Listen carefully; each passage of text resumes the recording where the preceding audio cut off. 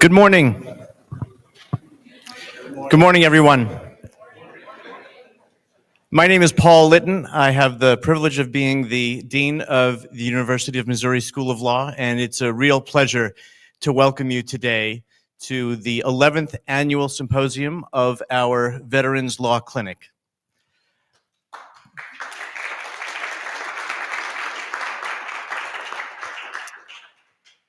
I can't really overstate how proud the University of Missouri School of Law is of our Veterans Law Clinic.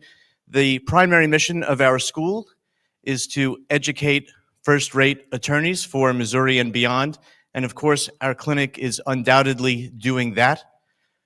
But to do that and to fulfill that mission while also fulfilling an incredibly important and vital moral mission of helping those of us who have served our country, and especially today, even the most vulnerable among them, veterans without homes, is something that I can't tell you how proud the entire school is of the work that this clinic does. In fact, to let you know about the work of the clinic, it's been around now 11 years. It started as with one professor and a couple of students dedicated to this mission of starting this clinic. It's now basically a small law firm led by Professor Brent Filbert. We've now helped over the last 11 years over 2,000 veterans and now assured over $20 million in benefits that should have been initially granted to these veterans. It's just absolutely amazing work. Thanks. Thank you. And now today we have a special honor in terms of kicking off the clinic. We have a special guest, President Moon Choi. President Choi, since 2017, has been the president of the University of Missouri system. He's been the chancellor of the University of Missouri campus also since 2020. And President Choi has been a transformative leader here for the university and for the system in terms of our students' success, in terms of our incredibly socially impactful research, and in line with today's program, our outreach and service to our fellow Missourians and beyond. So please join me in welcoming President Moon Choi.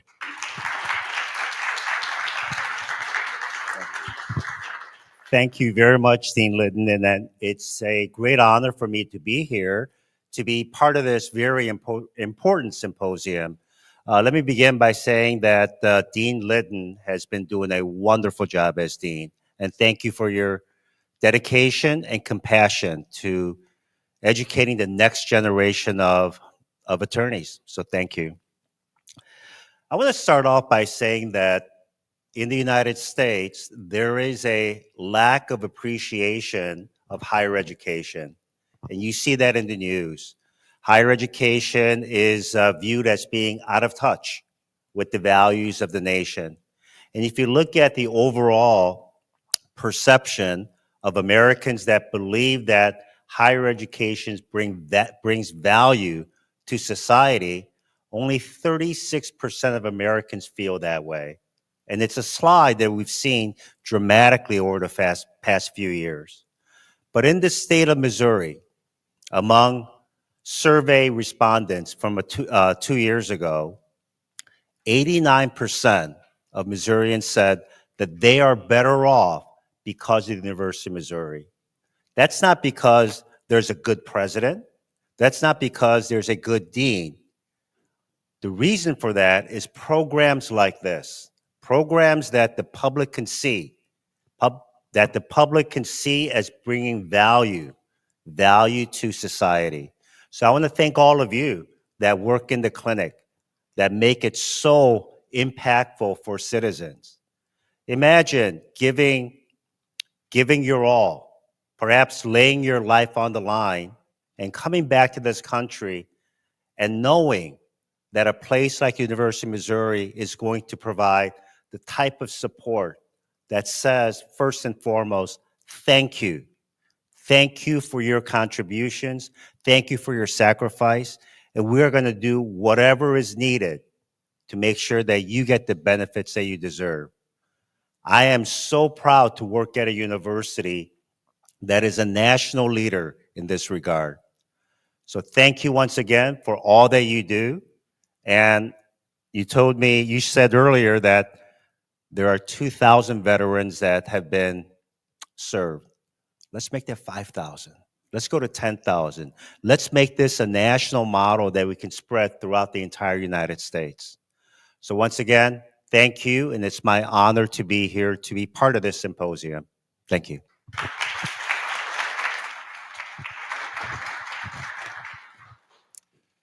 Thank you, President Choi and Dean Litton. So my name is Carter Brooks Templeton. I'm an attorney here at the Mizzou Law Veterans Clinic. I appreciate Dean Litton and President Choi kicking us off. We are so lucky to have such a supportive administration that really lets us pursue the things that we want to pursue here at the clinic to help veterans. So thank you both for being here. Welcome, welcome, welcome. We are so happy to have you all here if you're in person.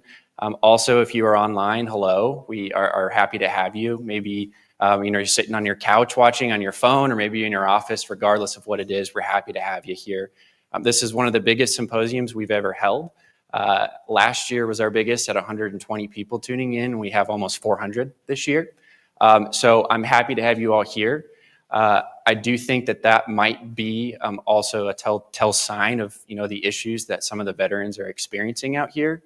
I don't think that there would be this many people tuned in if it wasn't such an issue that veterans are facing. So regardless, we are very, very glad to have you all here. So we are going to give you some intro information, and we're just going to kind of go through things and kick things off. So just to quickly talk about the Veterans Clinic very, very quickly before we get into things, because we do have a number of people who are joining us from different states. Some are not even in the United States. So I want to quickly talk about what it is that we do. So we represent veterans with their disability compensation claims and their discharge upgrades completely free of charge. We never charge veterans for the work that we do. we give law students the opportunity to work on these files while they are still law students. So they get to work with real clients, with real people.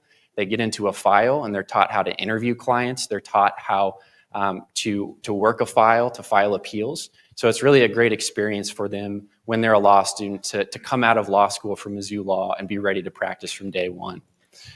We teach a number of classes, which includes our main Veterans Clinic class, but we also teach Advanced Veterans Clinic. We have a lot of those students here today who really excelled in the Veterans Clinic class and then take on very complicated appellate issues. We also teach a Veterans Law class, which is a doctrinal class that teaches the students exactly what veterans law is in the doctrinal sense. And then also we teach law of war and military law, which preps our law students to go into the different military branches as JAGs, and it gives them a great perspective on that front. As Dean Litton and President Choi mentioned, we've secured more than $20 million in compensation for our clients and numerous discharge upgrades. So we've seen a lot of success. Some of our programs, we have a military lawyer transition program. When a law student graduates and they join the JAG, there's a brief period where they are waiting for their orders. We employ that law student who recently graduated and give them an opportunity to work in the clinic on behalf of veterans, and it gives them the support they need before they go into the JAG. We have a rural outreach program. It's one of my favorite programs at the clinic, where we just drive to random parts of the state and we set up for a day and we have free consultations for veterans. It's how we meet a lot of our clients and how we help a lot of the veterans that we encounter. We also have a very robust amicus briefing program. You'll hear from Katie Becker later. We are briefing at the Court of Appeals for Veterans Claims, the Federal Circuit, and the United States Supreme Court. We filed, I think, 10 or more briefs at the U.S. Supreme Court so far. So we're not engaged in advocacy just at the regional office, just at the lower levels, but also at the highest courts in our land. We have a very robust partnership with our medical school. If you're a lawyer in the audience and you've ever worked personal injury claims or Social Security or whatever it might be, you know that you're a lawyer, and sometimes some of these medical topics are very, very complicated and hard to get through. So what we did is we partnered with our medical school, and now we have doctors from Mizzou Med who come into our clinic, they look at our files, and they help the attorneys and the students be able to understand the disability picture that our client is experiencing and exactly what they are going through. And it also gives the medical students an opportunity to work with these clients and to work with our law students. And so it's a really great part of our program here. And then finally, the impetus for what we are here for today is that we now have a program that assists homeless veterans. It targets specifically veterans who are experiencing homelessness. You're going to hear a lot about that today in the next panel as well. And then we do get a lot of state funding. We're very grateful to the state for the funding that they provide to us to allow us to do the things that we do. But we also rely very heavily on private donations as well to complete those things. So I want to quickly thank our sponsors. First, our sponsor is Brian Cave. And then, we've got a representative of Brian Cave back here. I'm going to let Brent talk about that in a little bit because there is a specific portion for that. And so we're very thankful that they decided to help sponsor us today. And we're very thankful for that. Also, Harper Evans, a firm here in Missouri that we all know, has been very generous in sponsoring the program today. I mean, a portion of this also includes Joe and Jill Harper personally, and so I want to thank them for sponsoring. And then lastly, our premier sponsor, I want to thank Judge Weber, who is in the audience today. We are so thankful for Judge Weber's support. If you know Judge Weber, he's truly an incredible man who his entire career has made it a point to watch out for those who are less fortunate and to make sure that they can get ahead in life if they're given the opportunity. So we are just so thankful that Judge Weber is here.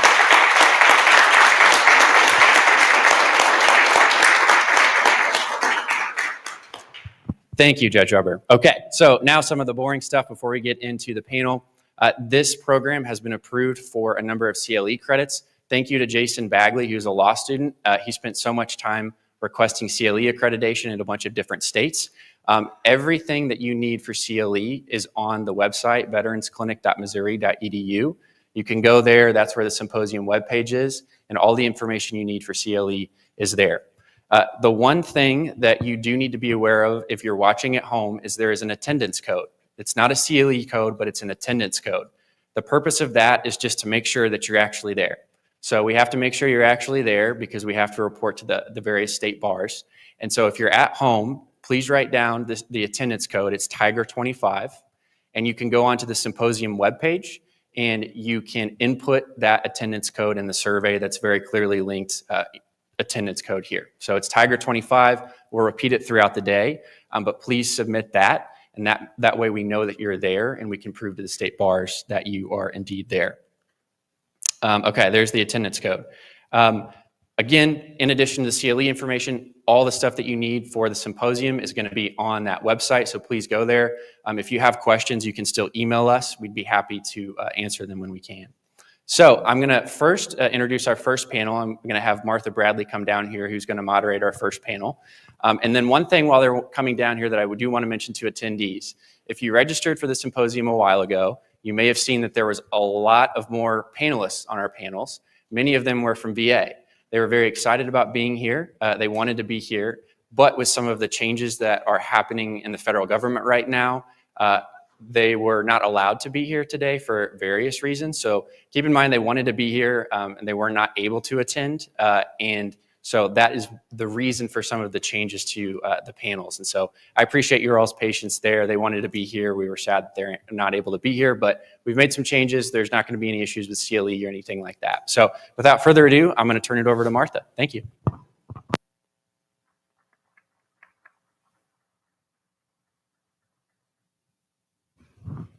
Is this on? Great. Good morning. My name is Martha. I'm a staff attorney at the Veterans Clinic.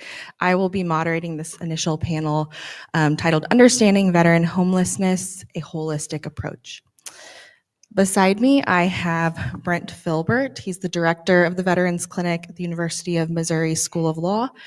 Brent is a retired Navy captain, and he has more than 35 years of experience as an attorney in the military and the private practice settings. Next, we have Andy Rogers. Andy serves as the Show Me Home program coordinator here at the Veterans Clinic.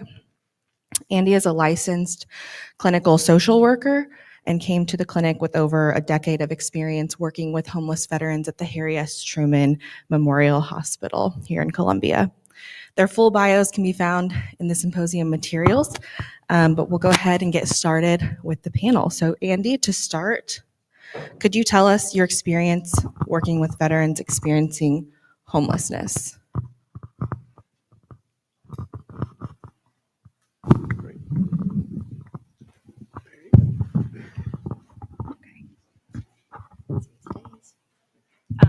Hello, good morning. Again, my name is Andy Rogers. As Martha mentioned, I am a licensed clinical social worker. Okay. No, it might be okay. We'll see. It'll sound better if you hold it. Okay. All right. Got it. Okay. So I'm a licensed clinical social worker in the field of mental health. I have been practicing for over 22 years in that field. This is the first setting outside of a medical setting. This is my first position. So primarily it's been in hospital settings or an outpatient clinic. The majority of that being at the Harry S. Truman Memorial Veterans Hospital at the VA. So when I first entered in 2009 to the VA, I served as a suicide prevention case manager. That was my initial position. Clearly, housing instability is a significant contributor to suicidal ideation. So many of the veterans, like right off the bat, that I was working with were struggling with housing insecurities. And so my next position was in a grant per diem program. So it is a VA grant that is held by a community partner. That community partner provides the transitional housing and those supported services. And I served as the liaison between that community partner and the VA. All of those veterans were homeless coming into that program. And then my last position was in the Veterans Justice Program. And so I was a Veterans Justice Outreach Specialist working with justice-involved veterans, connecting them to critical mental health care and substance abuse treatment in order to prevent homelessness.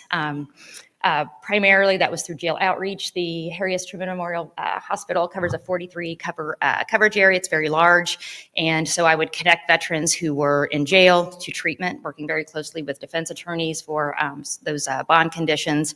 And then I sat on all of the veterans treatment courts. Well, not all, 3 of them. The 13th Circuit, which is Boone and Callaway, I served under Judge Bradley and Commissioner Clevenger. And then the 19th Circuit with Judge Joyce and Judge Cottonwalker. And in the 25th Circuit with under Judge Long. So you have this extensive background, and lucky us, you joined us at the Mizzou Law Veterans Clinic a few years ago. Can you tell the audience and those online what you do as the Show Me Home coordinator in our Veterans Clinic? Yes. So the VA has had what's called a project challenge, and this has been going on for about 30 years. And so they put out a challenge survey, and it's asking your community partners, your VA providers, and then your veterans advocates, and then homeless veterans themselves. What are these unmet needs? What is this barrier to you being able to secure permanent housing? Those needs have evolved over time. Initially, it was more of your basic need, and the VA and the community did a really good job of meeting those needs.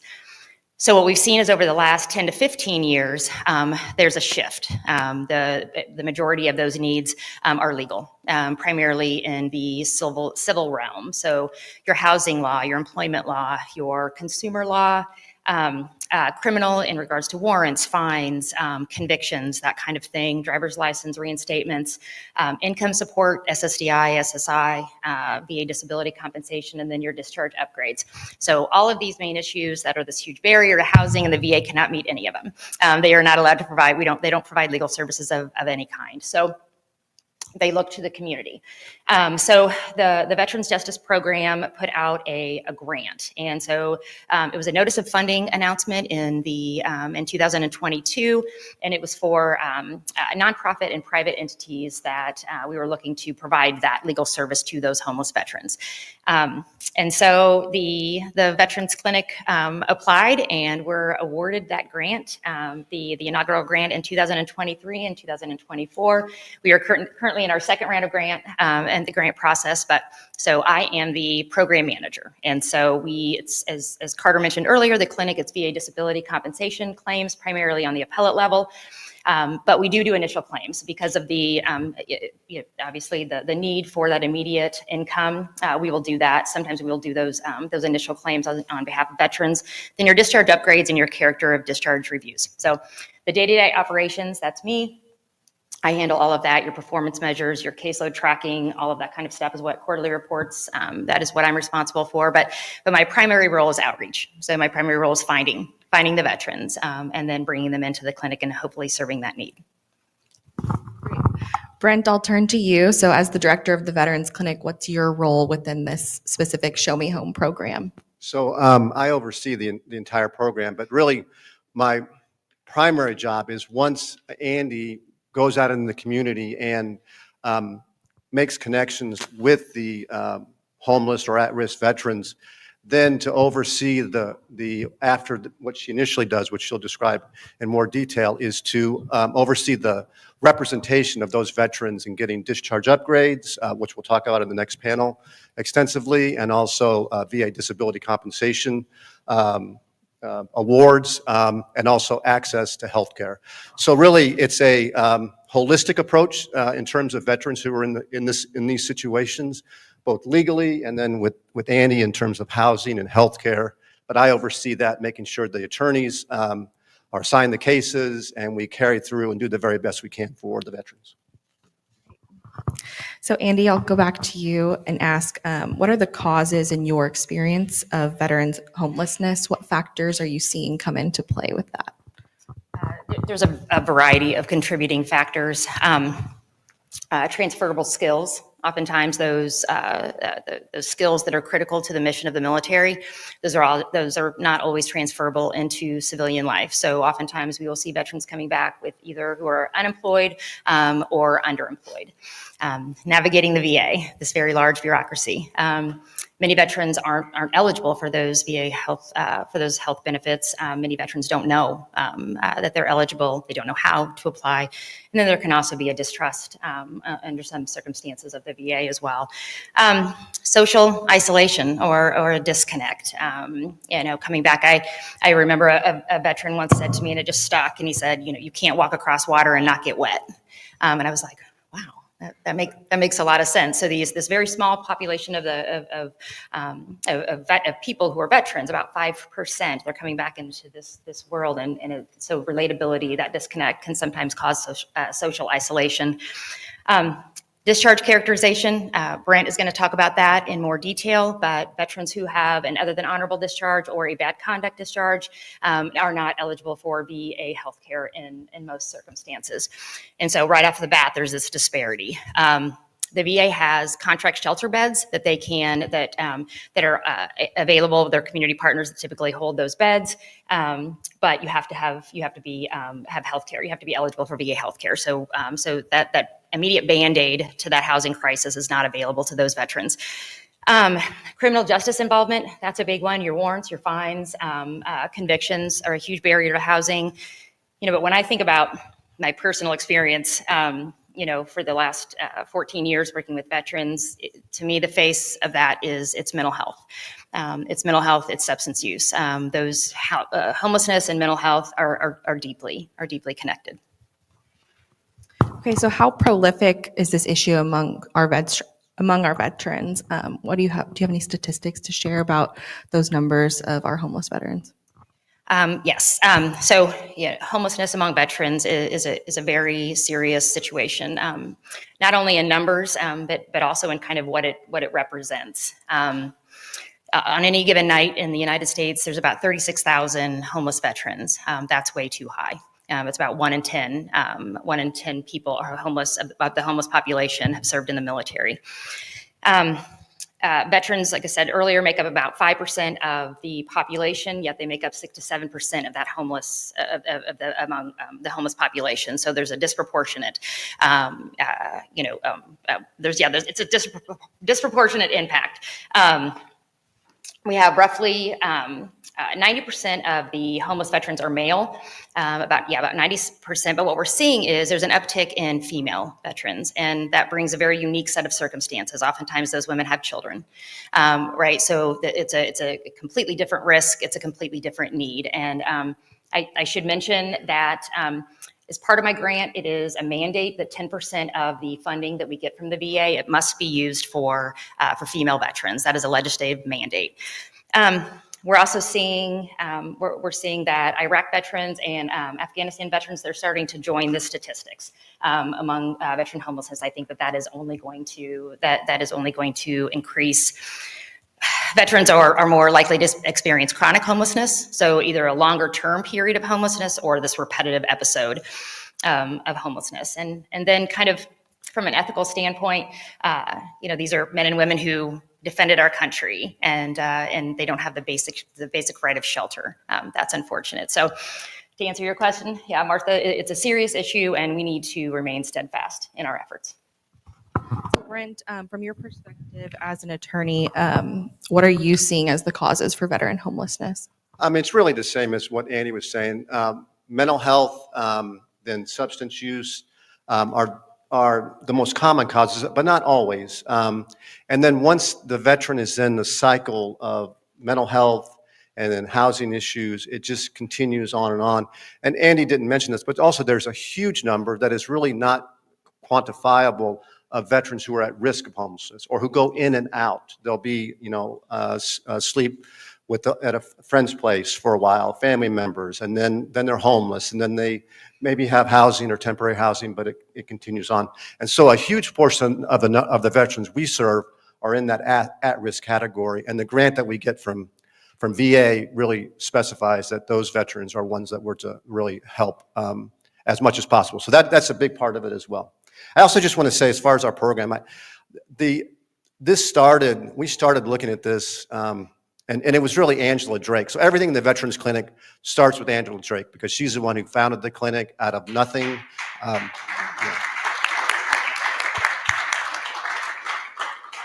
And so I'm the luckiest guy in the world because I get to follow in all the things that she did, but which maybe that's not the luckiest. But anyway, it's big shoes to fill. Anyway, so we started this about 5 years ago, and tried to get it started, but we did not have success. But Angela really is the one who pushed it through over the line right when I was coming back to the clinic, and so it started with Angela. But anyway, as far as the what causes veterans to be in that situation is what Annie was saying. But I will say this, that the post 9/11 veterans, we are really beginning to see the numbers grow with those veterans, and it's heartbreaking because they're younger, middle-aged veterans whose life is really not going well in many ways, and so they fall into this category. And those numbers are going to be increased, and that's something that we need to be prepared to address. Okay, so I'm sure people are wondering, Andy, how do you do it, right? How are you finding these veterans? How do you identify and initiate contact with them? Practically speaking, how are you finding them? Yeah, it's through outreach. And so, yeah, it's outreach. That's my main role. And so a large source of our referrals comes from the VA. And so right off the bat, I do a lot of training, a lot of education with those VA providers. So both in the homeless programs, targeting your military sexual trauma coordinators, making sure they have an awareness of the program, your women's veterans treatment coordinators as well. And then looking to the community, veterans treatment courts. I have a love for veterans treatment courts. And so veterans treatment court coordinators, they're that kind of initial assessment. So every coordinator is kind of assessing need upon entrance. And so making sure that they have an awareness of what it is that we do. Legal aid, I reached out to all of the legal aid, making sure that they were aware. Your public defender offices, that's a very, that's a huge population of that the need comes in there. And then your homeless shelters and your other shelters. But I do feel like I need to go back. Brenda's accurate. The at-risk population, I feel kind of, I can't believe I forgot that. The entire grant it's called the Legal Services for Homeless Grant, Veterans, and then Veterans at Risk for Homelessness. So yes, that is a huge part of the population that we serve. So you've done your outreach and you've made contact with these veterans. How do you go about connecting them with VA for homelessness issues and healthcare issues? I know you kind of bridge that gap and get their foot in the door for access. So tell everyone how you do that. So once we receive a referral and I've identified that they are eligible for the Show Me Home grant, I need to see what services, what housing resources they are eligible for, what benefits they have. The VA offers a program, it's called Squares. It's for grantees. We can kind of get in and it'll show us their period of service. It'll show the discharge characterization. It will show if they're eligible for healthcare. It'll show if they're eligible for housing resources. So first I find out what it is that they're eligible for. And then next, I explain what those resources are, explain what those programs are specifically to the veteran. I confuse people all the time with the VA and acronyms, your SSVF, GPD, HUD-VASH, HCHV, and I know it's true. And so I want to make sure that the veteran understands exactly what it is, what service it is that they are eligible for. And I think it's important for the veteran upon referral, upon that first contact with the VA, that they have an understanding, that they're well versed, they know the language. So then I explain to the veteran what that care coordination is going to look like. I want to make sure that he or she is on board. I want to make sure that I have their full permission to be able to make this contact. And then the warm handoff. That's when this kind of warm handoff happens with the VA. So depending on the area that the veteran resides in, that will be the medical center that I connect them to. We have typically I put a coordinated entry specialist, which is kind of a first line of defense in that email, and then obviously a homeless program provider. The veteran is involved in that email. I have them, and this can be any communication, but commonly it is through email. So the veteran is on there. I introduce them. I provide a brief kind of explanation of what it is that they need, and then their preferred mode of communication. And then, so then for me, it's that I like to stay connected. I like to be the connector. You see oftentimes a veteran's given a phone number, go call the VA. Well, that's silly. I know this resource. I know how to do that. It's not going to take me much time to do that. And then I know, the VA knows that I know, and then, and then the veteran knows that I know as well. So I ensure that care coordination is there, and I'm involved until I am no longer needed. So what exactly are the housing resources being provided to this population? So this is the acronyms of the VA. So healthcare for homeless veterans. So that's your HCHV. That's kind of that first program that veterans encounter when they are experiencing some sort of housing crisis. That's where you're going to find those emergency contract shelter beds that I spoke about earlier. Then underneath that, you have SSVF. So it's supported services for veterans and families. So it is a grant program through the VA to a community partner that addresses, that is intended to prevent homelessness. And then rapid rehousing. Then you have your grant per diem program, which I served in that role for a couple of years. That is your transitional housing program, also a VA grant with a community partner. That is that transitional housing program, and then those wraparound services provided by that community partner. And then you have HUD-BASH. So HUD-BASH is, it's a VA and HUD, a partnership with HUD. So HUD provides that voucher, so that housing voucher, and then VA provides that case management piece. And it's an intensive case management program with the intent, you put them into housing. That's the first thing that needs to happen, right? That's what we do. And then you wrap all these services around them. We want to make sure that there's eyes on these veterans, that if there is a need, someone is there. So it's an intensive case management program, but that is a permanent housing program. Those are the veteran is on that lease. Right, and you kind of hinted at this or spoke about it, but how are you still involved in that process, the housing piece through the VA? Yeah, I stay involved until I am comfortable that need is met. And so sometimes that's brief, and sometimes that is not. And then any veteran that we would take on for representation within the clinic, so anybody that is on the Show Me Home, within the Show Me Home program, I'm involved from beginning until the end. So it's an entirety.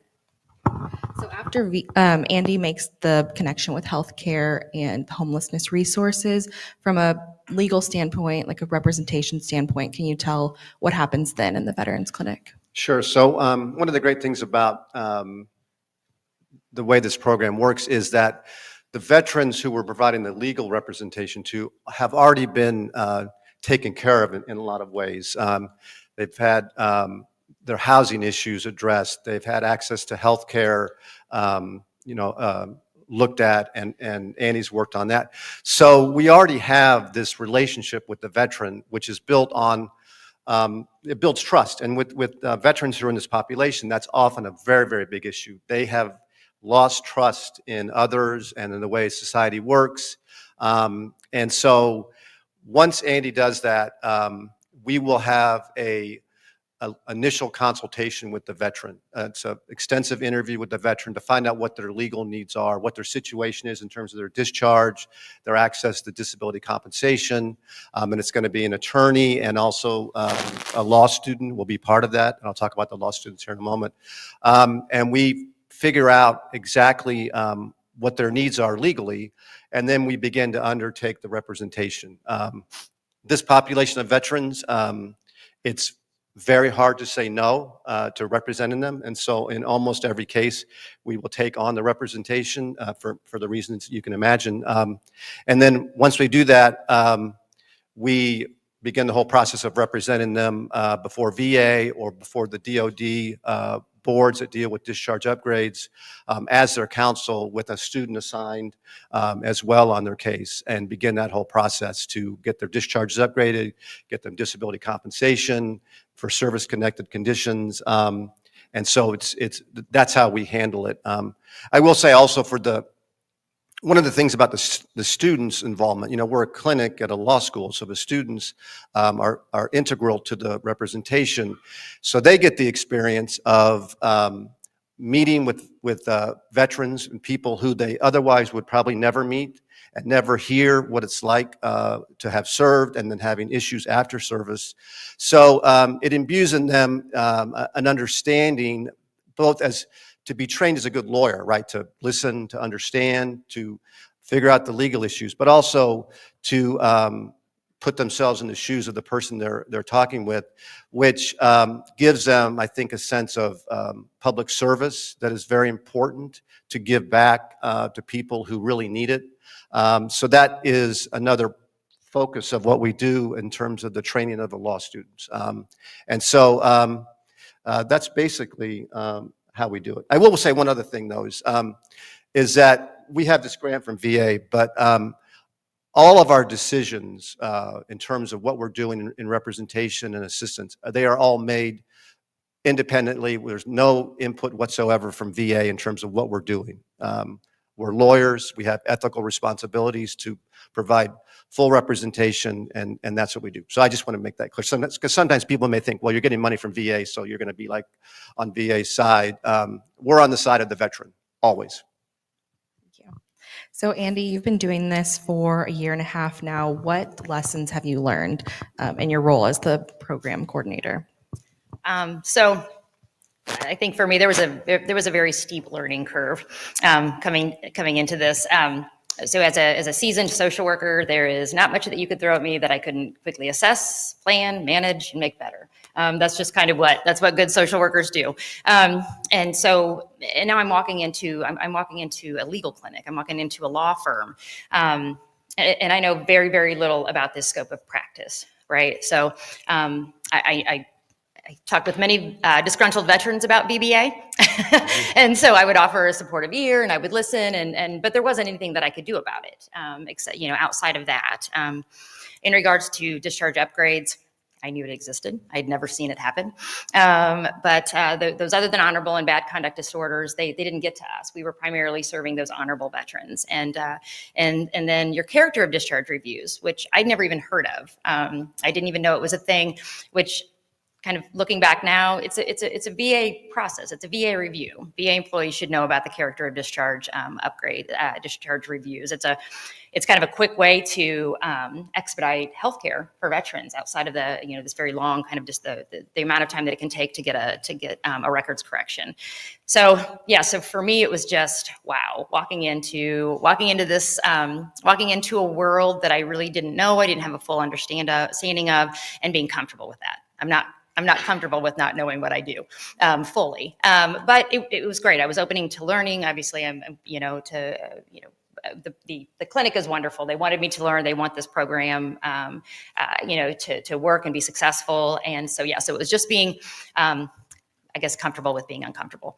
And then I guess kind of in the spirit of the symposium and the collaborative efforts, is that this partnership between the legal world and public service, it's critical. It is needed. It's why this program is successful. And so I just think that, that we just have to, again, like I stated earlier, just steadfast in this mission. We all need a seat at the table in order to eradicate veteran homelessness.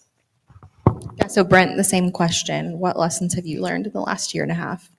So I guess I would take it individually with the veterans, things you learn, which is for every veteran story is different. Right? Everyone's service was different, what they've experienced after service. But in particular with this, with homeless and at-risk veterans, their stories are unique in that you should never assume anything about what they did in service or what happened to them after service, because it will surprise you. I mean, you get cases where so for example, like you say, okay, well, post 9/11 veteran, right? They served in Iraq, and you sort of have an idea what that means, particularly if you didn't serve in Iraq, which I didn't. But then when you talk with them and they tell you what actually happened with them, every story is different and has a different impacts on them. And so to understand that is really, really essential. And so, I mean, I think sometimes I've made the mistake of assuming, well, this is, you served in this area at this time, this is generally what it's like, but it's never like that. So I really have began to understand that even more. The other thing is, in terms of dealing with and working with these veterans, you have to have the ability to always understand that the reason that they're doing things really has nothing to do with the attorney or the law student. It has absolutely nothing. They're doing things because of their own personal situation and how they view things and their mental health issues or their substance use issues or the trauma they experienced. So you never can take anything personally, and you have to be ready to persevere when, for example, if the veteran stops communicating with you, right? Which happens because that's what veterans with mental health issues will often isolate themselves. And so you have to really understand that, and then just be patient often in terms of working with the veteran. Some are, very communicative and everything goes great. Others are not like that. And you just have to be willing to dig in and keep working, keep communicating, making sure you're doing the best you can as a lawyer for them. And then often the trust begins with the veteran. And then once you have one success, even a small success for them, can begin to build that relationship, which is vital to effective representation. So I definitely have a greater understanding of that dealing with these veterans. The other thing is sort of more of a pragmatic aspect to it, which is, when you take on representation of veterans, anybody who does this work knows that you're buying into a long-term process, multiple years. And so when we're taking on, Andy, for example, we've had outreach efforts in Kansas City and St. Louis. And the number of veterans who have gone to those is fairly overwhelming. But we decided we were going to do this, right? So you can't just say, well, there's too many, sorry. You have to be ready to take on the representation. And so you begin the representation of a veteran, you're assisting them. And then when you do another outreach event, or you have a homeless veteran who contacts you through other means, and you take on that representation, it's not like you represent the veteran and then you're done, and so now you can take another. It just builds on top of each other. So the numbers just keep growing and growing. And that's going to be, it's a 3-4 year process often with these cases, sometimes even longer. So I have to look as a director, okay, how are we going to manage this over time? Because it doesn't go down, it just goes up. That's good, because that's what we do. But from a effective representation of veterans and from a clinic standpoint, I have to really think about that and make sure that we are able to do it. So Andy, looking at the future of the Show Me Home program, what do you see coming down the pipe for this program? I think it's just staying the course. It's just this commitment to veteran homelessness. We are all in. We were not going anywhere, and so I think that's number one. Number two, I think that we're going to look at. So, Brent, I appreciate you mentioning the Show Me Home events. If I may, I meant to mention that earlier.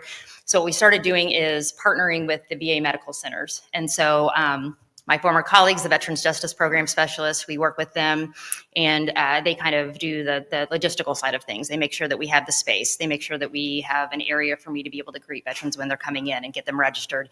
And then, private space, office space for them, for the attorneys to be able to have the consultation. We had our first one in St. Louis in November. We had 12 veterans show. From that event, we have 8 veterans now that we took on for representation.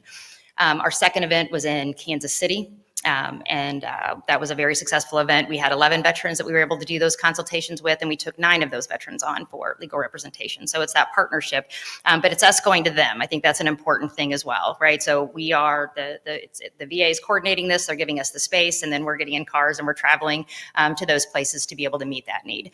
But both of those, East and West, Kansas City and St. Louis, those are your urban areas. So I think an area that we are going to focus on in the future are the rural areas. I think that's going to be a big part of moving forward. Brent, I'll ask the same question. What do you see for the future of the Show Me Home program? One, I think Carter mentioned at the beginning, we had intended to have VA employees be part of this panel because that's an important part of the relationship. But because of the changes in policy, they weren't able to join us. So you got me instead to talk about the program. But as far as the future goes, what I see is we've gone to urban communities, and we'll continue to do that because there are populations of homeless and at-risk veterans in those areas. But I also think that it's that we will be going into rural areas as well, because veterans who are in that population in those areas, it's a different type of situation. But we need to be prepared to go out and meet the veterans in those areas as well throughout the state. The grant is for the state of Missouri, so that's what we're going to do. So that's one of the things that we will be looking at for sure. I also think that that we, as far as, I don't know, I sort of think maybe this isn't directly related to the grant, but I do think that there, and we'll talk about this in the next panel a little bit, but there are, I think, policy initiatives that we could push with DOD in particular to really recognize that there's this population of veterans who need special assistance, and you just can't say you fall in the category of all veterans, so we're going to put you in the same line in terms of deciding your cases and dealing with them, dealing with your situation. I think we can really look to try and push that as well. So I think in those two areas would be what I would be looking at. Yeah. So Andy, like I said, lucky us to have you in our office, right? But not everyone has an Andy in their office who's as well. Can I say something real quick about Andy? Yeah. So you're saying great Yeah. things about Andy. I just want to say, so I forgot to mention this. When we started the program and we were looking for a program director, every once in a while I make a smart decision, because I was like, we're not going to hire a lawyer to do that. We're going to hire somebody who can go out and connect and find and be able to really communicate with these veterans. And it's a lawyer really isn't that person. It's somebody who has the background of dealing with veterans and dealing with veterans who are at risk and homeless. And just like miraculously, Andy became available. And so it really, so I mean, lawyers are lawyers, but they're terrible at being other things, right? And so I knew that. That's one of the things I knew. And so I really thought that this type of person, Andy, would be the best person. Of course, it ended up being so much better than you could possibly have imagined, because all those things that we're not good at, she's really good at. And so it makes our jobs so much easier. It makes the program really a fulsome program in terms of helping veterans. So I just wanted to, I forgot to mention that. So No, that's great. Right. Well, so for people in offices who want to help veterans who are experiencing homelessness or are at risk, they may not have an Andy Rogers in their office who has all these great connections just with your history at the VA. So can you share with those in the audience and online how they can get connected with those specific resources at the VA that you were mentioning earlier with respect to homeless resources and healthcare connections? So we have, I think Carter has put on the website, there's a link for so Veterans Justice Program specialists throughout the nation. You can go to your state. There are typically 3 to 4 medical centers. There's going to be a list of those veterans to be able to, or those providers to be able to connect with. We've also provided a link for the housing program specialist. So you should have the state, the hospital, and then you'll actually see the name and email of the person that you can connect with. So I think Carter put that on the website. Great. So we'll move to questions shortly. Those in the audience can raise their hand and a microphone will be brought to you. Those online on YouTube, there's a chat on the side, so please put your questions there. While we're waiting for those to come in, I wanted to ask each of you, we'll start with you, Andy, if you could share a success story from a veteran who's been through our program. I've won. So Eugene and I we attended Project Homeless Connect in Columbia. So the community twice a year, they put on events where it's every community partner that serves the homeless population in one place, one time. The veteran just comes in. It's kind of the homeless, the person comes in. It's kind of a one-stop shop. They can see all the resources that are available to them. Eugene and I were just kind of sitting around, where there was a man that kind of awkwardly came up, and we inquired if he was a veteran, and he was like, no, I was just in the National Guard. And so then Eugene and I are like, ask more questions. And so we inquired about his service, and And yes, National Guard, active duty for training purposes only. But we ask about his MOS. What did you do in the military? And that would be directly connected to ringing in the ears tinnitus. It's always a great way to get veterans health care.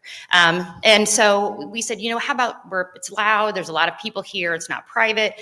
How about you go ahead and let's make contact after this is over. He didn't have a working phone. We gave him our number, my number, and then Eugene's number as well. We did not hear from this veteran for 3 weeks. He stayed here, but we did not hear from him. And I thought about him often, and it was about 3 weeks later, and we get a phone call from this veteran, and he said, "Hey, do you remember me?" And I'm like, "Yes, I remember you very well." And he said, "Well, after meeting the two of you, I was like, you guys gave me hope," and I was like, "Yeah, I should probably get sober." And we're like, oh my gosh, are you kidding? Sorry.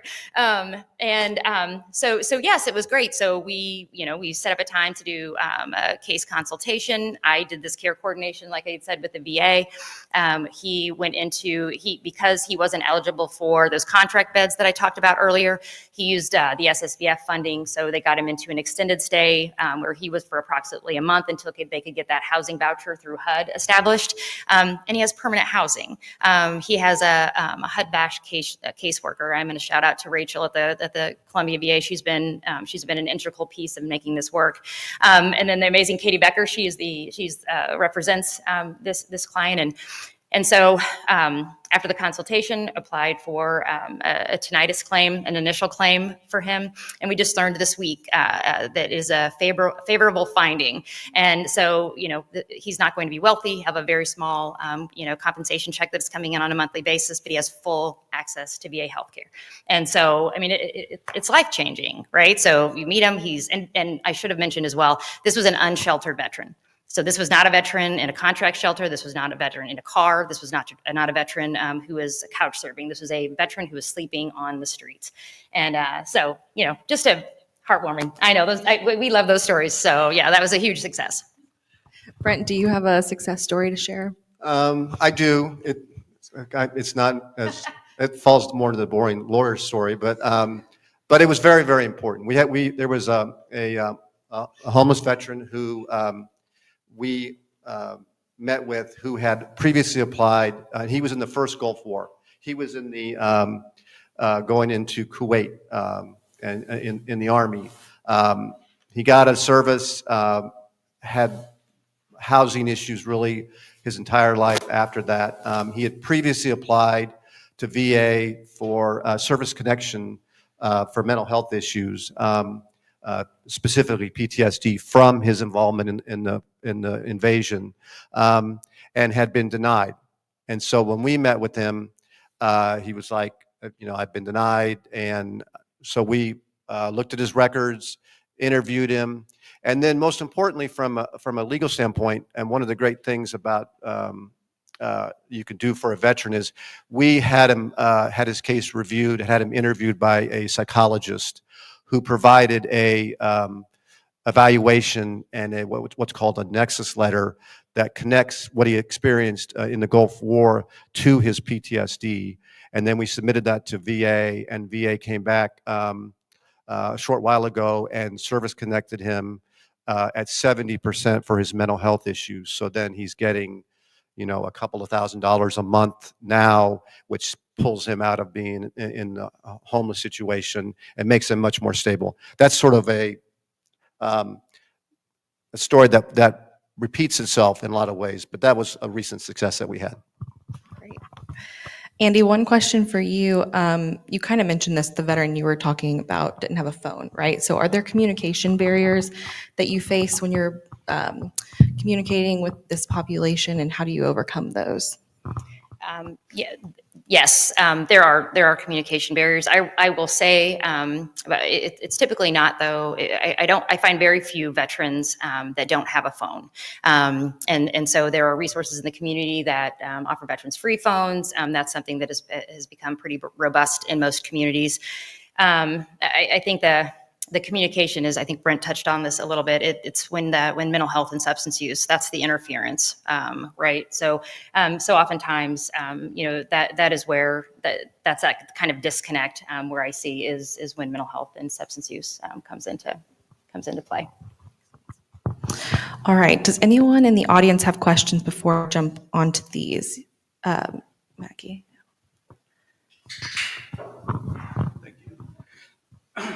Andy, I'm the staff attorney with the Veterans Project at Mid-Missouri Legal Services, and anything I say past this point is not the official policy of Mid-Missouri Legal Services. I see a lot of homeless veterans over the Harry Truman VA, and the vets that come see me have a bundle of legal issues, and I've been, due to my connections with Eugene, I send a lot of folks to Eugene, discharge upgrades, and the VA is really good at handling housing issues. But my vets have a lot of extra legal issues going on. And not everybody qualifies for legal services because the income is so low. And so if they're working any at all, I'm scrambling to find attorneys to help them out in the, and I can only do so much. So have you had any luck with a network of attorneys in the state? I've tried the MoBar website, where you can get in there and their chat groups and stuff like that. So that's my biggest frustration. Any thoughts?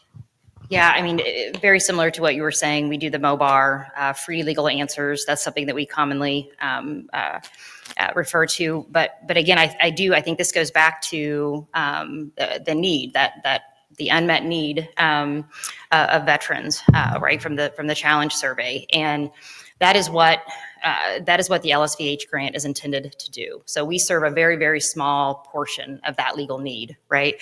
And so, but the LSVH grant is for community partners that have specific areas of law. It's that housing, it's that employment, the criminal, the warrants, fines, convictions. I mean, honestly, I would just encourage community partners just to think about applying for that LSVH grant. If there's another notice of funding opportunity that comes out, the need is there.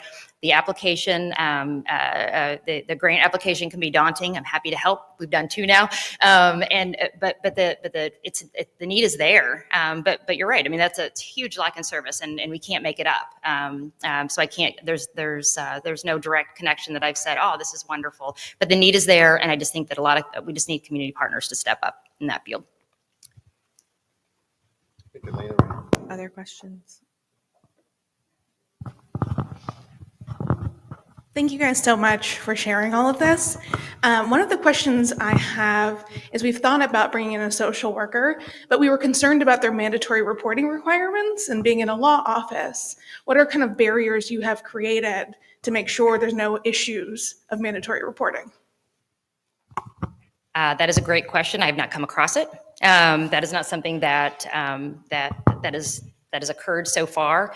But as a veteran or as a social worker within the VA, right? Anywhere we go, whatever field, whatever institution that we're practicing in, whether that's small, whether that's a hospital setting, an outpatient clinic, those mandates are still there, right? And so I think having that conversation, or even having the awareness as a leader, as the supervisor, who someone's going to kind of overlook that social worker, having that conversation openly about instead of having to, when it happens, figure it out, having that conversation ahead of time. So that's great for Brent and I. So I appreciate that. I think there was one up here. Brent, Andy, thank you so much for what you do. My name is Morgan Corder. I work for United States Senator Eric Schmidt. And this may not be a short answer, but from a policy perspective or a regulatory perspective, or maybe even a promotional perspective, what is it that we can do as federal policymakers to support the work you are doing? We have caseworkers in our office that support folks interacting with the VA each and every day, but what else can we be doing to help support you all? And we're going to talk about this in the next panel as well, I think. But in terms of homeless and at risk of homeless veterans who are in either the DOD discharge upgrade process, trying to get a other than honorable to a general under honorable conditions, or a bad conduct up to a general or honorable. There isn't a recognition that these veterans, that you just can't delay and treat them like they're every other type of veteran. I mean, they're in really extreme circumstances often, and if they fall in that category, and VA does this on the disability compensation side to some degree,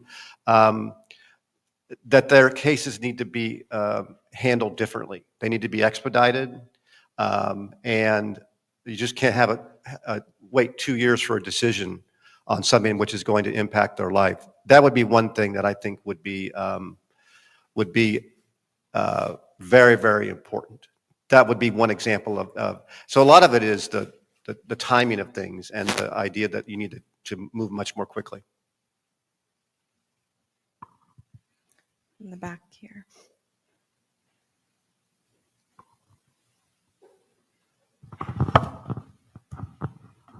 Good morning. Thank you for all the work you do, and thank you for the lovely introduction. My question would relate to coordinating.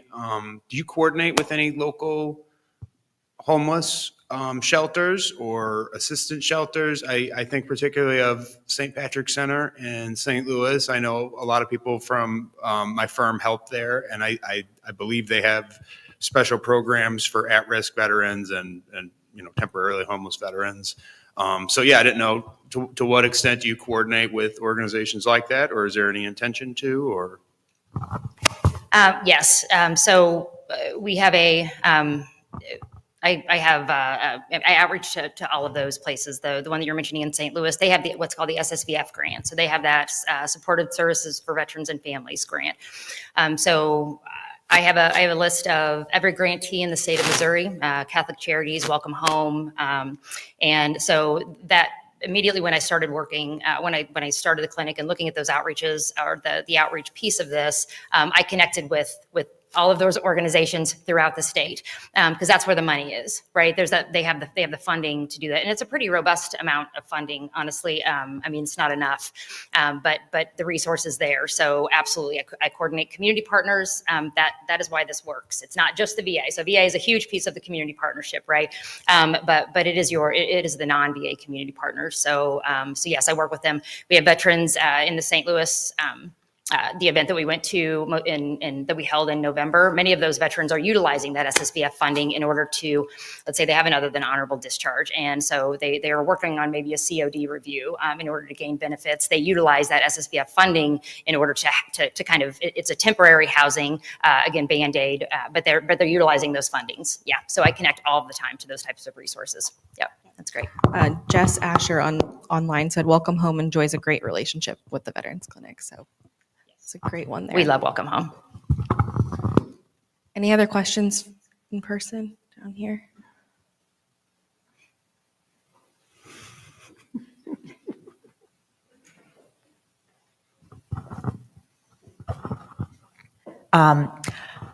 So I know a couple of years ago, actually speaking of things that Congress has done, they changed the definition of homeless veteran specifically to remove character of discharge. You're barred from some programs if you have a dishonorable discharge or discharge by court-martial, but expanded it to include other than honorable veterans. And I was curious whether you've seen sort of changes in the population that sort of the SSVF and GPD programs have been able to serve over that time. Like, how has anything changed since the definition change?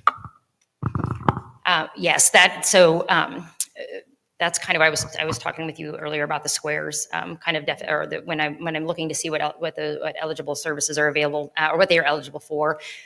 Primarily, thus far, I've never come up with a veteran who is other than honorable or a bad conduct disorder that's not eligible for those housing resources. So that is the VA. The VA said, listen, this is a population of veterans. We don't know how to.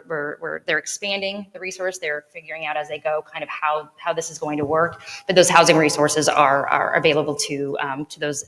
Dishonorable is the only veteran that resources is not a benefit for. But yeah, no, absolutely. Hi, yeah, thanks. Wonderful panel. Thank you all. Hugh McLean from University of Baltimore. I wanted to ask about the HUD-VASH program. It seems like I wanted to ask, in your experience, is the program working as well as it can be? Because it seems like Congress has funded it increasingly in the last few years, and so it seems like the funding is there for it. But yet we still have homeless veterans, and like you mentioned a little bit that it takes some time for that process to work out. So I wonder if you could just speak about how that program could either be enhanced or where there are any bottlenecks. Yeah, so, and I don't claim to be an expert in head bash. It is a program that I did not work in within the VA. But I will say, I think very similar to VA, if you've seen one VA, you've seen one VA.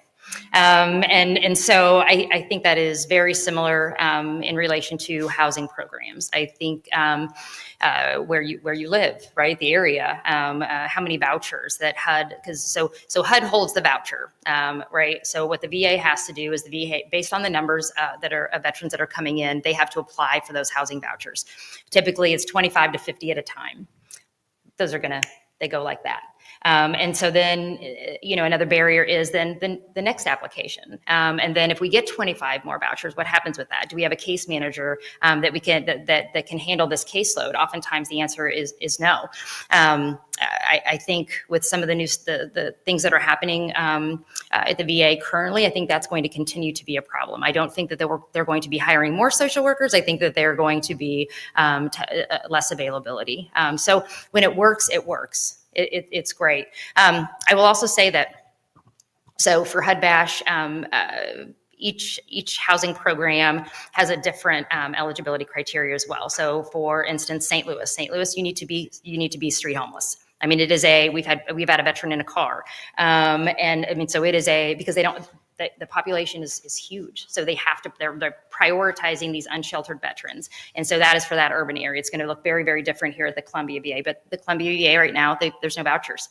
And this was probably about 4 to 6 weeks ago. I know that they had applied for additional vouchers, but they're not there. So any veterans that we're sending right now, they're going into that transitional, that emergency housing or that transitional housing program. So yeah, there's the need is there. And then affordable housing, right? So that's another issue. So if you get this, so we have these vouchers, yay, well, we don't have any place to put them. And I think that there was, and I don't know this for sure, but I was speaking with one of a VA colleague or former colleague, and she said there's this kind of COVID ripple that has happened. A lot of times, a lot of these, the landlords, they were selling out to property management companies. And so selling off their property and then the rent went up.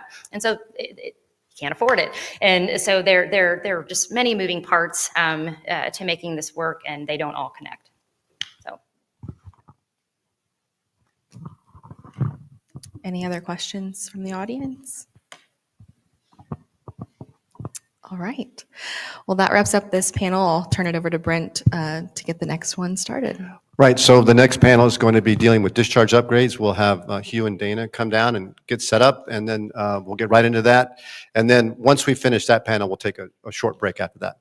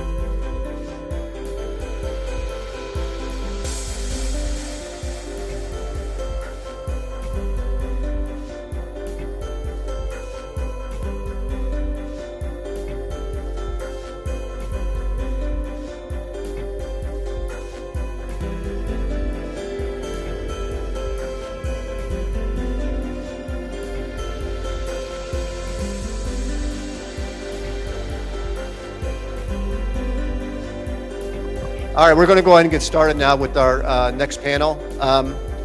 So for the people who are attending online, you can see the attendance code there, Tiger25 for CLE purposes, which is important for getting credit. All right, let's go ahead and we're going to get started in just a second here.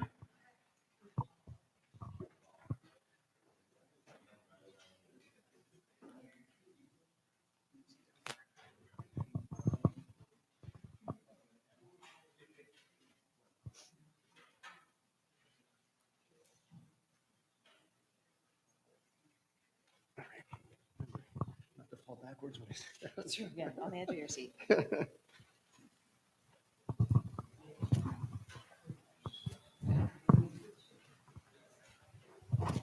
Okay, let's go ahead and get started. This panel is going to specifically deal with discharge upgrades and characterizations of service and the impact that it has on veterans and veterans who are homeless and at risk of homelessness. So I want to welcome our two panelists. First, we have Dana Montalto from Harvard. Welcome, Dana. She is the Associate Director of the Veterans Legal Clinic at Harvard Law School. And I would say for both Hugh and Dana, they're both recognized as national experts on discharge upgrades and characterizations of service. That's why they're here, and that's why we're so excited. So I mentioned Hugh. Welcome, Hugh. He is the director of the Veterans Legal Clinic at the University of Baltimore and the founder of that clinic as well. So welcome. We're going to have a good discussion today. So let's start with sort of framing the issue as far as characterizations of service and discharges and that sort of thing.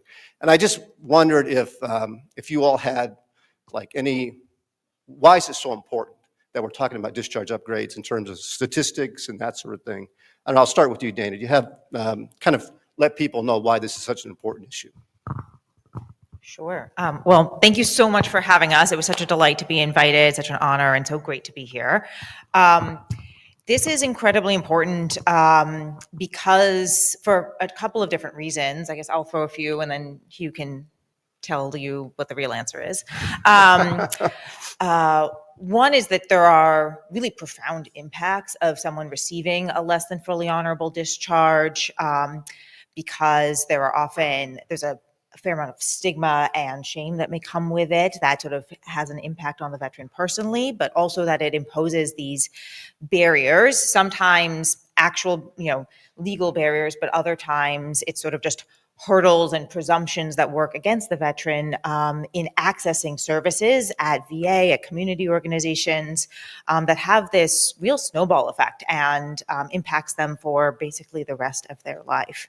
And I would say one of the things that has become more apparent the more that I work with veterans is how important the transition period is to someone having a successful post-service life.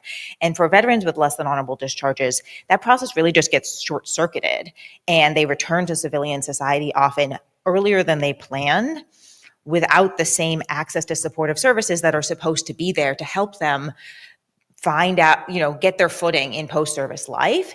And for many of our the veteran clients who I work with, even any amount of delay just creates more and more problems. And so even if eventually someone is able to, through a character of discharge determination, gain access to VA, they may have been without mental health treatment for a decade. They may have been without even basic health care for years and years. And that means that there's this compounding problems. And so there's even, I think to tie to the last presentation, there's even more issues that we have to address.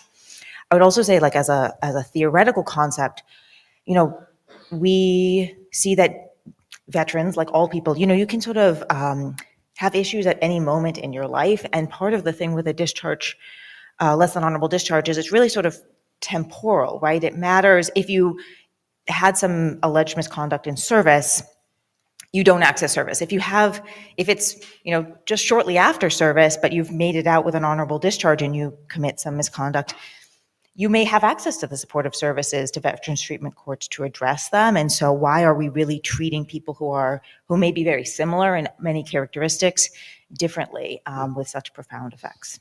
Thank you, Dana. You have any thoughts on that? Well, yeah, thank you. First of all, it's an honor to be on the panel here with Dana and Brent, who are very well versed in this issue because of their backgrounds. So I congratulate Brent and Katie and others who put this together. So the topic is very timely. There's restructuring going on at the Department Health Agency, which runs the VA or the military health care. And there's also restructuring going on at VA. You may have heard that there are some jobs that may be cut. So this is a very timely moment to talk about homelessness. And I know there are a lot of veterans who are concerned about what's going to happen. Are they going to see their health care cut? Are they going to see their disability benefits cut? Are they someone going to answer the phone? And so they're worried. So I think this is a very important, timely to have this conversation. So picking up on what Dana said about transitions, I mean, I think transition is a generous word. It's really an abrupt stop. When you think about it, they go from having a full, everything that they could be offered is their health care, their employment, their housing allowance, everything's given to you in the military, and then and it's suddenly stopped, and then they have to figure out this civilian side, and they carry with them really a badge of dishonor. And they have to carry that badge of dishonor when they're then trying to put all the pieces back together again. And so that's why I think really the discharge characterization is so critical, and it really creates this moral injury for a lot of our clients that, aside from their legal problems, they just feel like they weren't recognized for anything that they did in service. And it really, they carry that with them for a long time. So go ahead. Actually, add one more thing, because I think it goes to your question about why it's so important also now, is to understand that since World War II, the military has drastically increased its use of less than honorable discharges. So whereas during World War II, only about 1% of service members received something that was not fully honorable. In the post 9/11 era, we're seeing that number at 15%. Right, if you count general, other than honorable, and punitive discharges. And the vast majority are administrative separations where veterans or service members don't receive full due process rights. And I just don't think that anyone in this room or in any room would think that post 9/11 veterans are somehow less honorable than World War II veterans. Like, their honor has not decreased over time. So there's other factors that are leading to these high rates of less than honorable discharges. And I don't think that the people who should bear the burden of that are veterans. And so I think we need to sort of think about, what are we really doing here, and why is it serving our main purposes? Yeah, so just to pick up on that. So one of the stats that I've seen is that post 9/11, there's been over 125,000 veterans who've been discharged with what we call bad paper, other than honorable or bad conduct discharges. And I just wonder, in your practices, representing veterans in discharge upgrades, are you seeing that also, just in terms of the number of discharge upgrade cases that you're dealing with in the last 10 years? Has that been something that you've really experienced? Yes. I mean, we have an open intake hotline at our clinic. Probably half of the calls are discharge upgrades. Right. People call for a Same whole here. range of Yeah, things, yeah. right? There's a lot of people. I think one of the things that's notable, of course, though, is it's just as much as it's post 9/11 veterans, we get calls from Gulf War, peacetime, Vietnam era, because the problem of a less than honorable discharge never goes away until someone is able to access an upgrade, which is vanishingly small number of people. And so I even represented a Korean War veteran in a discharge upgrade. Right.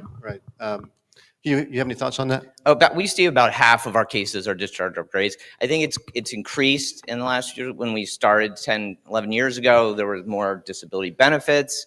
But it's hard for veterans to get attorneys and representation for discharge upgrades. The cases are very timely. They can take a long time, and they're usually done on a pro bono basis, unlike some of the benefits cases. So that can be difficult too. And so then you get more calls for that.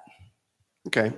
So I wanted to just talk about some basics, if we could. I mean, the audience that we have lawyers, we have VSOs and advocates, but we also have people who really aren't familiar with the discharge upgrade process and that sort of thing. So I just wanted to see if, Dana, if you'd be kind enough just to talk about how does a veteran get a discharge upgrade? What's that process look like? If I could just throw in a couple more numbers from based on the connection with homelessness specifically, Sure, before we talk about the procedure. Some of our students work with nonprofits or homeless shelters for veterans and courts. And so I just wanted to talk about the numbers a little bit of less than honorable discharges and those homeless veterans. So, and the bottom line is I think that the less than honorable discharges are a risk factor for homelessness, but then there's a lot of honorably discharged veterans who are also dealing with homelessness as well. I think for some of the numbers, like the National Coalition of Homeless Veterans said that generally speaking, 13% of the homeless adult population, 10 to 13% are veterans, but make up only about 5 to 7% of the general population. So just by serving, you might have an increased risk factor for being homeless.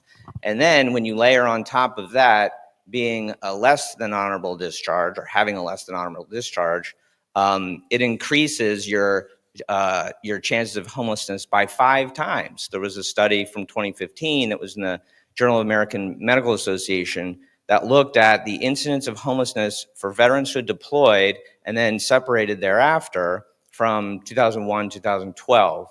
And that study found that in the general population, or it found that although 5.5% who were separated for misconduct, they represented 25% of homeless veterans who reported for VA healthcare. So it really is definitely an increased risk factor specifically for homelessness. And those numbers match up the numbers that we're seeing in our veterans treatment courts. I would say I checked before I came here on our Maryland Central Regional Veterans Treatment Court, which services 5 counties in the central Maryland area. 25% of our court is less than honorable veterans. And then in our 2 homeless shelters in the Baltimore City area, the number is roughly 30% of their veteran population are less than honorable discharges. So it's definitely a risk factor, but it also impacts honorably discharged veterans as well. Yeah, we see those same kind of numbers among the homeless veterans and the at-risk population directly connected to their discharge status. That just seems to be a huge part of it. So anyway, Dana, I was asking you about the process for getting a discharge. And I will just say, so Dana is co-author of the actual manual on how to get a discharge upgrade. I look at it almost every day. So you're the right person to answer this very basic question. Sure. Well, because there's many wonderful trainings, this is mostly like a level setting about like what is a discharge upgrade. So one thing to note is that like it's not a particularly complex process. I mean, particularly compared to VA where there's 50 different forms and all these different levels of appeals. Like this is a very flat system where basically maybe the hardest thing is figuring out, you know, which board do you apply to? Because there are 2 different types of boards within each service branch. There's a chart, you can figure it out. But once you sort of figure out, okay, this is where I'm going to submit the application, the boards themselves have an application form. It does not actually elicit enough information for someone to get a discharge upgrade, but it is just like you submit a form and then anything else you want to submit with the form. And sometimes some boards you'll have an opportunity for a personal hearing, which mostly are happening by telephone today, and then they issue a decision. So that's basically it. The places where, you know, lawyers really make the difference are putting together a really robust package of Here is an affidavit from the veteran. Here are letters of support. Here's a medical expert evaluation. Here's information about what was going on in country at the time that they deployed. Putting together something that really tells their story and rounds out the picture of, okay, you can look, board, at this military personnel file and see what went wrong, but let us put this in context. And so that's really the work that we do.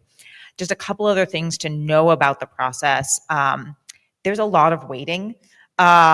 This is not, when we're talking about representing homeless veterans in discharge upgrade applications, it is not a quick fix. And so that's why it can be so problematic when there are all these other doors being shut in their face about you can't access VA benefits or state veterans benefits or even sort of be part of your local VFW with this less than honorable discharge because you can't just go get an upgrade. Not only are their success rates relatively low, though higher with a lawyer, but even if you're going to be successful, it could take at best a year. At worst, we have clients waiting 4 years at the Army Discharge Review Board right now. This is just not the fix for veterans in crisis. I would also note that even if there are some like statute of limitations, but it's roughly like it's never too late to apply for a discharge upgrade, and there are often opportunities for reconsideration and appeals. And so that is like one of the hopeful parts of the system is that even if they did serve in Korea or Vietnam, like still getting access to representation now could make a difference for the rest of their lives. Okay. Hugh, we're going to talk a little bit about character of discharge reviews as it relates to discharge upgrades. And I wonder if you could just describe what that process is like. We're going to have a panel later on that's going to talk about that, but it is important in discharge upgrades in terms of presenting evidence. What's that process basically like? The character of discharge determination with VA. So I have to give Dana props here because she really helped establish the new final rule that VA passed last year. She was representing NVLSP and Swords Plowshares, and they were working on this for some time, almost 10 years now. Yeah, right. So this is really huge kudos to her. But I will do my best to give you the background, a little bit of the background and history. So when we see a veteran who doesn't have a discharge that can get them benefits, we usually will help them in two ways concurrently. One way would be through the process that Dana described to get the discharge upgrade on the military side. But then on the VA side, then the VA has a process for determining if a veteran's eligible for VA purposes. So, which means usually compensation or health care.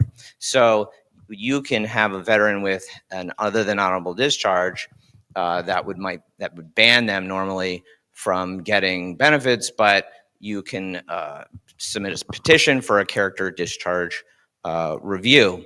And then the VA will go through and determine if the veteran is barred by one of the statutory or regulatory bars. So the work that Dana and her staff, their clinic did, was to help ease those regulations a bit. One of the things that they did was they removed the regulatory bar for homosexual acts with aggravating circumstances.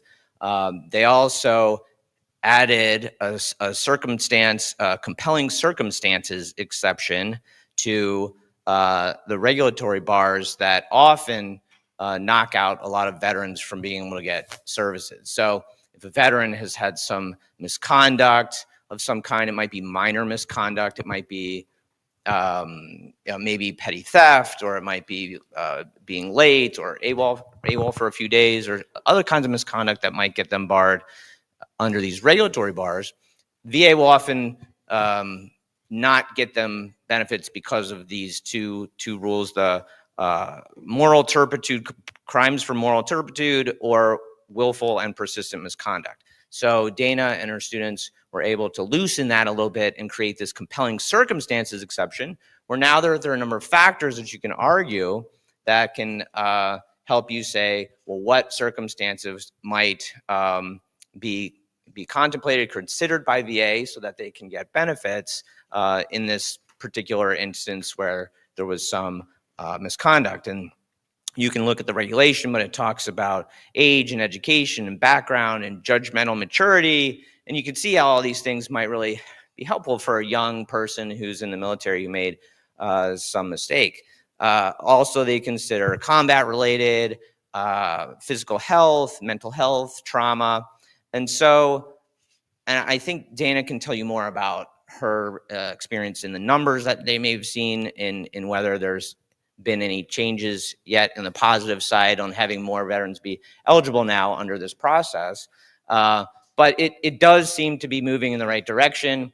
I think Dana and her students didn't get everything they asked for necessarily. I would have liked to see some of their other proposals adopted, but they weren't. But it's still better than what it was before. So. Yeah. No, it's amazing, and we see difference in our cases. But that one other thing I just wanted to mention, we're going to talk about strategies to win these cases, and we're going to talk about Chapter 17 access to health care, and just the idea that a veteran with an other than an honorable discharge can be service connected for conditions and injuries that were incurred in service, which can be very important when you're applying for a discharge upgrade in terms of showing that they're, like for example, their mental health condition was caused by their service. So let's get to that, which is we talked about this a little bit before, in terms of well, I'm going to jump to, because we're going to talk generally about discharge upgrades first, okay? So this is what people want to hear, I think, which is, and I'll throw it to both of you. When you're applying for a discharge upgrade, what evidence, what strategies, what policies, what laws are you looking at in order to put the veteran in the best position to get a discharge upgrade? I'll throw it to both of you. Just go ahead. I kept talking first. Oh, well, I can go. Well, there's been changes in policy where VA, or I'm sorry, the military boards now have to consider liberal consideration or view applications for discharge upgrades under new standards. And so they're more evidentiary standards that now the boards have to take into account in certain types of cases, as Brett mentioned, and it's usually in mental health cases. One of my colleagues, Jessica Worry, published an article in the California Law Review that talks about liberal consideration. I recommend you take a look at it if you have these cases, because it's really important to be able to use those rules to try to establish that your veteran should be granted an upgrade. I would also say that I think the boards are now, at least I know one of the boards is using more telephonic or Teams meetings. There was a pause on that for some time, where I think I used to do these in person in the DC area. I would go down to the Navy Yard or to one of the posts and do these cases in person. And then that sort of went away, definitely during COVID. And then now, and for a while, there were no really way of communicating with the board other than on paper. The personal appearance hearings were really rare. And I think they're coming back now. So that's one strategy or another strategy, I think, that might be helpful. I would also say just the terms of your case theory can be really important. I think the board has a different way of looking at these cases than the petitioners and their advocates do. So the board's members are not attorneys. So that's, usually a good thing that we teach our students is like, you're not writing or petitioning, at least the Discharge Review Board, either boards, you're not petitioning to attorneys. So you really have to change your frame and your case theory. I think the way that the boards think about this, the way attorneys think about it and their clients think about it is like an expungement in a way, is we're expunging a record, which might not be a bad mechanism to have at some point, an expungement process. I know we're going to talk about kind of aspirational ideas later on, but that's a lot of the way that advocates think about it, is we're expunging a record. Whereas I think the boards think about it as it's a commendation medal. We're giving something that's kind of like an award or something of value, like an honorable discharge, and the veteran has to be worthy of it. So I think that tension between the expungement view and the award or medal view sort of has to be reconciled. And it's up to the advocates and the attorneys to figure out how to do that. I always think it's an interesting question about whether or not you can seek a petition for discharge upgrade based on clemency for a homeless veteran. How do you do that? Because in one of the DoD policy memos, the Wilkie memo talks about being able to bring up clemency and have a discharge upgrade based on clemency, and that would be, well, what's happened after service? How, like, have they had been in their job for a long time? And so in preparing for this panel, it made me think about how do you use the clemency or the Wilkie memo for homeless veterans. And I think that's really how you do that is really important. Can you show that this veteran, your homeless veteran, who hasn't probably had a great job history, or maybe is going through substance use, why would a board want to give them a combination medal? And I think the trick maybe, or part of one strategy, is to talk about how they would use it for the positive. So would this make a difference in their substance use, or would this make a difference in their job search, or would this make a difference in getting them back on a healthy track mentally? So I just think that's an important issue to address, an important case theory to have before you start writing your pleadings or what have you to the boards. I entirely endorse Hugh's view that these boards, it's really important to understand that they are not lawyers and the perspective that they thus bring to the cases, which is very much, in some ways, thinking of themselves as a reviewing for error. Like, they put a lot of weight into the commanding officer's decision to discharge a person with this less than honorable discharge. And they start from the point of, that was a correct decision, and you need to convince it was not. And when you read the statutes, I wouldn't say that's exactly what the legal standard and the standard of review are, but like, that is their mindset. And you kind of have to understand the space between what we read as lawyers in the governing statutes and regulations and the way that they actually practice. I'll leave it there. So I guess what I would say is, one thing I would say, point out is that sometimes the boards, I like to think of it like there's a cookie cutter approach to some discharge upgrade law, which is, the board or the Undersecretary of Defense for Personnel and Readiness has issued these memos to the board saying, like, here's how you should decide certain categories of cases. Is this a case involving mental health or sexual assault? Is this a case where they have good post-service conduct? Is this a case where they were discharged because of their sexual orientation? And if you can somehow put your client, if they fit into the cookie cutter, you have a higher likelihood of success. And if you fit outside the cookie cutter, they've experienced discrimination based on their race, if they've experienced other forms of discrimination, if they were just having other issues in their lives, different difficulties in their family and their obligations to, like, someone's mother got diagnosed with cancer and they stayed overly long on their leave because they wanted to be with her. You then have a harder time with that. So I do sometimes think about, sometimes we're sort of fitting our clients' stories, like trying to present how are they in the mold in which the boards at this point are used to hearing stories and seeing that there should be relief in these types of cases where they've been told there should be relief. But that doesn't even always win all of those cases. And so I would say a couple of the other tools that we often use, one is getting independent medical experts who can, because many of our clients did not get, if they had mental health conditions, didn't get diagnosed in service, didn't have access to treatment post-service. And so often we're looking back, often for Vietnam veterans, there wasn't even a diagnosis of post-traumatic stress disorder available to be diagnosed when they were serving. Getting often, I sometimes think like we're just gift wrapping the medical evidence when it can tell a really clear story to sort of get them into this sort of cookie cutter approach. I do also think there's a really, really important use of narrative here, like helping our clients tell their stories, just explain what was going on in their lives and have that be corroborated as much as possible by other people or other documents. I do think the boards can be very persuaded by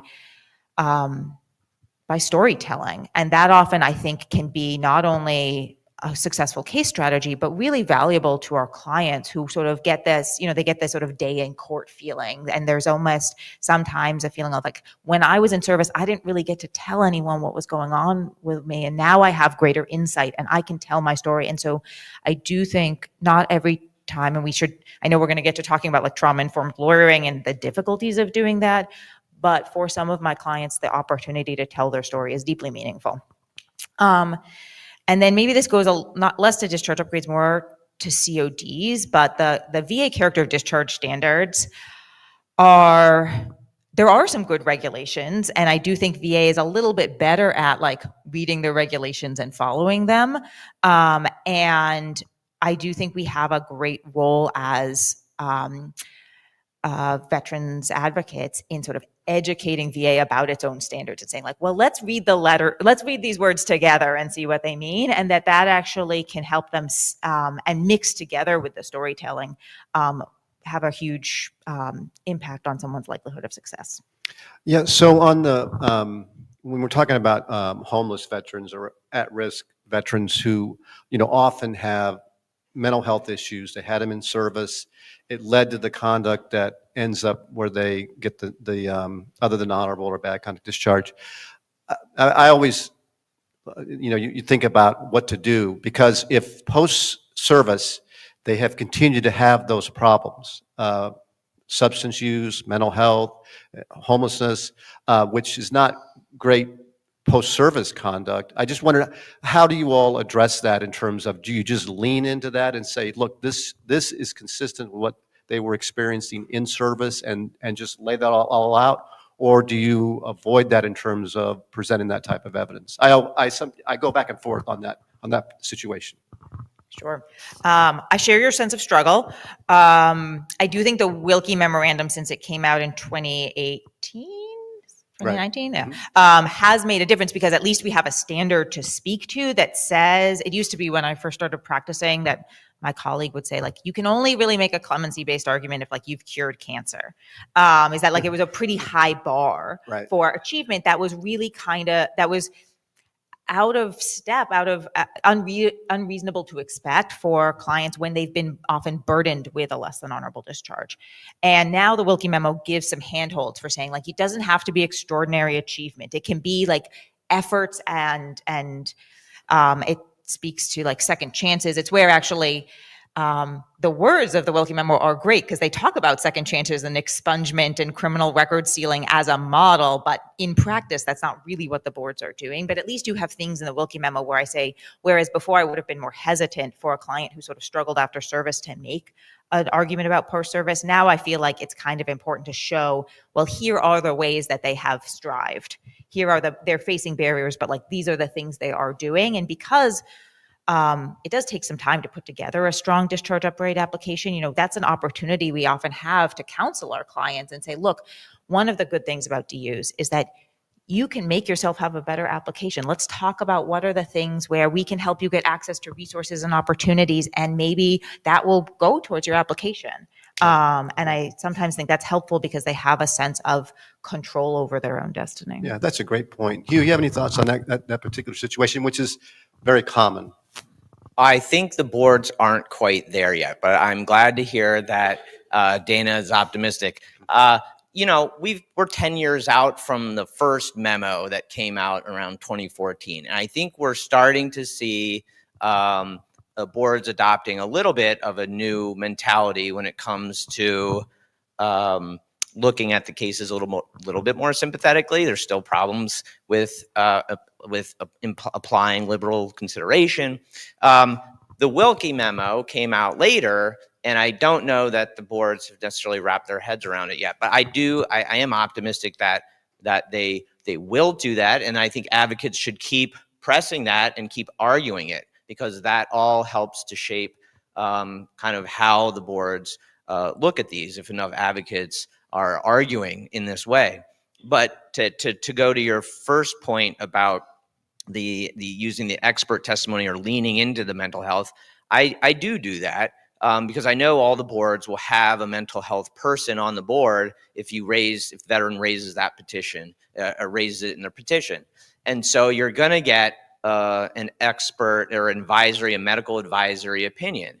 And we just started to see so many of these medical advisory opinions that we're finding that the mental health reason was not connected or linked to the misconduct. And then we were getting denials from the board. So we were trying to then submit expert testimony of our own proactively, because we knew that medical advisory opinion was coming. And I think you can do some good lawyering and advocacy by talking about the inconsistencies between the two medical opinions, the battle of the experts, if you will. And a lot of times we'll write and have some really good opinions because we're working with our experts and our students are really putting all the evidence forward and writing maybe a brief for the expert.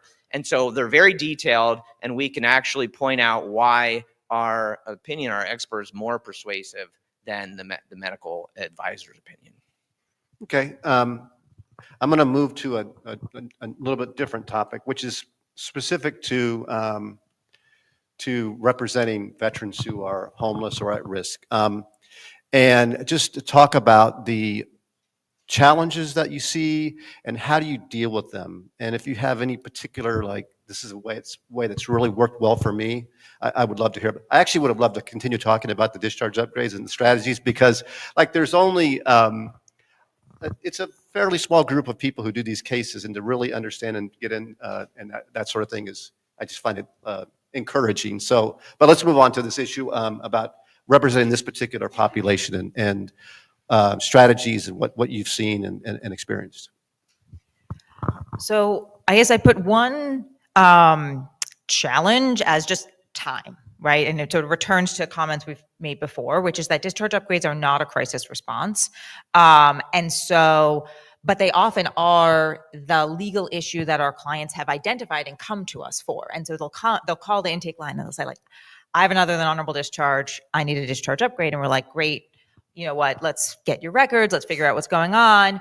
We can represent you in the discharge upgrade, but then they don't have stable housing. They have an issue with their driver's license. Like, there's all these other issues. And the discharge upgrades, by and large, like, either there are no real statute of limitations periods, or they're very far out there. And so I would say one of the challenges is that we're often trying to figure out, like, how do we push on these other doors to bring social supports to bear around veterans experiencing homelessness, to figure out, like, what can get them access fastest. And I will say, by and large, like, VA character of discharge determinations do seem to move more quickly. I do think there are many cases where, like, you may not be able, you have to think sometimes strategically based on the factual circumstances about which might be more successful, but we've had a lot of success in CODs. And so we may say, well, you want a discharge upgrade, but have you ever tried to apply for VA benefits? What happened to that? And then present to them, like, well, maybe we should try this, we'll do them in tandem, but the VA, once you file the form, like, things can start moving. And that then produces, especially if successful, helpful evidence to bring to the discharge upgrade. But it means that, like, the discharge upgrade process gets pushed further and further out because you only can do so many things at once. Right. And I do think it often, when I'm talking to our students, thinking about, because there often are, I think, a wonderful point about, like, if you're doing CODs and discharge upgrades, there's also issues with consumer debt and tax and all these other things. Like, how do you draw your boundaries to say, like, these are the things I can help you with, and these are the things that I'm going to have to refer you elsewhere or give you self-help. And that's just, as a lawyer, can be challenging. I would also, related to timing, is this idea of, like, is right now, like, the right time for the veteran to apply for a discharge upgrade, especially connected when they've experienced trauma. If they're not accessing mental health treatment, and the process of applying for a discharge upgrade often involves, although there are things we can do to mitigate it, like confronting the experiences of service, it just is like emotionally exhausting for many of our clients. And can lead to re-traumatization. And so we often think about, like, sometimes it's a strategic, like, let's wait a little bit and see what else can we do other things to get you in a more stable place before we really go at, like, applying for the discharge upgrade, especially if there's going to be a chance of a hearing before the discharge review boards where they may have to answer questions from, you know, colonels or you know, captains or so forth. And yeah, on the getting mental health treatment, I mean, it's very personally important, but legally as a lawyer, it's extremely important in terms of records. And that is a conversation that you have to have with the veteran sometimes. Gee, what are your thoughts on it? Well, Dana gave a very thorough answer, and I agree with her points. You know, you might, if you say, what are the unique challenges to students representing homeless veterans, it's even different because my students come in and they're very anxious. They have a short amount of time and they're ready to get going. Let's get this discharge upgraded, right? And like Dana said, the veteran is in a different place. They're getting evicted. They maybe are trying to seek healthcare, but they don't have it. And so their day-to-day living experience is so much different, and it is so day-to-day sometimes that the discharge can take a back seat. So I think that's usually an opportunity for us to talk to the students about client-centered lawyering and what are the goals of the client and what are their needs, which is really an important conversation. I think the other unique challenge that makes these cases a little bit different from, say, some disability cases is homeless veterans aren't going to have the connections to people. They've sheltered themselves in a lot of ways. They closed themselves off and really don't have the support that sometimes these petitions require. A good petition is going to have affidavits, and it's going to have witness statements, and it's going to have a very complete record because the board wants to see your petition tell a story. And if a veteran isn't keeping up with family members, if they don't have friends from service, if they're not connected with the community, it's going to be very hard to develop evidence for that case. And so I think what we tell our students is, well, what story can you tell? And how can you maybe explain what's going on with this veteran? And then if you need to offer the medical explanations, which are really important, then you can do that. But that's definitely a challenge.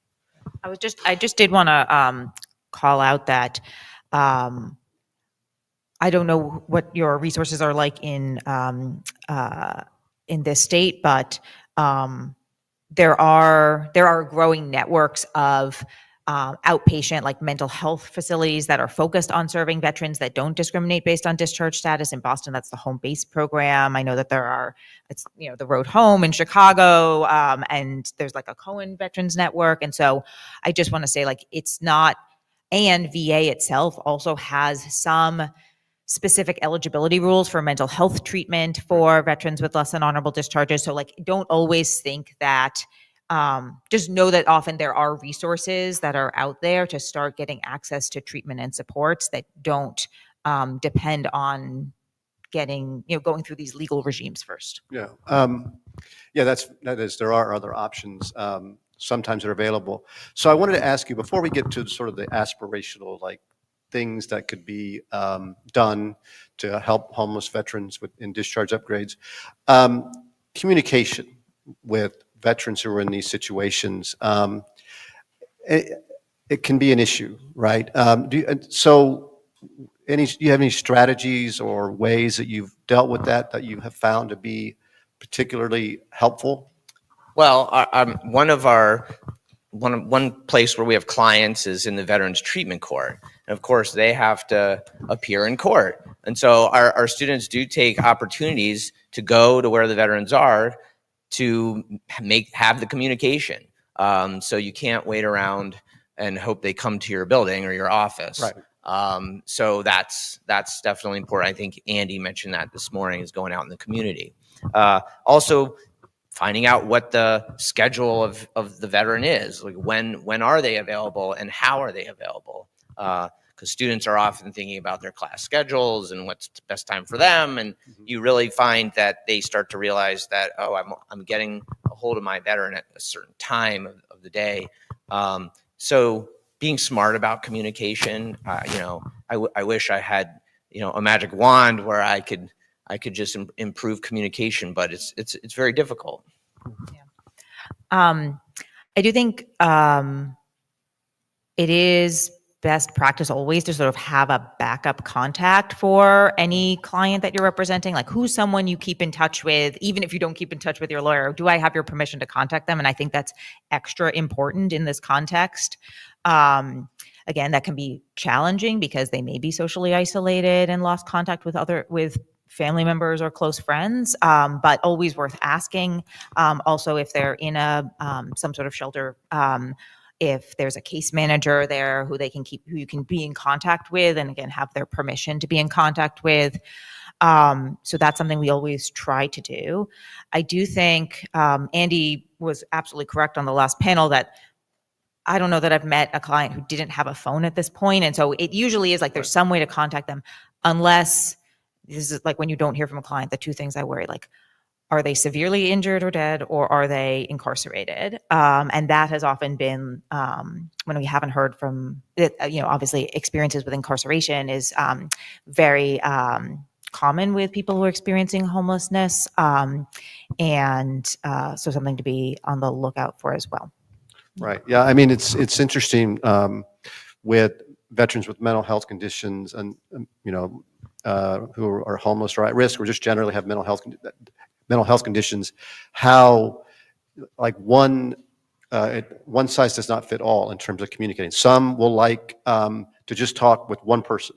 And if you bring anybody else into the conversation, they don't like that. Others like the more the better. So, or I don't want to talk with a lawyer. I want to talk with somebody who's not a lawyer, which you have to utilize that sometimes to get the communication going and continuing. So you just never really know. But, can I add one other layer, which is that for our clients who've been experiencing homelessness and are very socially isolated, I would say sometimes when we develop relationships of trust, or especially like our students develop relationships of trust with them, the students become a primary social support for them, and they want to talk all the time. So like there's both the like, I cannot get in touch with my client, and then there's like, my client is calling me every day because they feel very lonely, and I will sit and I will listen to them, and I do not have billable hours, and so it doesn't cost them to call me, and I'm happy, like I want to be there for them, but right. I also have to like, I see that as like, it's part of working on the case, but it also sometimes means like I'm not doing the other work on their case or other clients' cases. Right. And so I just want to put that on the table as well, which is like, there's often these like periods of intense contact with clients. And if we can bring other supports to bear, that often eases over time. But sometimes like we have to talk with students, and this is where like having conversations about boundaries can be really important. Right. Okay, so I want to make sure we save some time for questions at the end, but I wanted to finish with what do you see as being the biggest issues that you think should be addressed in discharge upgrades and veterans who are homeless or at risk?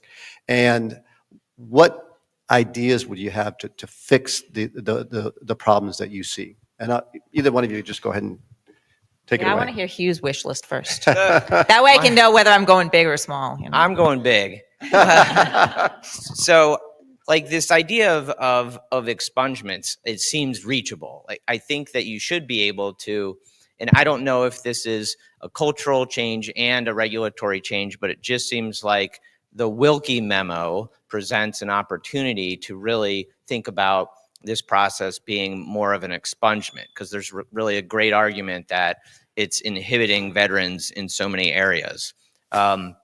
This idea that less than honorable discharges somehow precludes people from benefits just seems to be absurd, because the less than honorable is actually an identifier or a flag for the people that need health care and benefits the most. So it's really, the policy is flipped, and it needs to be flipped back to the correct way, because these are the veterans who are VA actually wants to help and is saying we have outreach and we have services for these veterans, but then we can't give it to them because of their discharge. So, like for instance, the general discharge, there's only one benefit, I guess, really left that they can't get, which is the GI Bill benefit.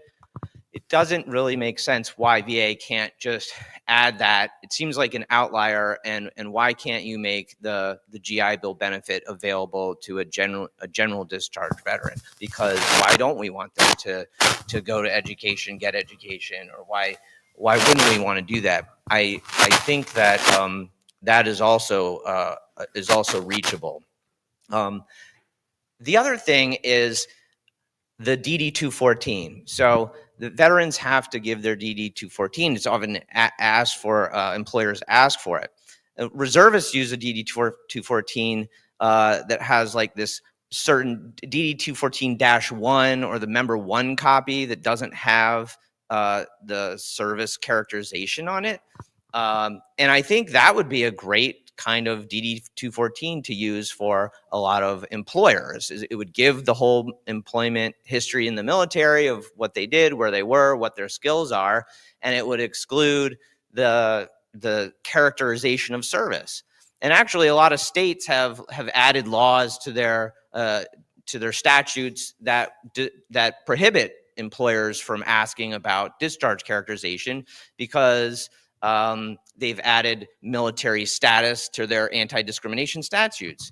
And so you can't discriminate based on military status. And if you're looking at a veteran's discharge, then you are discriminating. And so really a lot of the states who have those veteran status as a protected class should really be using say a clean or scrubbed DD-214. So I think that would be a best practice to kind of adopt, you know.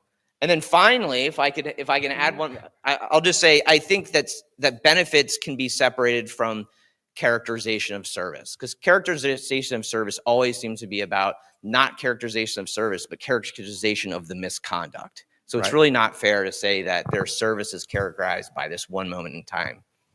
Right. Go ahead, Dave. I sign on to all of Hugh's recommendations. Especially, I would just note on the last one, because most people serving in the military who have authority over discharges don't actually understand the long-term consequences, the access to VA benefits. Like, it just isn't common knowledge that what you're doing when you're trying to deal with this misconduct and this problem soldier is that they're at 5 times the risk of homelessness, right? That's actually not part of what we would consider the normal punishment. Hugh has a wonderful article about collateral consequences of a less than honorable discharge. And that is like, that just shouldn't be the sentence that you get for like showing up to formation late a couple of times. I do think in terms of the discharge military review boards, you know, there is this pattern that we have at the end of every war of like looking back at it and saying like, oh no, we did some things too quickly. Let's see how we can fix this. Like the discharge review boards were created in the wake of World War II because they said like, all right, what happens during war is sometimes decisions are made too quickly. And we don't want to, even if someone was not a good service member, that doesn't mean that they shouldn't have a successful post-service life. And the discharge review boards can take a fresh look, you know, separated from the battlefield, and correct those discharges. And similar with, it was at the same time that VA had this standard that was supposed to liberalize access to VA benefits so that people with less than honorable discharges could access VA benefits. Like, let's help them in their post-service lives. And we've forgotten that.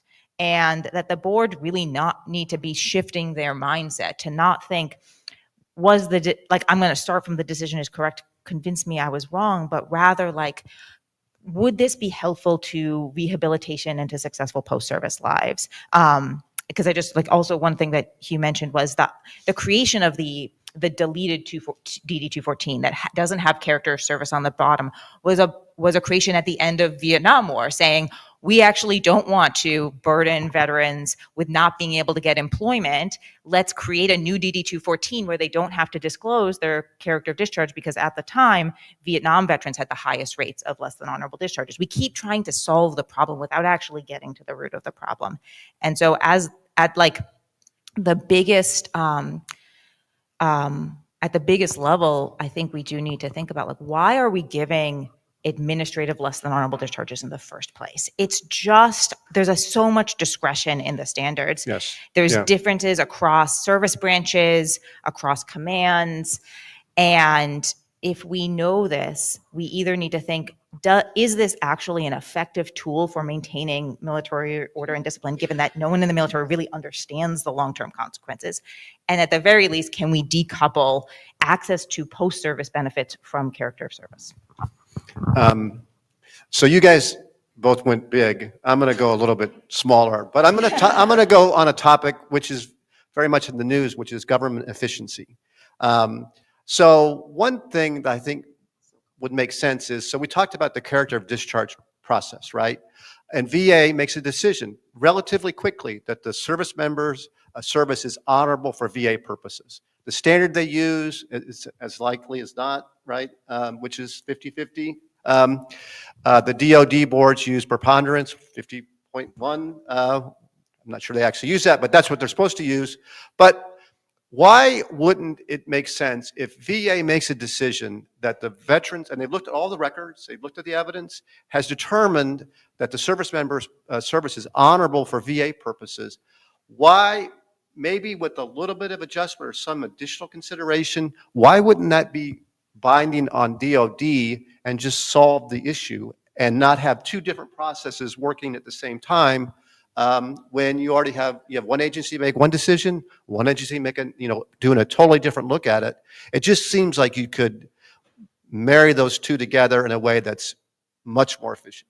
I just think that seems like that makes sense. Of course, it's a government, so it probably won't happen, but there you go. All right. Thank you very much. That was great. We have time for a little bit of time for some questions.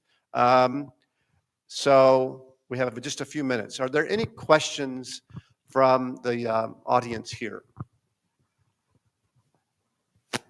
Right here.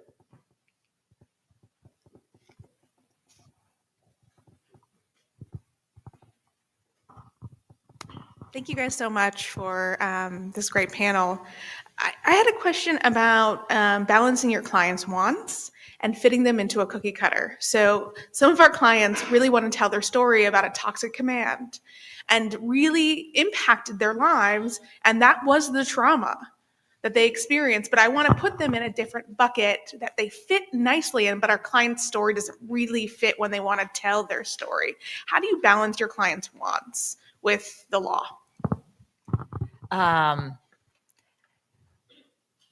I'm glad that I saw your eyes light up when I said cookie cutter, and I'm glad that I am not out on an island here with this. I guess a couple of the tools that I use are, having a conversation with the client about here are the stories, the arguments that the board is used to hearing that may have likelihood of success, and letting them choose. I just if they want to tell their story and it has an impact on success, it is their choice. It is their life. I don't get to make that decision for them. One thing I sometimes do, though, to sort of a little bit walk the line is that we always, if there is if we're just on records review, we'll submit an affidavit from the veteran. And sometimes I include a lot more information that's there than in the statement of facts in my memo of law that I put on top of it. And so sometimes there's a lot that they want to share that we work on together, but certain facts are more highlighted that speak to the legal standards. So it's always they've been able to tell their story, but also I've packaged it in a way that is the board will induce the board to be receptive to hearing it. And I guess as a last point, sometimes we don't, one of the, we went to the Naval Discharge Review Board early last year, on behalf of a post 9/11 Marine Corps veteran, who, was accused of smoking hashish once while he was deployed to Afghanistan. But the real trigger of him, he was experiencing early symptoms of post-traumatic stress disorder while he was there. It wasn't actually from the combat experience, it was because he had a toxic leadership. It was really, really severe hazing that he was experiencing. And that's really scary because you're really pointing the finger right at the Marine Corps to say, you didn't deal with these terrible NCOs.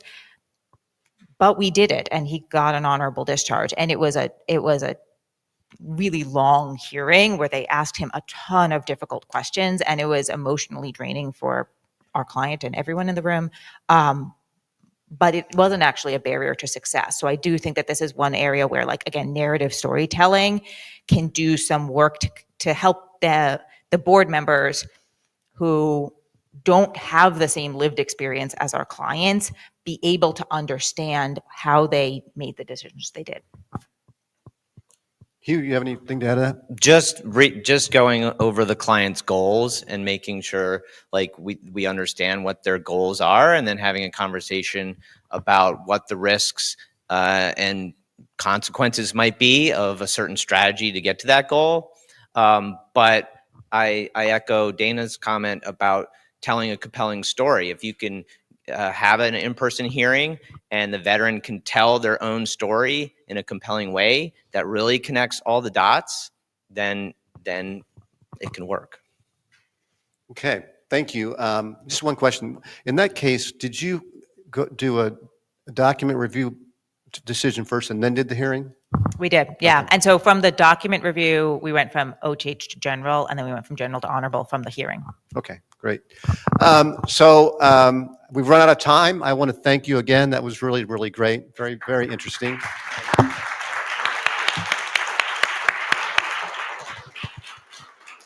So we're going to take about a 5-minute break, and then we're going to come back and have a short discussion about collaboration with private law firms, and then go from there. So thank you, everybody.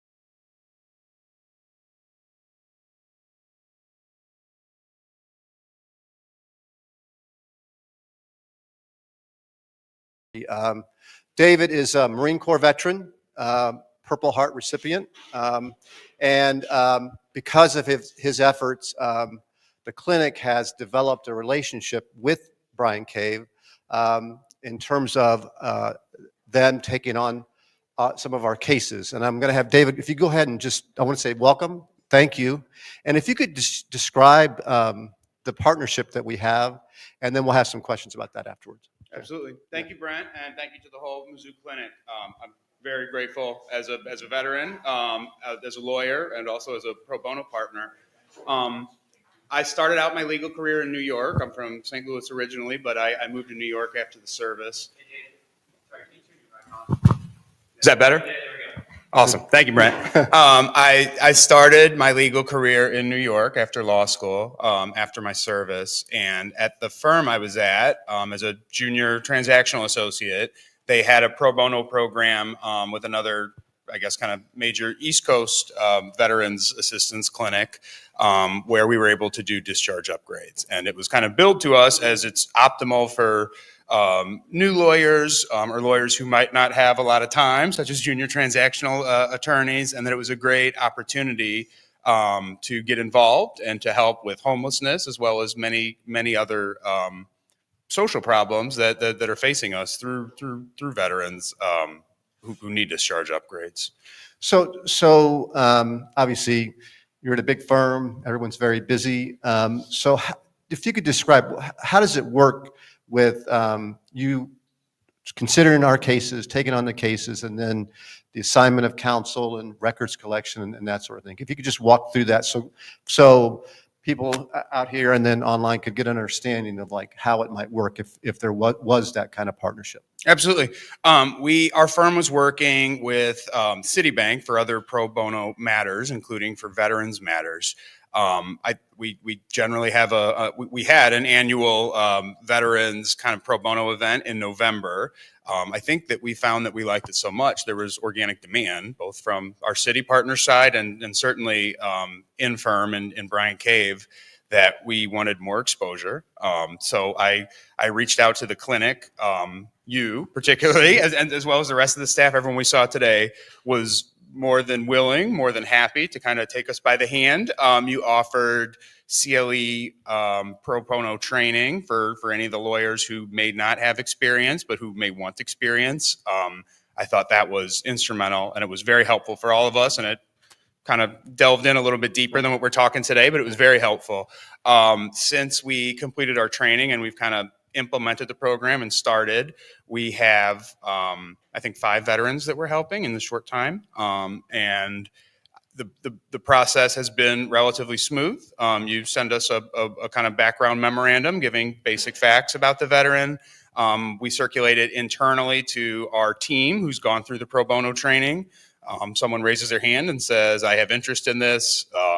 My sister was in the Air Force, or I used to work with that unit or something in the Army. I have some sort of affiliation, and we kind of assign it that way.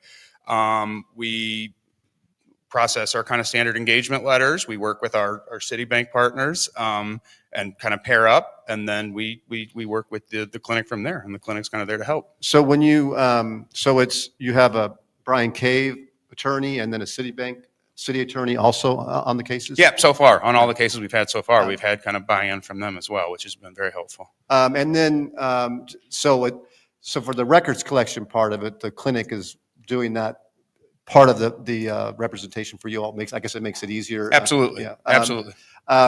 So how is it going so far in terms of taking on these cases? And I know it's discharge upgrades, as everyone's heard, is a little slow, well, right? Yeah.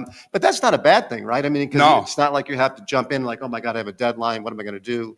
But just in general, I mean, how do you think it's going in terms of the cases? And also just how does the firm feel about representing veterans in these discharge upgrade cases? I think the firm, to tackle the last one, I think the firm's absolutely committed to pro bono. And as I mentioned, there's really organic demand from people saying, can we do more? It's great that we do this on Veterans Day, but can we do more? Do you know anyone? And I know the Mizzou's clinic reputation. I know some of the other things they do, so I was immediately, you were my first kind of point of contact, or the first people I ran to. No, I think that the process is slow. For sake of redundancy, I know we've all mentioned it, but for people who may be used to working with investment bankers or seasoned trial lawyers, where they're used to communicating with their clients or judges or court officers very quickly, that it may, it's kind of slow moving. So as you mentioned, it's kind of a change of pace, but when things are cyclical, when we have cyclical markets, as we've seen this week, sometimes things are busy, sometimes they're not so busy. Right. So it's nice to have that, if things aren't so busy, to be able to reach out to a group of lawyers. Lawyers can reach out and say, I think I have some time this week or this month. Maybe I can help out a little bit. So it makes it's fairly manageable, right? I mean, like in terms Absolutely. Of, yeah. So, all right. So we have this relationship. Yep. It's a budding relationship in terms of but what do you, in terms of the future of this kind of collaboration, why is the firm so interested in doing this? And what do you see in terms of the future of doing this type of work on behalf of veterans? Yeah, no, I think the firm has community involvement, and they're very serious about impacting the community. And I think they take our duties as lawyers and as public servants and to help very seriously, and they kind of back it up with their actions and their checkbook, and so I'm very happy and very proud of that. I think that the future would be hopefully continuing what we're doing. It's been fruitful so far, and hopefully it'll continue to be fruitful. I know you and I have discussed doing additional training to recruit more discharge upgrade lawyers into our group this summer, and I look forward to that. I think maybe we could partner with some of our current partners as well. I think that for a lot of certainly we have very seasoned litigators who might be able to help with more nuanced or complex matters and discharge upgrades as well. So I think it'd be nice to broaden our relationship and kind of continue depending on demand and supply. That's great. I always have plans, just so you know. So there's going to be more coming. So, yeah. All right. Well, thank you, David. We really appreciate the support of Brian Cave. It's been great. So thank you very much. Thank you.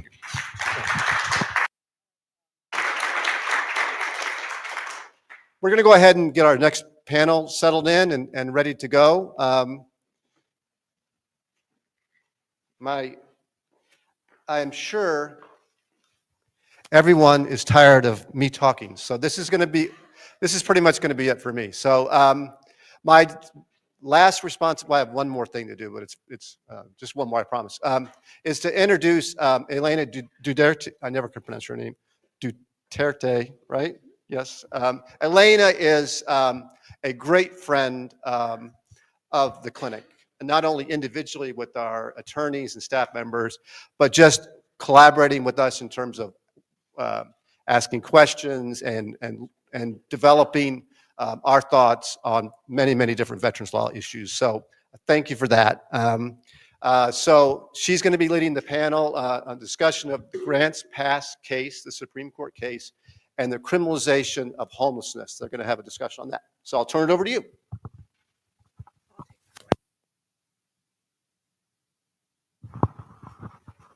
Thank you to the Missouri Veterans Legal Clinic for having us here to talk about Grants Pass and the Supreme Court case. This panel at its core is about the criminalization of homelessness and how the Supreme Court case Grants Pass versus Johnson has impacted this area. To help us understand the landscape of criminalization, I'm here with the executive director of the UCLA's Veterans Legal Clinic, Jeannie Nishimoto, who works with unhoused veterans in LA. Before we start talking about the case, I wanted to know how you got interested in this area of law, and can you share with us some of your background? Yes. Oh, okay. So thank you all for the invitation. I'm very excited to talk about this. This is an issue that's very near and dear to my heart and kind of where I live and where I practice. So first, a little bit about my background. So I am an attorney in Los Angeles. Los Angeles is unfortunately probably the epicenter of especially street homelessness in the country. We, see, I put down LA County in the last homelessness count, we had over 75,000 unhoused people. That's actually down by 0.25%. So I guess that's positive, but that number is not new to us. It's been growing. And we have about 3,000 unhoused veterans in LA County, which is actually significant because that is almost a 25% decrease over the last year, which is bucking national trends, which we're seeing unhoused veteran rates go up. So that's been a positive trajectory, but again, that number is way too high. Just to give you a sense, I also looked up for Missouri. Missouri has around 7,000 unhoused people and around 500 unhoused veterans. So the scale in LA County is really, really huge and hugely problematic. And how I got into this work is I actually started working more broadly in legal services with unhoused communities. And what I found in that work, which is probably not a surprise to anyone, is that as I was talking to my unsheltered clients or unsheltered people, a lot of them were veterans, and they were experiencing living on streets in the same way as non-veterans too, right? Like in their day-to-day interactions, people were not identifying them as like, oh, you're a homeless veteran, right? They're just seeing another unhoused person. And I got really interested into what that system was like in a world in which we're kind of told that the goal is to remove, to eliminate veteran homelessness. And so why do we have such a large population within LA and with nationally as well? When you say criminalization of homelessness, or we talk about criminalization of homelessness, what does that mean to you, and what should we be thinking about in terms of criminalization? Yeah, so with criminalization of homelessness, I think I'm thinking about it in a few different ways. There's kind of a few patterns of ordinances or ways in which ordinances are applied that seem to be directly targeting unhoused people. So the first one would be what we really were looking at in grants past, which I call kind of the sit, sleep, lie sorts of rules. So those are ordinances that say, you can't sit in public spaces, you can't sleep in public spaces, you can't camp. Camping is usually a big one too in public spaces. That's really about kind of existing in public, living in public. Then the next thing I think about is property seizure and destruction. So, people who do have camps or we have a lot of people who also have shopping carts, and those get seized, their property gets taken, sometimes destroyed, sometimes maybe stored somewhere where maybe it's accessible or maybe it's not accessible. Then the next one is enforcement of more broad types of ordinances, but specifically against unhoused people. So in those, I'm thinking about things like public intoxication or public urination, things where maybe those things are happening in public because there isn't a private space. But also we'll see things like loitering, trespass, littering, those sorts of things where people are getting ticketed. Often those tickets also, at least in LA County, we're not seeing them actually being filed with the courts. So they're not really trying to enforce those ordinances. They are giving out the tickets as a way to run warrants and as a way to move people from the public spaces they're in to a different space. And then that third one would be, we're now seeing more vehicle issues. So we have more and more people living in vehicles, whether that's RVs or cars. And LA at one point had an ordinance. It also got struck down that said people couldn't stay in their cars. So that's one. Or also just even monitoring where cars and RVs can be. So that looks like, those are parking rules, but the parking rules are very specifically about, not allowing RVs in certain areas or not allowing people to sleep overnight in their car in certain spaces. When you talk about tickets, it sounds like those are going to be fines and maybe fees. Is there any chance of incarceration when that happens? Yeah, so the short answer is yes. Depending on the issue, some things will be charged as misdemeanors. So misdemeanors can potentially carry, jail terms. We do see a lot of infractions as well, which those will not have necessarily incarceration, but it will have fines and significant fines and fees that can also kind of derail people moving forward in other ways. No longer, but previously, another thing we would see is a person would miss an arraignment for a low-level infraction, and the result of that is that a bench warrant would be issued against them. So then suddenly there is something that might lead to incarceration as well. Before we talk about the ruling in Grants Pass, can you tell us about the landscape before this case came out? Was this okay to have ordinances about camping, about laying in public spaces and sleeping in public spaces? Yeah, so Grants Pass it's a question about the Eighth Amendment, cruel and unusual punishment, and are these sorts of like anti-camping ordinances cruel and unusual punishment? To me, that's not something that is obvious that that's the way that you would get to these issues. So I thought it would be useful to kind of go through the legal landscape really quickly about why we're even talking about it in this way. So back in 1962, there was another case called Robinson versus California. Robinson versus California was a case where California had a law on the books that said that that made it illegal to be addicted to drugs. So it wasn't about whether you were taking them at any time or anything, but just actually the addiction itself was illegal. And that case went up to the Supreme Court, and the Supreme Court said, no, that's a status. A person can't really control that. It's just them existing at this point. And so that under the Eighth Amendment, cruel and unusual punishment is no longer permissible. So that introduced this idea of status crimes. What is a status crime? Then a few decades later, in 2006, there was a case called Jones versus City of Los Angeles. And that's a case where we were in LA, we were then challenging a camping ban. And basically the argument was, look, people are just existing in public, people need to be able to sit, people need to be able to lay down. And in a world in which there are not enough shelter beds, that was an important piece of it. There's literally nowhere else for people to go and to exist. So this is really criminalizing the fact of their existence, and that's a status crime. The Ninth Circuit upheld that as well. That case ended up settling, so that case got published, but it kind of existed in the ether that we felt like, okay, that's a way we can move forward. Then in 2019, there was Martin v. Boise. That got a lot of public attention back in 2019 as well. That case came out of Boise, Idaho, and that was a similar type of camping ban. The Ninth Circuit again found that, this sitting, sleeping, lying in public is a status, it's protected, so that ordinance was not valid. The Supreme Court declined to hear that case. So essentially the Ninth Circuit had this law on the books that was pretty well established, but it had never gone to the Supreme Court. So essentially the understanding was, though, that these types of ordinances, at least in the Ninth Circuit, were not going to be permitted under the Eighth Amendment. And we haven't seen any other circuits follow the Ninth Circuit, is that right? Not that I'm aware of. So we just have the Ninth Circuit speaking and the Supreme Court not taking up the issue, not taking up the case to overturn it. And so good law in the Ninth Circuit at least, and maybe other places have followed suit just because they saw what the Ninth Circuit was doing. So let's talk about Grants Pass.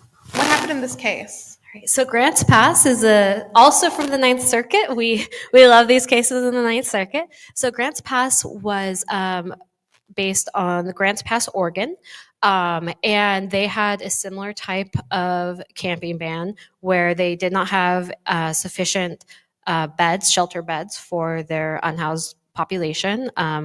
If I might be saying this, fact check me, but I believe they maybe didn't have any beds specifically within their jurisdiction. But there were some maybe outside of it. That's kind of a question that can always exist. So that case also went up to the Ninth Circuit. The Ninth Circuit was like, this is essentially the same thing as Martin v. Boise. The Eighth Amendment does not allow these sorts of bans, and so they struck down the ordinance. This case was taken up by the Supreme Court. So in this time, the Supreme Court did look at the case, and really what is at the heart of the case is this question of, in a world in which there are not enough shelter beds, are ordinances that criminalize sitting, sleeping, lying essentially in public prohibited by the Eighth Amendment? And this time, when the Supreme Court looked at that case, they decided that no, this is different. This is not a status. This is a generally applicable law that is criminalizing a specific type of act. And so they actually upheld the ordinance and overturned Martin v. Boise. So let's talk about what the conduct is. So the Supreme Court seemed to be discussing whether this is status or conduct. What is the conduct that we're looking at? Yeah, so this is a great question because this is where you see the split too with the justices, right? This really is the heart of the question. And, you know, maybe to highlight why this is a challenging question too, there was another case there's another case out of Texas called Powell v. Texas that was also looking at like was a status crime. And that one was actually challenging public intoxication. So you can kind of see how that's something, if you're drinking indoors and then go outdoors, maybe that's a status. And that one was actually another place where the Supreme Court did find that, no, that's a permissible ordinance. It's permissible to criminalize this. So this has always been a difficult question. What is status? What is conduct? So if you look at the majority decision, what is conduct? It's, you know, it's like it's the camping itself, right? That's an act. They're choosing to do it. If you look at the dissent, though, the dissent is saying, well, this is something that is integral to like the existence of being a human being. You don't have an option about whether you rest. Like that's just something that every person must do to exist. And so that's a big place of where you see the split about what is status versus what is conduct. One of the things that Justice Gorsuch seemed to be pressing on during oral arguments was this idea that someone can be homeless one day and the next day not be homeless. And so in his opinion, felt like that was not a status because things can change. How should we be viewing this in that lens? Yeah, I mean, I think that's an interesting idea in that it also assumes that there's some choice there, right? You know, people exist in spaces where they're permitted to exist. Like that's kind of, from my view, that is what's at the heart of this. And so a person can be unhoused or can be housed one day because they have a landlord or whatever that looks like, and unhoused the next day because they've been evicted. They had no choice or option there. They were just told where they could exist or not exist any longer. And so that's why I think he's kind of talking about, it's like, well, what about this unhoused question? But that's not, you know, from the other side, from Sotomayor's side, her dissent, like that's not really what it's about. It's about existing where you're permitted to exist. Something interesting that came out of Gorsuch's opinion seemed to be his relationship to the West. Mm-hmm. So he was a judge in the 10th Circuit out of Denver, and he really seems to be drawing from his personal experience and how he sees unhoused people in the West and the uptick in states like California, Arizona, Nevada, Oregon, and I think Hawaii is the other fifth state, so all in the West. Do you think that has an influence on how they're viewing this case? Yeah, I absolutely do. I don't think it's a coincidence that most of these cases have come from the Ninth Circuit, right? I think there's a very big reason for that. And I think that reason is unsheltered homelessness. So specifically, street homelessness and the visible, public homelessness. So for example, again, in a place like LA where we don't have a right to shelter, a lot of our unhoused community is on the street. They're visible in the day-to-day. And I think that is what is really driving a lot of this like concern and these things. So, adding on this, as I was kind of telling you before, and we'll talk about the amicus briefs more broadly, but there were so many amicus briefs in this case, and a lot of them were coming from other cities and municipalities that were essentially saying, we are trying to address this issue, but the only way we can address it is if we can criminalize people. They were just like, our hands are tied otherwise. Like, I don't know what we'll do. We need to criminalize people. And so really what that's getting at is disappearing people, right? Making it so that in the day-to-day, the cities don't have to see what's happening on their streets, don't have to respond to constituents who are also complaining to them about what's happening on the streets, whether that's with care or because, it's uncomfortable, whatever that looks like, right? And so trying to force people to move to other places and move away, whatever that looks like, so that they don't have to see and confront the issue that's actually in front of them in their areas. That, when I read Gorsuch's opinion, but also listening to oral arguments, I felt that. I felt that they find this as a problem, and mostly because they can see it, right? That they're in the public space, they can see people who are unhoused, and the way, I think one of the things he says is about, like, this is the tool that states and local governments need to have. What are other options? Housing, right? Housing is the option. I actually want to go back really quickly, because I think another thing that, just to like add a layer of awareness on this issue too, is so the lead attorney for Grants Pass is actually an LA-based attorney whose office is in downtown LA. Downtown LA is where Skid Row exists, and Skid Row is a very intense space. And so I don't think that's a coincidence either, right? It's because it's really about dealing with our local issue is why they're passionate about this. But to get to your other question, right, the answer is housing. I think there's this myth of housing resistance that people hear, and so that's part of what's being said too. Is like, well, we have to criminalize these issues because it's a way to force people to accept housing. But if you talk to people and like, is the issue housing? Most people are like, we're not being offered housing. We're being offered temporary shelter, if anything, right? And a lot of people aren't even being offered that. But temporary shelter is not housing. I think sometimes we use the terms like emergency housing or things like that, but it's not actually that permanent housing that people are looking for, that they need. And there's a lot of reasons that people will not accept shelter.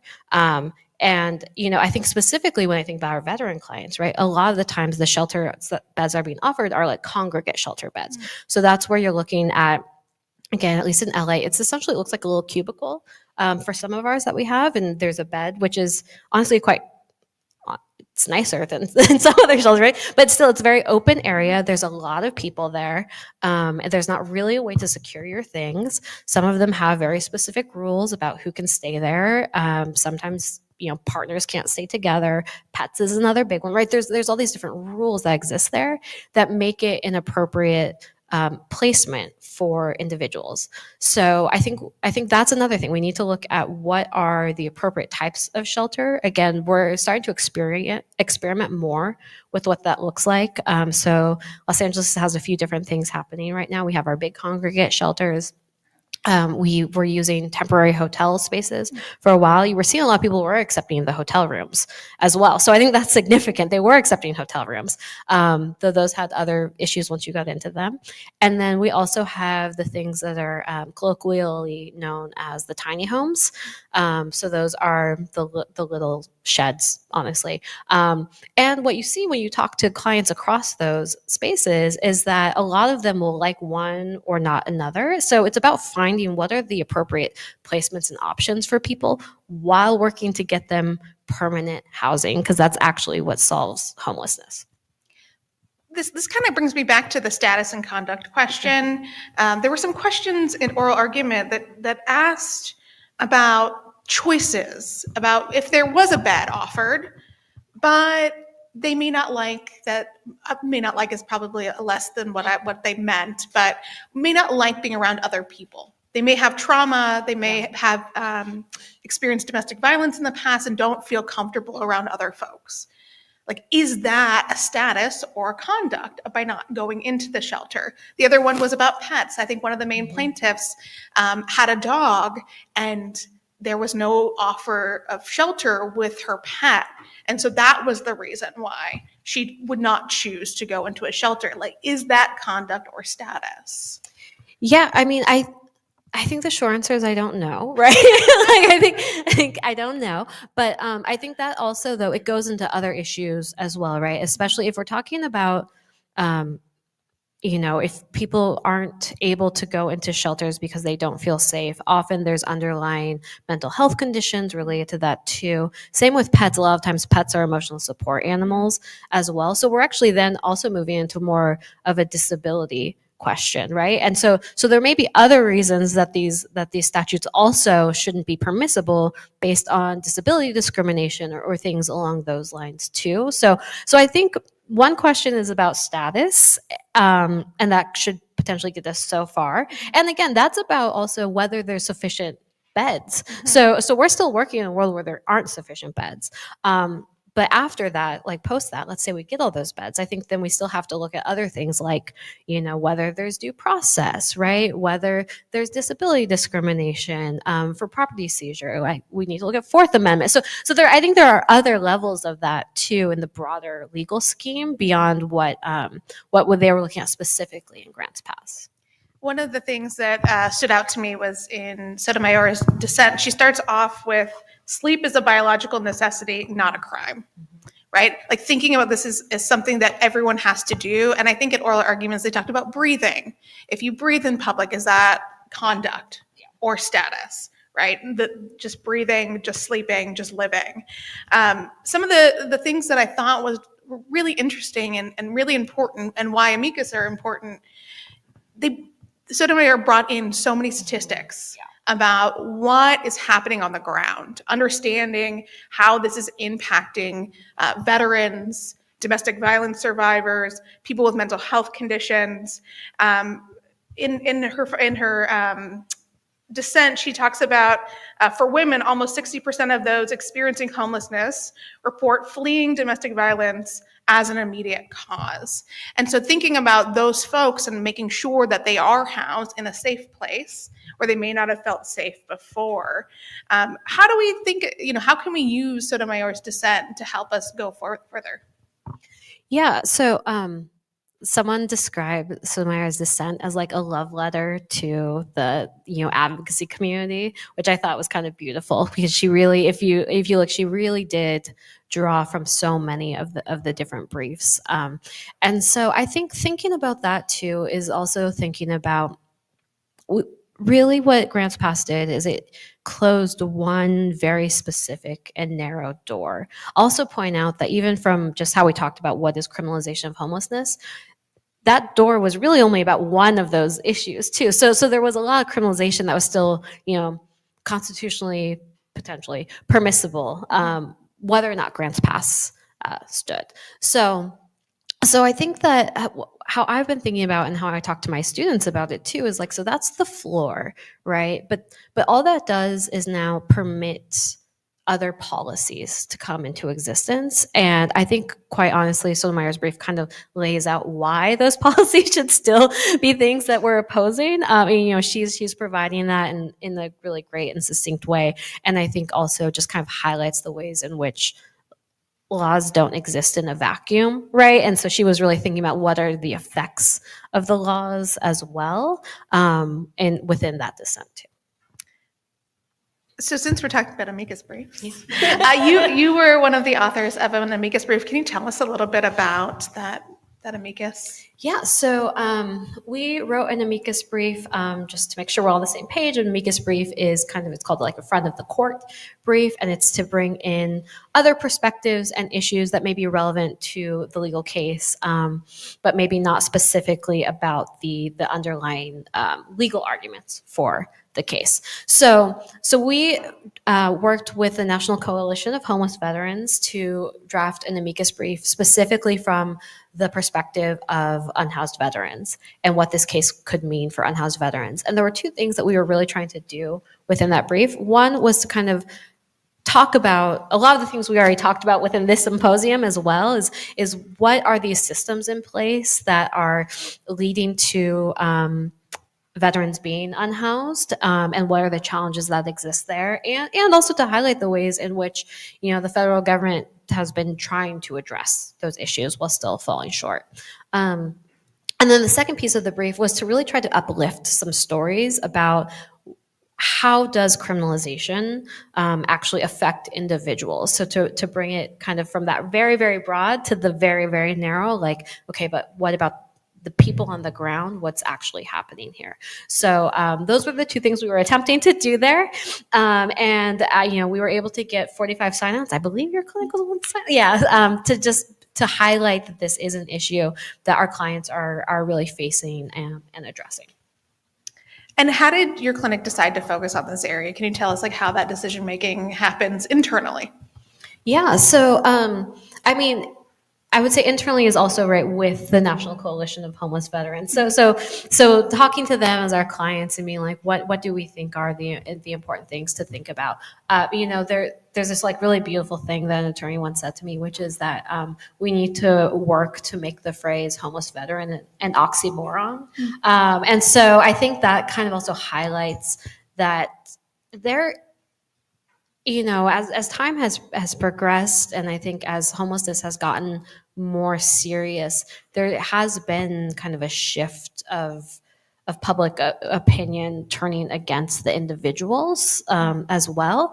And so I think one, bringing a veteran perspective, because it does feel like one of the places where socially we still do think that this is not necessarily an individual failing, but there's other things happening, and there was really important. I think that's true across the board, but it's a place where it's more universally accepted. And to again highlight why systemically these things are happening, so that it's not like, well, it's not a choice, right? It really gets back to that point. It's like there's so many different systemic issues that are all kind of leading people in this direction that is ultimately about not having sufficient housing and affordable housing. Can you share any stories from the amicus brief or from your personal experience about this criminalization? Yeah. So, one challenge with the brief was about getting stories that we also could publicly kind of share in a written way. So I thought I would actually kind of highlight a very specific local LA story that really kind of gets to this.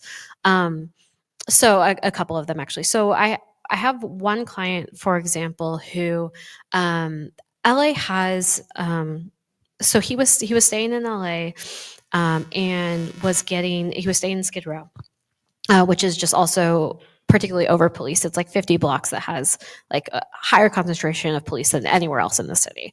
And he was just getting regularly kind of like, police were regularly talking to him, regularly harassing him, regularly telling him he needed to move, those sorts of things, in such a way that it just became so stressful and kind of triggering for him that he ended up just moving into the national forest just to get away, which was just not a like safe or sustainable place for him to be. It meant that he was so much further away from any like resources as well as supports or community. And so it's just kind of like a way that highlights that for him, it was so much better in his mind to completely isolate than to have to deal with that in the day by day. I have another client who, again, just for how LA works, so most people are downtown.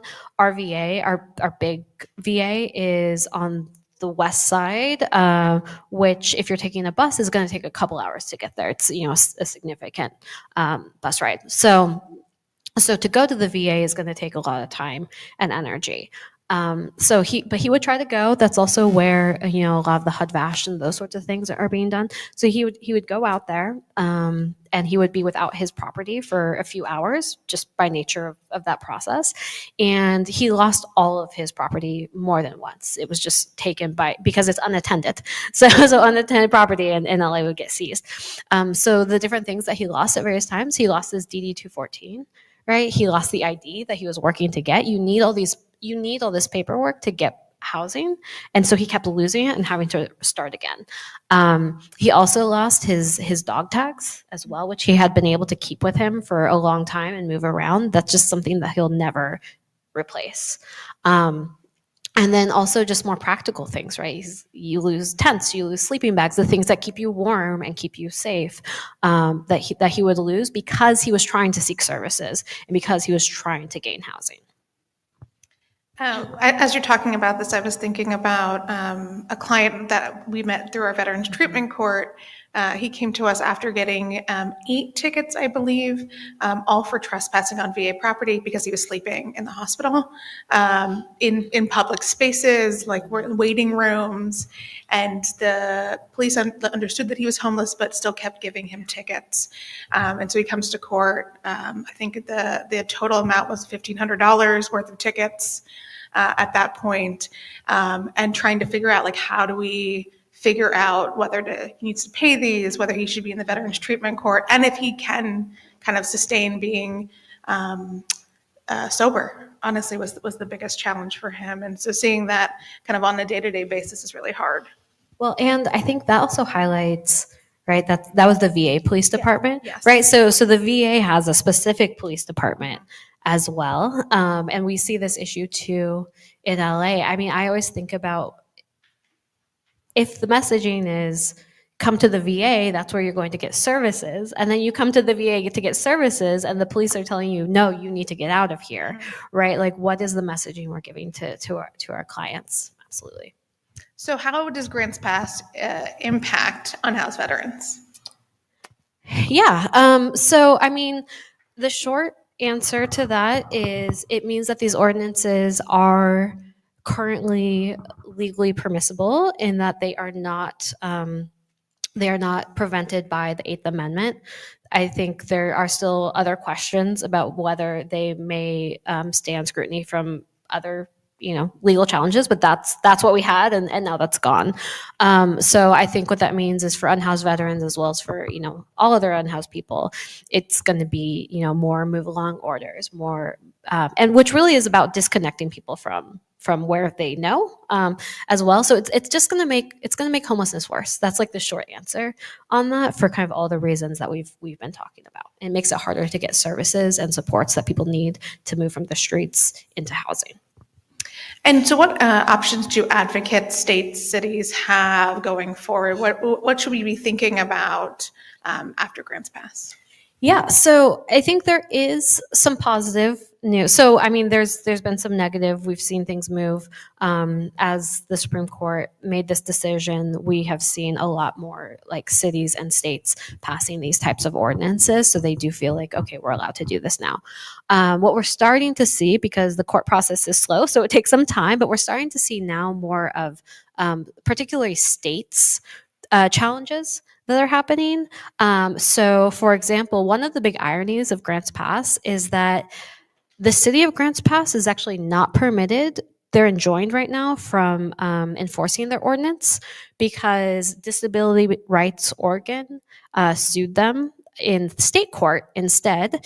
And they have an injunction right now as that litigation's ongoing. The other thing that happened within the state of Oregon while this case was working its way through the courts is that Oregon actually as a state passed a new law that said that if you're going to have these types of ordinances, they need to be objectively reasonable in their time, place, and manner.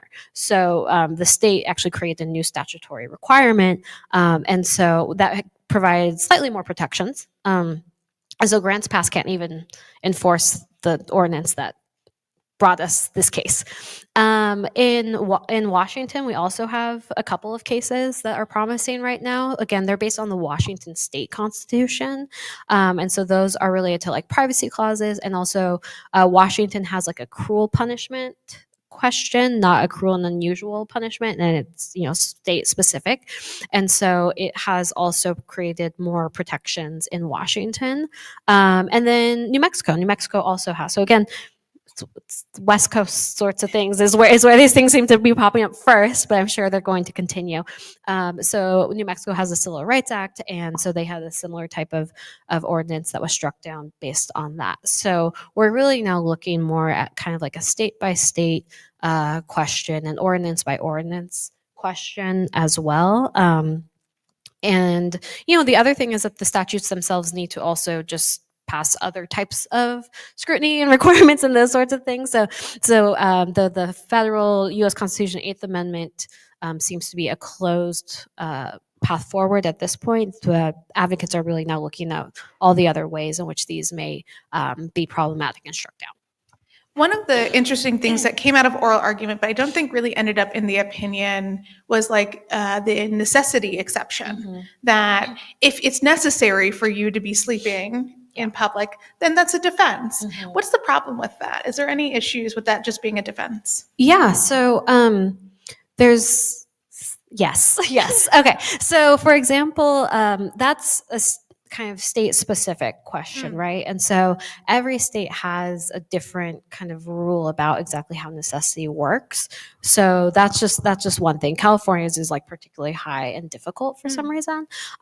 So that's an issue. But the other thing is that not all of these ordinances are even going through the criminal court system anyway.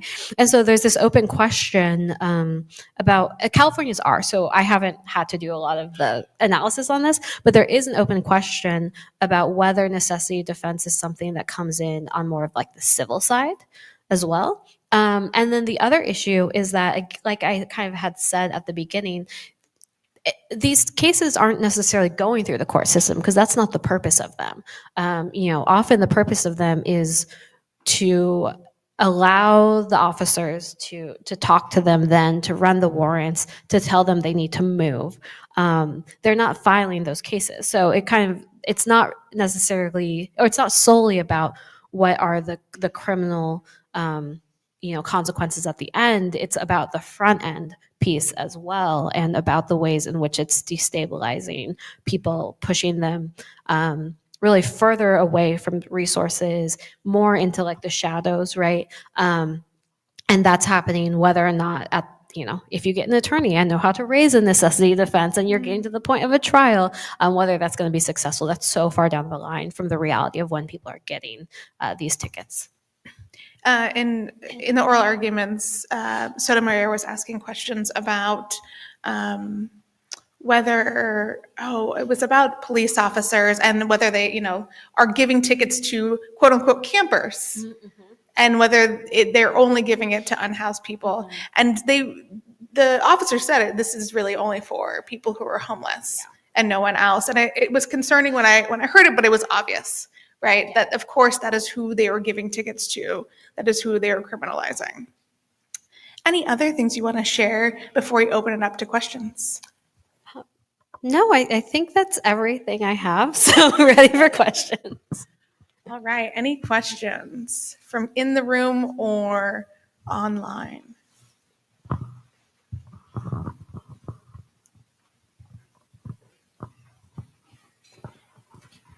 Yeah. No.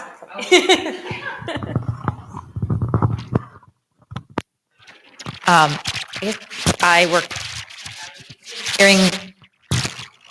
Sorry, there's a lot of feedback. Can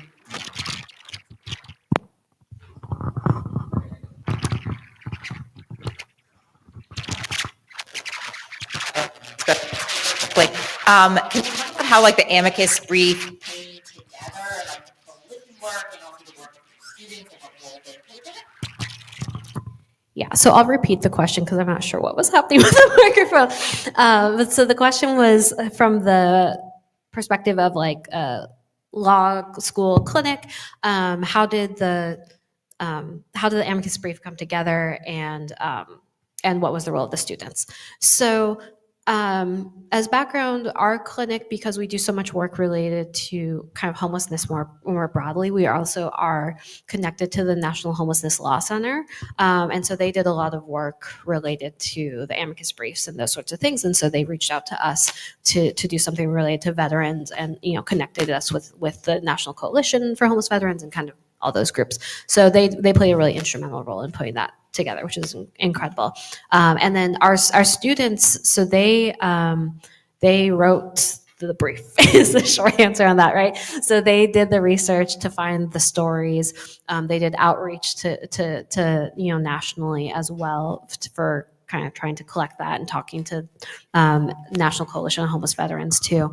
And so they were really looking to kind of figure out, okay, how do we tell this story? The narratives, right? As you were saying too, narratives are so important on these issues. And so how do we craft these stories in a way that's going to be compelling and persuasive? So they were doing a lot of that work and thinking about that. At the same time that they were doing those, they were also defending tickets in LA. So they had their individual clients too, and they were kind of seeing what that looked like on the ground while also doing that. So it was a nice synergy of those two issues.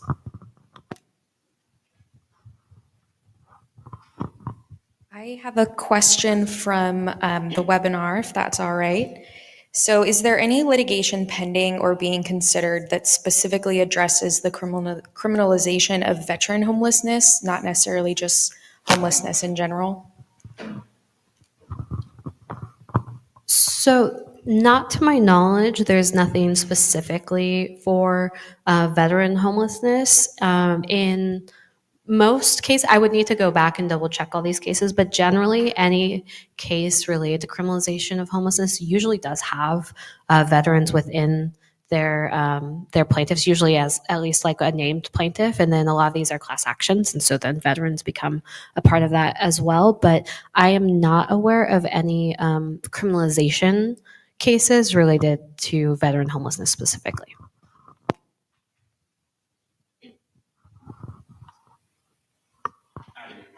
Yeah, I had a question. I'm just.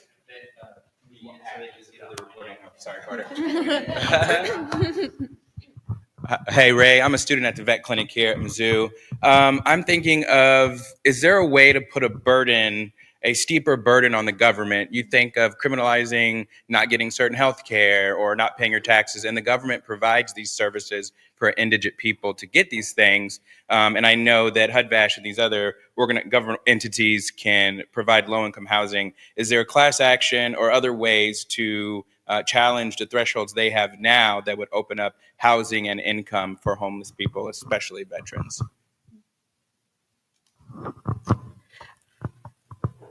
It's an interesting question. I think it's a challenging question. I think one of the big challenges we have related to homelessness more broadly is that the U.S. doesn't have a right to housing. Right? So we actually don't have that right, or it's not. I should say we do have that right, but it's not recognized, as like a legal right, and so that makes a lot of these different things really challenging. I think the ways to where we can kind of sometimes find that is if the government is choosing to create a program or those sorts of things, then we can look at the administration of it and whether there's a way in which there's kind of a problem with administration of it. So for example, sometimes the thing you can see is if there's disparities in like racial outcomes or those sorts of things, right? There might be like a race-based claim there. One of the real challenges with those types of claims too is you also have to let things happen for a long time to then gather the data to be able to see that. And disparate impact claims are, I think, more and more challenging as well. Mm-hmm. Yeah, and thinking about like a human rights framework and thinking about the right to housing is really important and something that I don't think many people are really pushing Congress and I would say and the Constitution on, right? Like thinking about how do we frame arguments a little bit differently, even though the right to housing is not ingrained in our Constitution and in law now, but thinking about how we push that. One other thought I had related to that is, so the University of Miami has a really incredible human rights clinic that's particularly looking at like housing and homelessness from a human rights lens. So they have some really interesting things. And the National Coalition, the National Homelessness Law Center, on their website, they have a lot of those tools too. So if you are interested in that, there's some really interesting like reports and things like UN Special Rapporteur reports and those sorts of things too, related to that issue. It's just a little bit of a challenge from more of the enforcement perspective.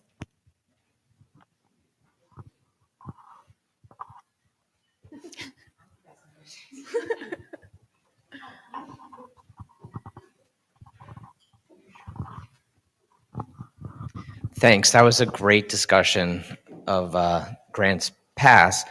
I just want to ask about the stakeholders a little bit. You mentioned the cities in the amicus brief saying we need this tool. Can you talk a little bit about some of the other stakeholders, veterans groups or business owners, landlord tenants, landlords, residents, and kind of where they all fall and how that impacts maybe some of the legislation? Yeah, so I'll start with kind of different amicus groups and then also kind of more broadly. So, so I would say cities, kind of Chamber of Commerce, business improvement districts, kind of those business entities tended to have a similar type of framework, which is we need criminalization for X, Y, or Z reason to address homelessness.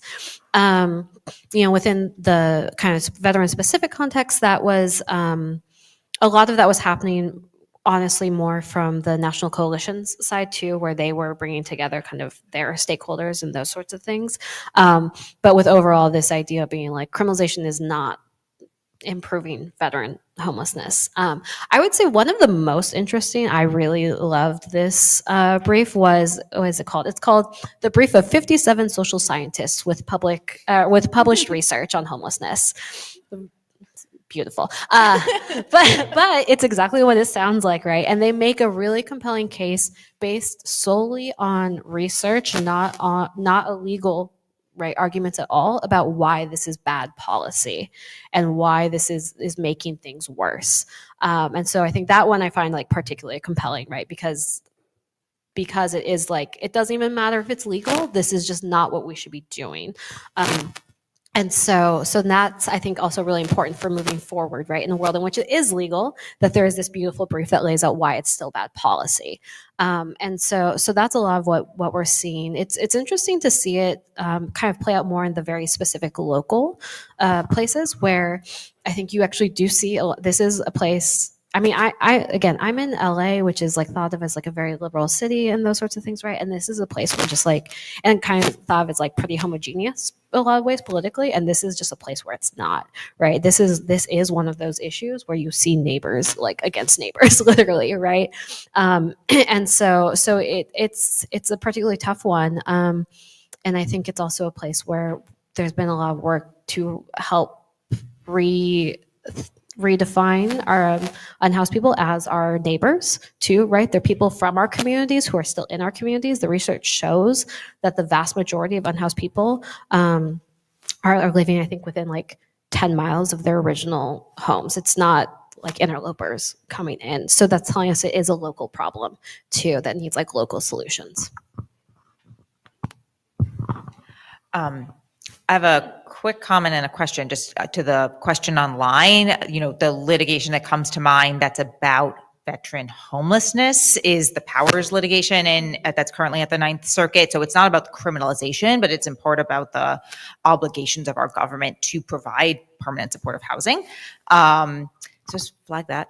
But the question I had for you was maybe tying together some threads from the last two panels about this particular challenges and opportunities of representing veterans experiencing homelessness in like impact litigation, right? And thinking about the moment in time where like people asking them to like step into the national stage and put their name on a brief to the Supreme Court. Like some people would be very interested in that. Other people would be like, I do not want that level of attention and scrutiny, and just would love to hear more about how that came together in this litigation.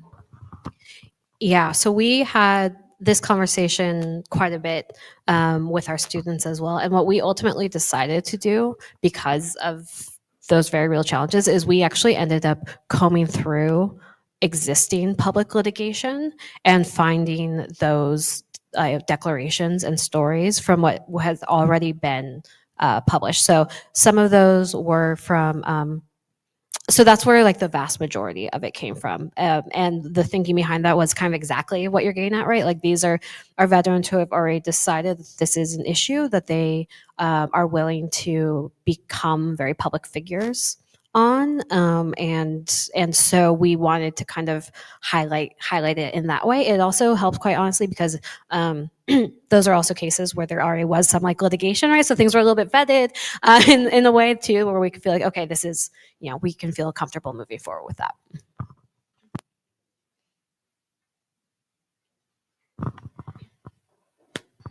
I have another one from online, sort of similar to something we discussed earlier, but are there any private firms that are on the plaintiff side of these issues, or is it mostly nonprofits? There have been, there maybe still are. They also represent the city's pro bono, so you see them on both sides. And, I'll be upfront, it's not a very popular time to be a large national law firm doing pro bono litigation on hot button issues. So, we're seeing, I think, less of that right now, but there have been some, and it kind of has depended kind of on a case by case situation. But the pro bono firms have been really important, historically have been really important figures in doing a lot of the heavy litigation pieces of this. Mm-hmm. I have another question. I have another question just in case there's nothing online. Is this on? It is, yeah. Okay. Does this mean that all the cities and states are going to implement laws criminalizing homelessness, or is there any way that people can push back? Yeah, I mean, there's lots of ways to push back, right? Like, they still have to become laws. So there are opportunities for public comment. If they're not popular, ordinances, they're not going to be passed. So there's kind of just like a baseline. There's an opportunity for more public input and community organizing and those sorts of things. And you're seeing things happen on both ends. So, like I said, with the Oregon example, where you're seeing that some states are also choosing to pull back on what's permitted, from their own statutory, as well as other things are moving forward. So I think it really varies. One of the things too, again, for LA, just kind of a funny aside, is just because of other litigation that LA has and has been through, Grants Pass isn't. There are ways in which Grants Pass are still limited. Its effects are still limited in LA just because of other litigation that we've had. So it's like I said, it's the floor and not the ceiling. You are seeing a large wave of cities kind of passing these new ordinances, but you're also seeing more community pushback to that too. So I think it's a kind of ever evolving question.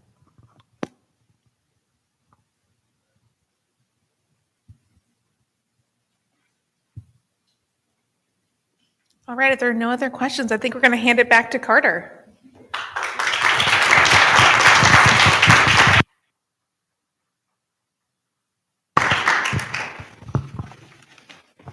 All right, thank you so much. The attendance code, if you're at home, Tiger 25, remember it, please write it down. You can submit that attendance code. We are going to break for lunch. We're going to be back at noon. Very, very, very excited for the keynote address. You all should be excited. It's going to be great. So take a break. If you're at home, go grab some lunch. If you're here, lunch is going to be in the back, and then we'll be right back at noon for the keynote. Thanks, everyone.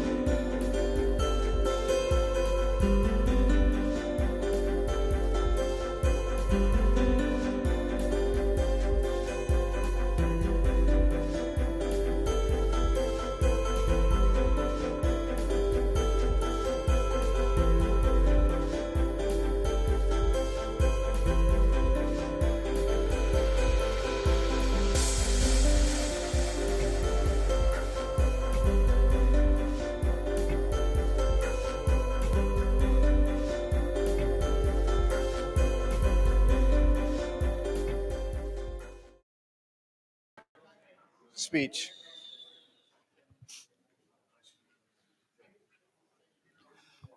So I just want to start by again thanking our sponsors, Brian Cave, Harper Evans, and Judge Weber. Thank you again for your support. It really does make all of this possible. So I have the great honor of introducing the keynote speaker, Brian Meyer. He is the CEO of Veterans Community Project, which most people know as the organization that provides tiny homes for veterans for transition housing. Brian is a graduate of UMKC Law, UMKC undergrad, combat Marine veteran. So he has done so much in this area that we're directly talking about today. He's very, very modest, so he told me not to say anything past right now. So I'm going to turn it over to him. Thank you, Brian. Yeah. Thank you. Thank you. Even though, Carter, I think we all really appreciate everything you've done to help us out and get this coordinated, but you kind of set them up for a big letdown talking about excitement around this and everything like that. So how do I go? Am I hitting the wrong way? This is off to a great start. Oh, no, not that way. Okay. So I'm going to try to start like every great presentation with a bunch of disclaimers. First disclaimer, for what my organization does and a lot of the materials we have, it's focused at a certain group. Honestly, it's focused for a lot of our donors and supporters and things like that. So please don't feel like I'm trying to pitch anybody on anything here, all right? I'm just being honest about where some of this content's created from. Now, there is stuff specific to what we're doing here today. And the first one of which is going to be a video that I'm going to start with, which was actually created to help raise awareness for the organization and try to get supporters, other communities on board with this idea that I'm going to talk more about. But it does give a good kind of overview of what we do. And kind of my second disclaimer here is, you know, nothing that I'm going to talk about is meant to be critical of the VA, any other service providers, nothing, right? There's enough problem for us all to go after. And I also believe that you can like or even love something and still want it to be better. And those two things are okay. So even if I talk about, you know, what other agencies are doing or aren't doing, it's just meant to highlight areas for or opportunities for improvement. So I'm going to start with this video. Again, great job. Do I click on one?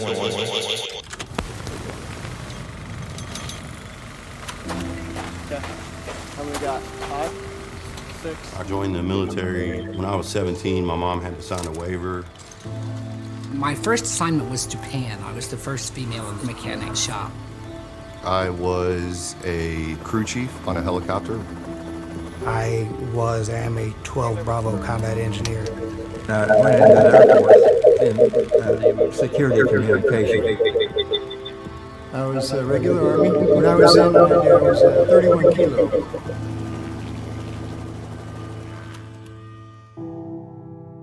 I got discharged and in and out of jail, homeless, the majority of the time sleeping on people's couches. For like 2 months, I've been camping out down here off of the Little Blue River. Went out down the lake, housed myself up by the lake. Sure did, up in the woods. There's no, military to civilian transition. Nobody gets me. Mentally, I'm not able to. I was scared. Suicide and veteran homelessness is a problem in every major population center in this country. Veterans sleep in city parks, city streets. There are neighbors. If you're in your car, a slumlord situation, you're couch surfing, you're living in a hotel, you're homeless, you just don't know it yet. And all that time you get wrapped up in the taking care of others and looking out for their needs and the selfless service to them and your loyalty to your leadership, you forget about yourself, and I did that. On any given night, there are between 30 and 40,000 veterans that are sleeping on the streets. They're literally on the street corner committing suicide, getting left behind. Nobody has their back. 22 veterans take their lives every day. What very few people know is that out of that 22, on average, 16 of them are not connected to any veteran-specific services of any kind. I had a suicide attempt. During that time, I had a year to lay around and think about what I was doing and how I'm trying to give this gift back. So it really gave me focus in a really unique way to understand my purpose here and what I can bring to this world. And that's where I started going down the route of working with veterans. This whole thing started with a bunch of combat veterans getting together and saving a bunch of lives in Kansas City. Veterans Community Project is a transitional housing facility, right? It's not permanent. We want to bring people in, give them that support, get them back on their feet, and then find that long-term permanent housing solution. What we are known for best and what works best is the tiny homes, our tiny house transitional living, which is, servicing the veterans who are most needed of housing stability at that time. For what is really amazing about the organization is our outreach component and all the wraparound services that we provide. When they enter their home for the first day or really understand all the programming and support and case management we're going to put around them, it's usually a period of disbelief. Are you sure? Are you going to pull the carpet out from under me? What's the catch? What's the trick? Wait, I'm not paying rent. I have case managers here. What's the catch here? And it takes them a while to realize there isn't a catch. You took an oath to serve our country. This is what we owe you. We are here for you. We're going to do this. There is not a catch. After they settle into that, that's when you see them come out of their shell. That's when they start to be that person they were. That's when they start to get that dignity back, right? That's when they start to really find themselves again. Caught the bus and came out here to VCP. They were very embracive, very unwilling, not judgmental, no questions asked. Helped me out with bus transportation, get myself situated and settled to be able to get mobilized some kind of better way than I was. I was just floored, and it was very emotional for me. There was a lot of community and opportunity and education. All it did was light that fire under me even more. Once I saw the reaction, once I saw the impact, Veterans Community Project can absolutely fix veteran homelessness. Most shelters, temporary living facilities, 20 to 25% of their population positively transitions through their program. That's a banner year for them. Since day one, VCP's been operating at 85% positive transition rate. Every single city in the United States has a need for this program, but it can't do it without money. It's somebody who is willing to open their checkbook and invest in this vision. This is how you deliver these types of services. It is investing in people, it's sticking with them. It is such a central part of the Kansas City story. What they've done is they set an example for other cities, and I'm really proud that it came out of Kansas City. If you donate to Veterans Community Project, you're a part of this mission. You are now doing more than being thankful for veterans. You're investing in a human life. You're investing in a human life that invested in you at one time.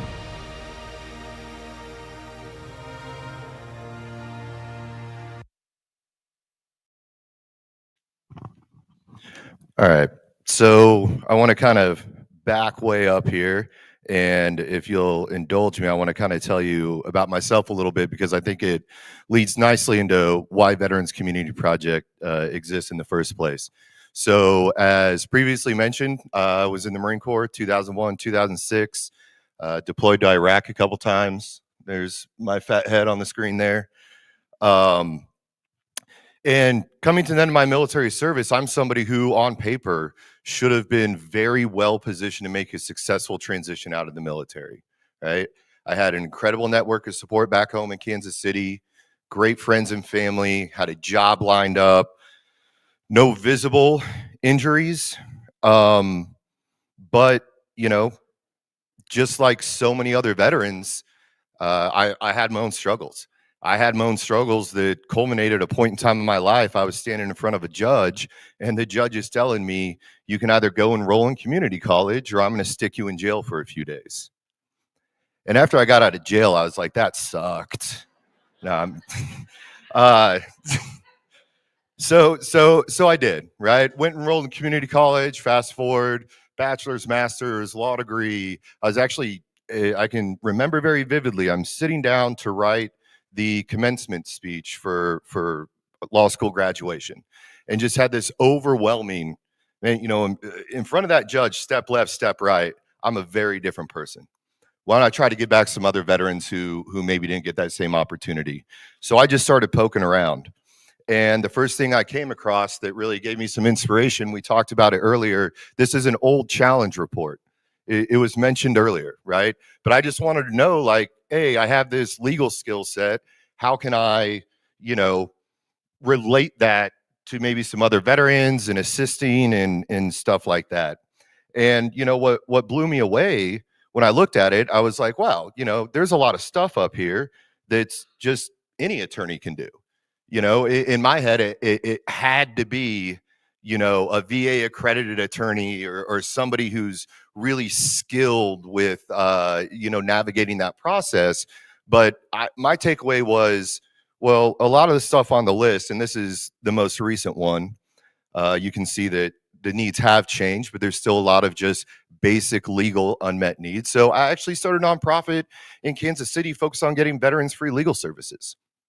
The whole idea was just bringing together a bunch of attorneys who want to do some pro bono work for veterans, whether it's traffic ticket, family law, anything like that. And at one point in time, I'm working with another Iraq, Afghanistan veteran. He's about my age. We kind of deployed around the same times as well. And he was experiencing homelessness, right?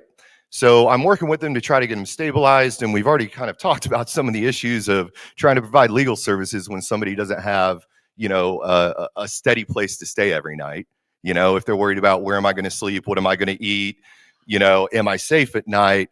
Even that VA claim, that old traffic ticket, that falls way down the list, right? So I wanted to try to find this individual some place to stay.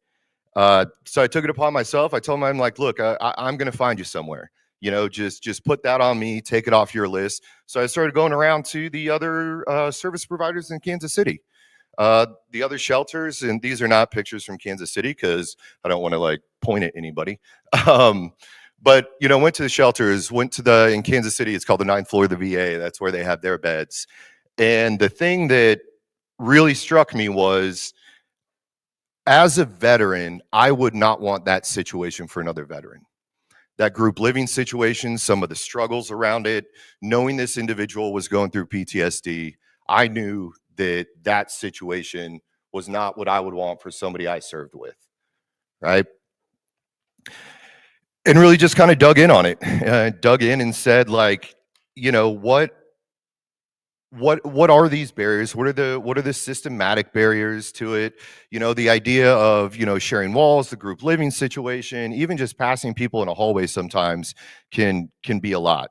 So just like I got really curious about, you know, what legal issues were facing veterans, I started to kind of dig in on, well, what are the barriers to homelessness for veterans, right? What are the systematic ones? What are the individual ones? And I think we all kind of know these big picture, you know, statistics, the stuff that gets published everywhere. But luckily for me, about that time, I'd ran into 3 other vets in Kansas City that all really felt the same way. They're all trying to help veterans in different capacities. I mean, my other co-founders, putting veterans up in hotel rooms, paying for it out of pocket and things like that. So we took it upon ourselves. We said, you know what, we're just going to go. We literally just went out to homeless camps and hung out with homeless vets. And we did that for a while. And we'd sit and we talk with them and try to get a better understanding of, okay, well, there's an available bed at this place. The VA can get you in over here.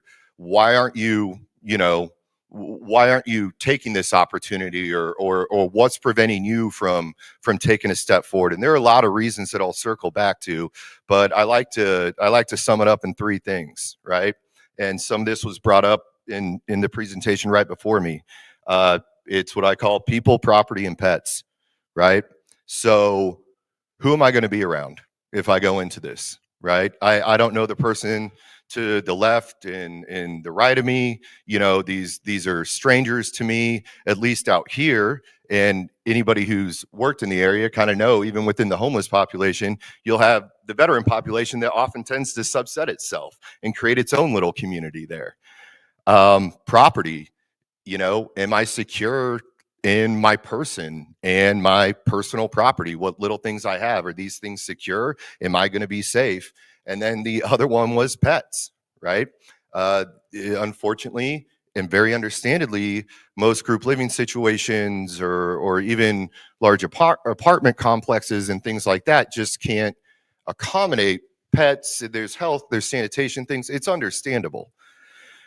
So we took that and a bunch of other feedback and sat down and just kind of challenged ourselves, me and the other co-founders, and said, if we could create something that not just, puts a roof over somebody's head, but really gets them off the street, get the roof over their head. The roof doesn't really fix anything, right? But really address those underlying issues of homelessness and find them a long-term permanent housing solution. What would that look like?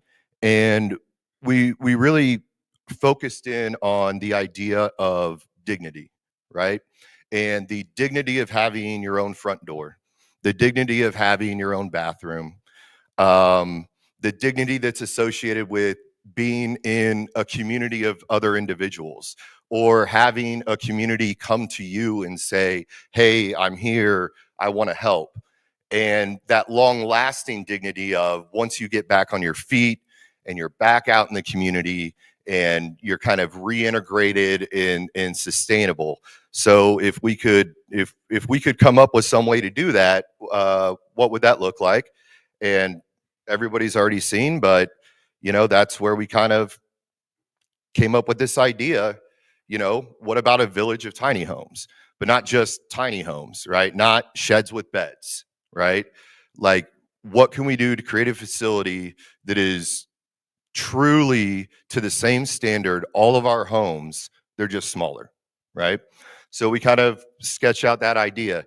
So just for reference, these homes are built on concrete foundations. They're connected to city utilities. They meet every building code that any type of new construction meets. In fact, I'll talk about it a little later. We have communities, other cities that reach out to us sometimes and ask us to come and do this. And for example, we're working on a project in Milwaukee and they said, oh, hey, and we'll waive the building codes. And we were like, absolutely not. Do not waive the building codes. That's undermining the sense of dignity here. So obviously we didn't have a village. We just, couple Marines, couple Army guys, like we had crowns on a piece of paper, which is why that looks so colorful. But one of the things I want to point out is that building at the very front, that's what makes everything work. It's not just the home itself. So in that building, this is our Kansas City location. In that building in particular, that's where we have 5 case management offices that are full-time staffed every day, a therapy room, a full dental suite, a medical exam room, a veterinary clinic, a dog wash, a large commercial kitchen, and a fellowship hall, right? That's what we try to provide on site. Now, I'm going to go ahead and say this now, like we employ case managers. We don't employ doctors, dentists, therapists, things like that, right? But part of the model of the program is connection to community. So we invite private providers or VA or whoever it may be to come in and work out of those spaces. That provides a few different things. One, it keeps our operating costs lower because we're a nonprofit. But most importantly, if the best example is probably our dentist, who has been consistent since day one. He has a large practice in Kansas City. So now these individuals who maybe have had no connection to the community, don't know how to be connected to other service providers, maybe don't trust the VA or don't qualify for some reason, well, they get comfortable with this dentist in our facility. Then when they transition out, now they have a dentist. Now they have a therapist that they have a connection to. So that's all kind of part of that model, because it's about the long-term sustaining success. So anyway, that was about 2016. We had this great idea and no idea what to do, and we were trying to get it done nights and weekends, and I was practicing at the time, and eventually that summer we just kind of looked at ourselves and said, you know what, if we want anybody else to believe in this vision, we have to be the first investors. So many other co-founders, we all quit our full-time jobs. I left my law firm. We just started working out of each other's kitchens every day. We built the first model tiny home in the driveway of one of my co-founders, basically on whatever our credit cards could sustain and what we could pick up at Home Depot. We had no idea what we were doing. We were just trying. Luckily for us, the community did get behind us and did help us grow that vision into a reality. So by 2018, we had our first homes built in Kansas City.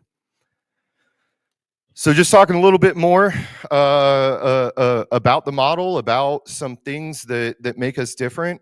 We had a lot of discussion today about barriers related to discharge statuses and things like that. Our approach is simple. Anybody who's taken the oath to serve our country qualifies for all our programs and services. Another way of saying it is, I don't care what's on your DD-214, I just care that you have a DD-214. And that goes for National Guard as well. Sorry.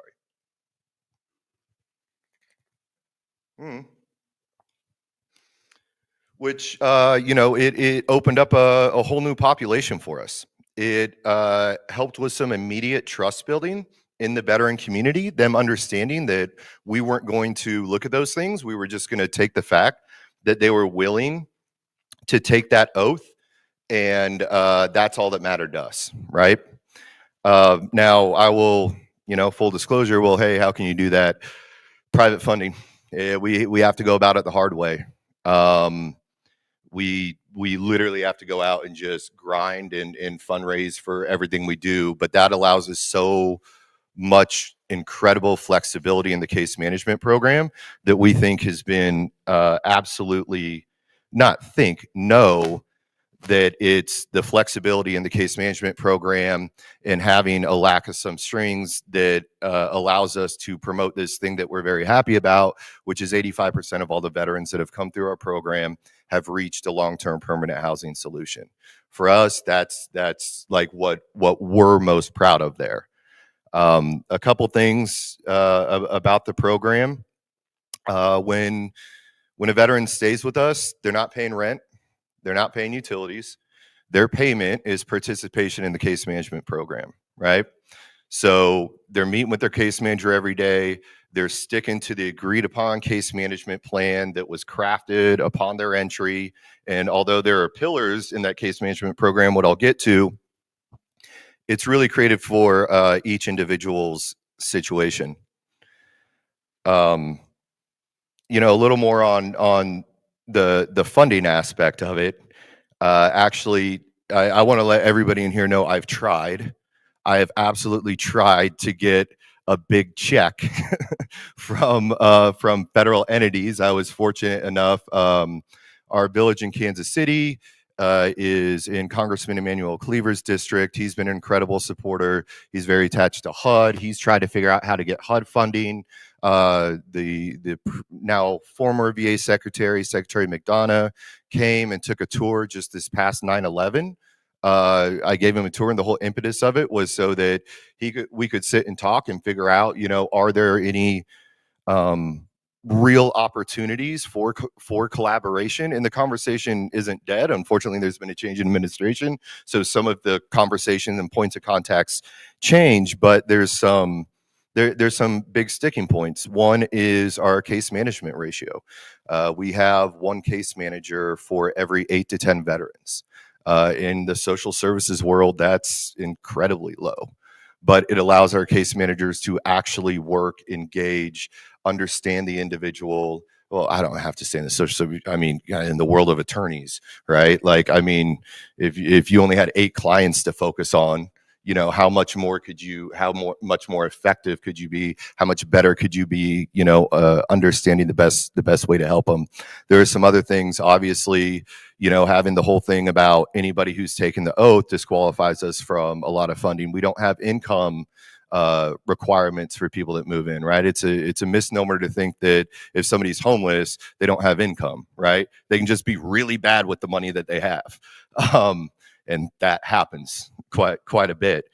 Some other stuff is we don't put a hard cap on how long somebody can stay with us. That was a big feedback loop from those initial conversations with some of the veterans that we were interacting with in Kansas City, which was, that's a 6-month program, that's a 12-month program, I know that's a 15-month program. So even if I go into it, I'm just going to and I know I need more time than that, so I'm just going to glide through until I'm done, and then I'll figure out my next stop. So we remove that barrier, right? We say, look, we're not going to put a hard cap on it. If you're doing what you're supposed to do, we're going to stick with you as long as it takes. Now, candidly, we know internally, if we've had somebody staying with us for over 2 years, we're probably, we got to take a look in the mirror. What are we doing to serve that individual? That being said, it has happened, and it's happened for the right reasons. I've had people waiting on their home to be built. Some people just legitimately need more time. If you've been street homeless 15 to 20 years, it'll take a little more than 15 or 18 months to get you to a point that you're going to be sustainable long term. Some other highlights of the program. Again, this is some stuff that was brought up earlier. Or just overcoming these homes overcome some really simple barriers, right? Just having that mailing address, having a permanent place to leave your stuff every single day that will be safe and secure, that you can come back to, that it's supported, right? I completely breezed over this, but in terms of addressing that people, property, pets thing from earlier on, I think one of the other kind of keys to this program is everybody staying here is a veteran, right? So, kind of in that veteran community, there's that instant shared experience, there's that instant bond with their neighbor, right? I think that really helps with the whole process of self-reflection and working on yourself. Here's something else that we talked about earlier in terms of the changes that have been made to discharge statuses and OTHs and stuff like that, right? Like we talked about it earlier. They've done some really good work in the past 5-10 years in providing more services to more veterans. The issue we run into there is education around that. I know how many veterans that come in the door and we say, well, hey, have you enrolled in the VA for this mental health program? And they go, well, no, the VA told me I wasn't eligible. And we say, well, when was that? And they're like 20 years ago, right? They're like, that's the first and only time I went to the VA.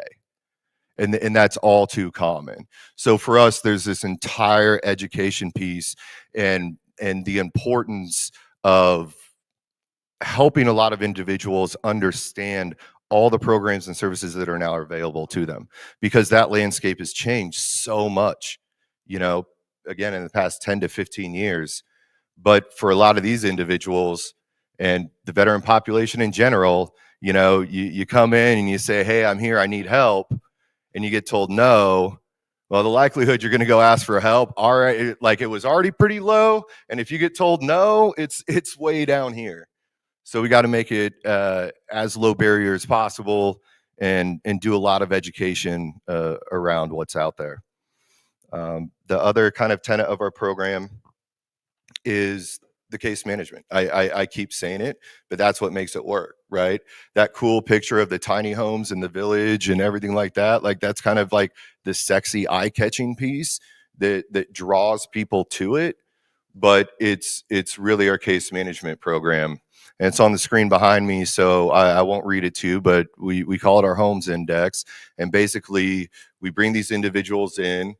Each of the 5 categories has a 10-point scale. We do an assessment with them.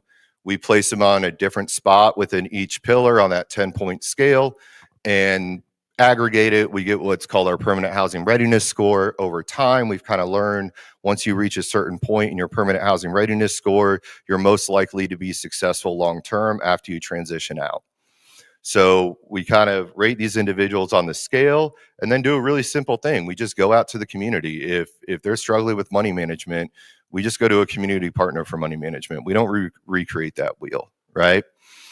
Networks of support, are the opportunity for education and training. That's just job placement, right? That's just a different way to say it.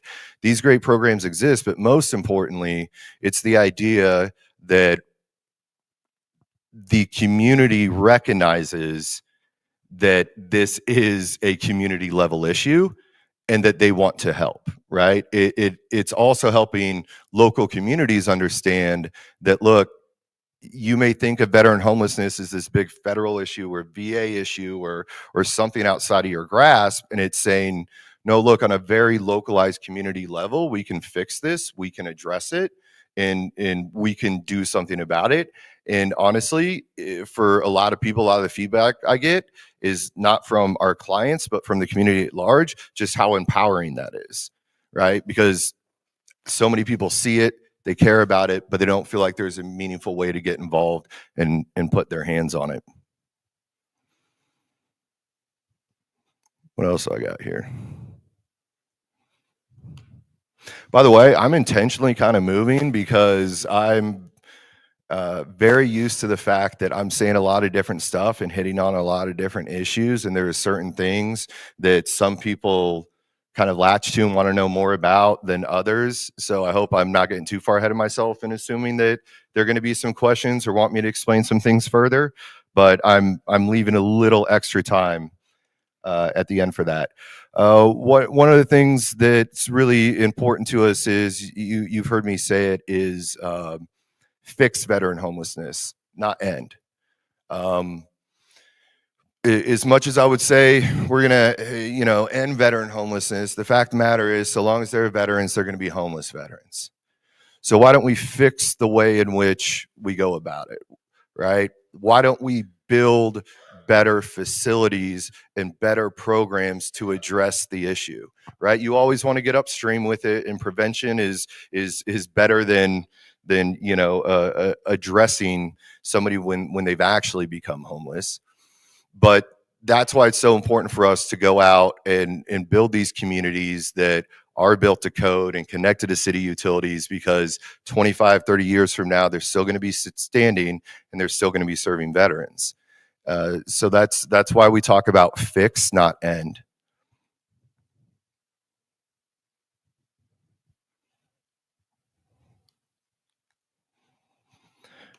I just put this in here because it's kind of one of my favorite parts about what we do. This is what one of the inside of the homes looks like. So when a veteran moves in, it comes fully stocked, right? Everything in it's brand new. Pots, pans, dishes, TV, fridge, coffee maker, microwave, linens, all of it. And one of my favorite parts is when somebody moves in and we get a look at it and we get to say, hey, all this stuff in here, you now own it. So when you transition out, that's your fridge, that's your microwave, those are your pots and pans, that's your bed, that's your TV, right? That plays into the dignity part of it. And then that also allows us, whenever somebody transitions out, we can go in and basically reset the home, right? Brand new paint, fix scratches, put all brand new stuff in there so the next veteran gets the same experience. It's just one of my favorite parts. So I always throw it in here just to point it out.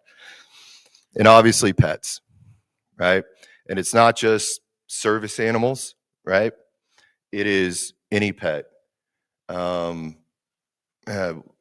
one point, I mean, we've had some really crazy pets. Like there were one or two people you had to talk to a little bit about it. But that's important, you know. One of my favorite residents has ever gone through our program was living in his truck for 2 years because he didn't want to give up his cat, right? So he had availability to go into other programs, but he's like, I'd rather sleep in my truck with my cat than have to surrender it, right? The tiny home allows us to fix that because at the end of the day, if there was some sort of health issue and it wouldn't be pervasive to other units, right, with the space in between, and we can either go in there and remediate issues, and we've never had to do this, or if we had to, we could just roll up, knock the whole thing down and build a whole new one right there on the same foundation, you know, without really incurring an incredible cost on that.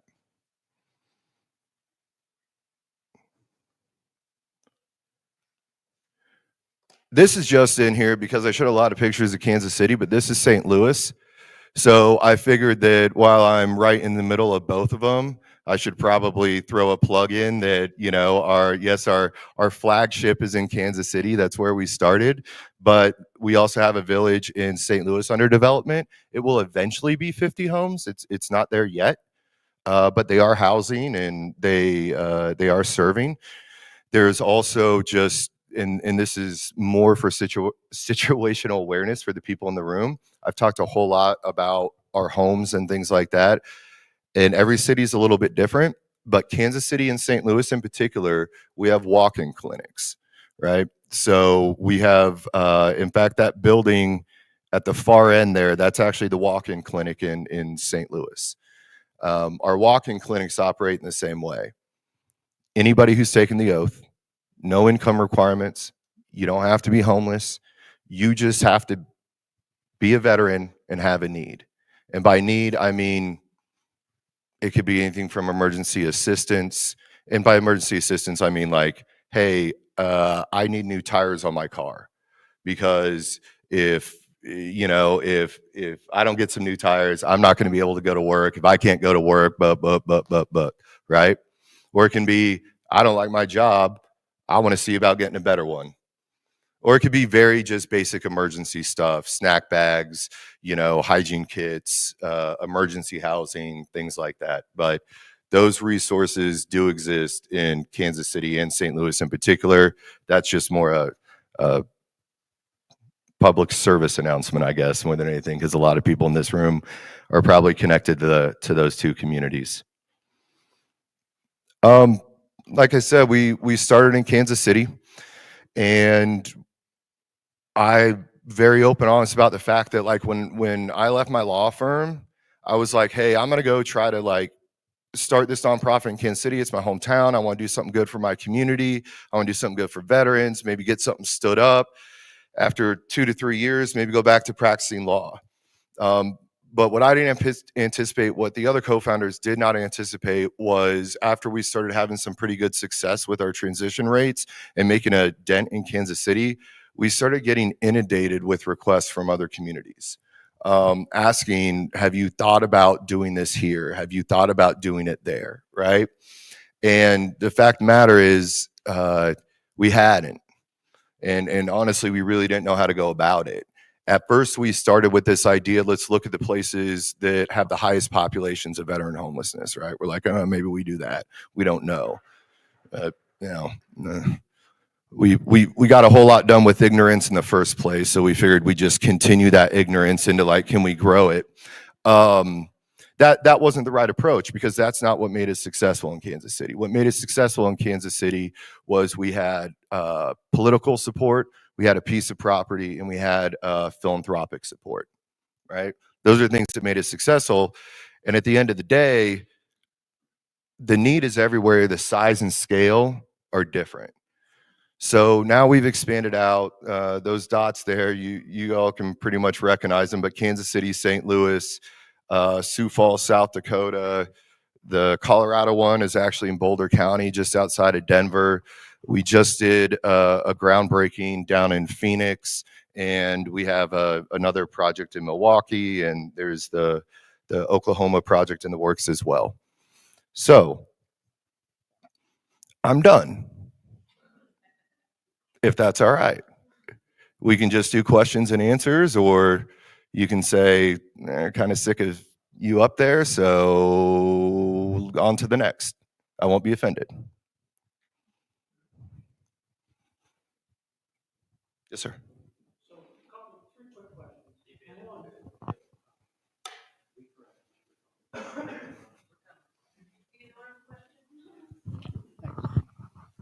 Couple of quick questions. What's your occupancy rate? Yeah. Occupancy rate, we strive for, in line with the 85% transition rate, which we strive to keep. We strive to keep it around 85%.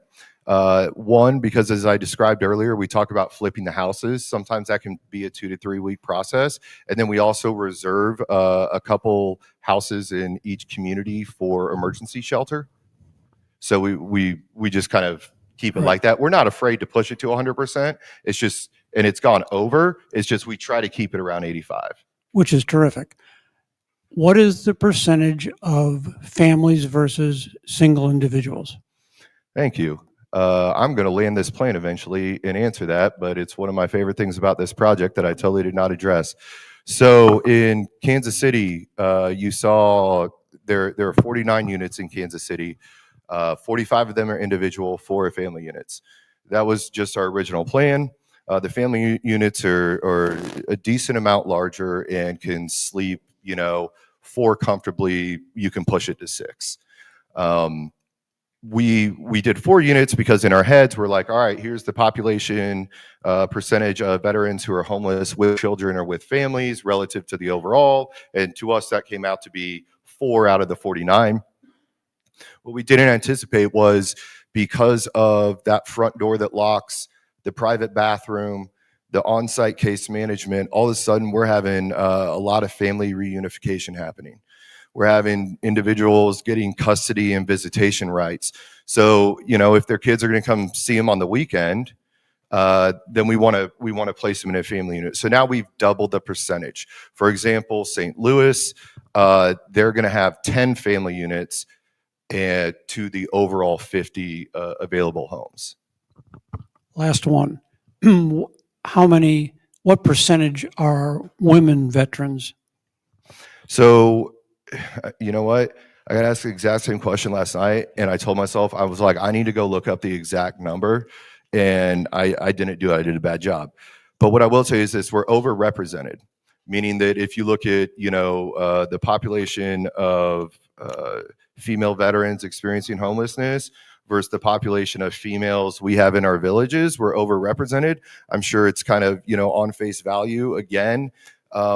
Those group living situations and things like that, they can be difficult if you're suffering from PTSD, social anxiety, shared walls, even passing somebody in the hallway. It's a whole different level, unfortunately, for females. They're just different risks involved. So it's the idea of, again, the front door, the bathroom, the on-site case manager is extremely appealing. We see some of the highest levels of excitement from that population, actually.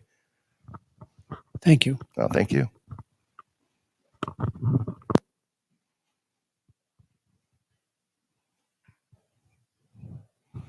Thank you. I've got a couple of years of experience in this area. What do you, in Columbia, we've got 3 shelters. And you mentioned before going from shelter to shelter and determining what the length of stay that's allowed. We sat down with some homeless veterans and asked them, because they'd seen this particular shelter more than once, what's going on? We've got great case management. We offer job training, but you seem to be going from shelter to shelter, and is it working? And one of them said, let me tell you about the tour, TOUR. And I said, well, what's that? And they said, we figured out how long you can stay at each of these shelters. And we know that when we leave and have been gone for a while, you'll take us back. There are 3 in Columbia, and we're engaged in, we go through the tour, shelter to shelter to shelter. And that's not to suggest that those people don't deserve and shouldn't be cared for. They should. But when you have a dormitory environment with a lot of veterans, a lot of them have different philosophies about where they want to go in life. And case management can lead some to water, but some may not want that, particularly the chronically homeless, those that are most comfortable living in a park. And I hate to say it, but until winter comes on. And you can see them in Columbia, drive down Broadway at 6 o'clock in the morning, and you'll see how that works. So how does your organization handle those that, and you say they can stay as long as they want to, that frankly, their life plan doesn't necessarily include getting employment for a lengthy period of time. And yeah, there are a lot of reasons. Maybe they can't acclimate to that environment. Maybe they kind of miss the military environment where they were told what to do. They knew the mission every day, and they did that. And sometimes in a commercial sector, you don't get that. And that's part of it, short of PTSD and TBI and all the rest of the reasons that some people become homeless. So how do you, in case management and in your model, your business model, how do you deal with those that may not see their potential or may see it and just don't want that kind of lifestyle? It's a great question. A couple things on it is, one, we do have a screening process where we interact with the individuals and, hey, this is a program. Are you willing to engage, or are you willing to do these things? Because right now there's a higher demand for the services than we have, right? So like, this is me self-admitting, like our 85%, that's honestly artificially inflated because we screen before they come in and we understand those individuals who are ready to engage in the program, the process, and things like that. It will be a future problem, hopefully, that we get to the point that now we have to start tackling some of the harder ones, right? Some of the people who aren't worried for that aren't ready for it now, but hopefully they will be in the future. I mean, it is a true problem, but we've just kind of taken the approach that the need is so great. Let's kind of focus on those individuals who want to start doing some things, right? It is probably a good time to mention as well, we are not a sober facility, but we're also not a substance abuse facility, and we're not a mental health provider, right? So if somebody has severe mental health issues or substance abuse issues, we have to get them into a program that's right for that. More often than not, on the sobriety end, what happens is we'll say, look, if you go do this 30-day or this 60-day inpatient, while you're in there, say you got a pet, we're going to watch your pet. We're going to put all your stuff in this house here. Everything's safe. You graduate that program, that's your house, right? Give them some future end state for it. So it is a difficult question. For us, even those individuals that are still out there. In fact, there's 2 individuals in Kansas City that are some of the first guys that I sat down with in 2015 in their camp in Kansas City that are still out there. They're not ready for it. So right now, again, demand is higher than what we have. So we kind of focus on those individuals. We also do another thing where we'll ask people like, hey, come stay here, give us 30, give us 90 days, try us out. If you don't like us, no harm, no foul, right? To just try to get them moving in that direction. No, that's the right approach, I think. People need, I think, to resist the temptation to believe that all unhoused veterans are cut from the same cloth. No. That's not true at all. And so I definitely appreciate your insights there. We ought to take care of those that may not have the same aspirations for a job career that we might have for them. And it gets back, and you're a Marine, it gets back to, we don't leave anybody behind, period, dot. And, and we will take you off the battlefield or we'll pick you up at home. And I think that's the right approach. So thanks for that answer. Thank you.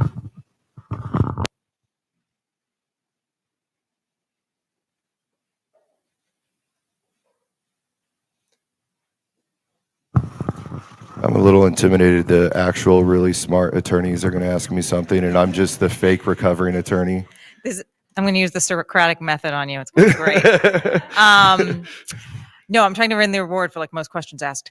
One thing that is really notable about you is that you went through law school, you became a lawyer, and you then had those lawyer tools, and you could have looked at this problem and decided like, I'm going to lawyer this problem. And one of the things I think, I feel always keenly aware of is that like as a lawyer, we have this sort of toolbox that we're taught in law school, but we are not usually the solution. We are the means to the solution. And you sort of made the leap of saying like, you know what, I don't want to use my lawyer toolbox. I'm going to go out and make the housing. I'm going to solve homelessness in the way that like Jeannie suggested, like the answer is housing. And I just would love if there are further reflections on your personal journey or your thoughts of like the overlap of where your lawyer identity falls into this. Yeah, thank you. Actually, this is not meant to be a humble brag, but when it comes to my lawyer identity, the same year I gave up practicing law, the Kansas City Metropolitan Bar Association gave me the Young Lawyer of the Year award, and I took it as a thank you for leaving the practice award. So I think the attorney skill set when it came to like just creating this thing that was by all intents and purposes, like it's a cool idea. Let's do a community of tiny homes. We're not the first geniuses to say we have tiny homes, we have homeless people, let's combine them. But I was able to look at it from the perspective of, okay, well, one of the main barriers is if somebody walks into City Hall, say they want to build this, the City Hall is going to say, no, you can't, that's illegal, right? Like the codes don't allow for it, the zoning doesn't allow for it. So a lot of my time was spent, you saw him on the video, former Mayor Sly James, former Marine. I used that to get in with him. Plus I went to law school with his son and I made his son do it. And really sat down with the city planner and workshopped it from the legal perspective. How could we do this legally? What is on the books? And it turns out Kansas City had some cottage codes on the books that were really old that I was able to kind of pull into the overall design, and we used that to create a master plan. But the other big carryover obviously was like starting a nonprofit, right? I think it helped us a lot that I could act like an attorney because people are skeptical of nonprofits, especially veteran-based nonprofits. Unfortunately, some people have damaged some public trust in that. So I think that was really instrumental in the beginning. But at the end of the day, it's honestly, the skill set that's probably leaned on more was the Marine Corps. It was that's the problem, go find the solution. And you don't really think about, I mentioned earlier, getting a whole lot done with ignorance. We just didn't know we weren't supposed to do this. For us, it was, well, this is something that needs to be done, so monkey go do, right? Like that's just how we took it every single day. So I don't know if that fully answers, but I was trying to, okay, thank you. Yeah, no.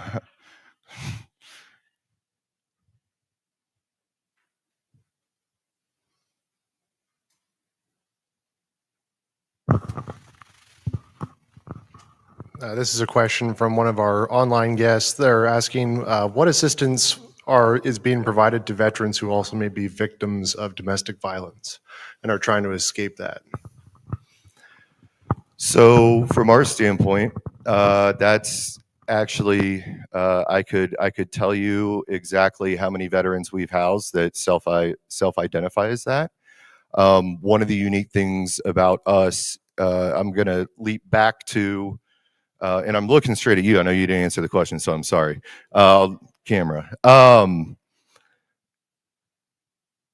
Earlier when I was talking about like trying to work with HUD and use HUD funds to help build some of this and things like that, HUD has certain definitions around homelessness, right? Which disqualifies because we take the approach that, yes, if you're fleeing a domestic violence situation, or if you come to us and it's very obvious, yeah, you got rent for the next 3 to 6 months, but after that, you're going to be on the street, we move into prevention mode. Right? We at no point do we have to wait for somebody to, be homeless. So we have had people come to us fleeing that exact situation and thinking that they needed to hit some point of homelessness before we could house them.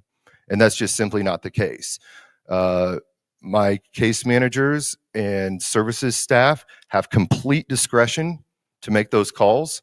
We don't, it is their decision. Our definition of are you in need of housing is, does the case manager think you're in need of housing? And if the answer is yes, we work on it. We try to get them in.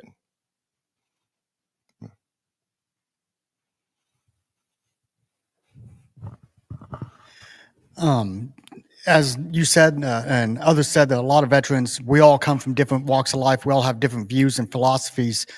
Has there ever been consideration of maybe moving a community out to a more rural area? I know a lot of the resources are in cities and it makes it easier, but I know in personal experience dealing with veteran homelessness, a lot of them are mistrusting of the government and cities and prefer to be more detached, more, I guess, off the grid. Would it be feasible in the future to possibly have a small community like that in a more country type of setting, or would that just be out of the realm of realistic because it costs too much in resources and time? So it would be, I think the question that would have to be asked if you wanted to build one of these in a very rural setting is what's the end goal, right? Because we're set up to be transitional, right? I could see some I guess I could imagine a highly successful community in a more rural area that was more aimed at permanent housing, right? And longer term and things like that. In fact, it's one of the things that we always have to do a lot of education with when other cities, communities reach out to us and they want to give us a piece of property that's 15 miles outside of town and not on public transportation. Because the fact of the matter is we are transitional, and more than likely when they transition out, their affordability is going to be living in a city. And if we're not teaching them how to navigate the challenges of living in a city, how to take public transportation from point A to point B, how to avoid certain things that may be triggers to you. If you have substance abuse issues, how do you navigate that part of your life? That all happens in a city. Plus, of course, just the other programs, services, resources, things like that you'd have to also transport that out to a more rural area. So we really try to be in the city proper, but I could be very wrong.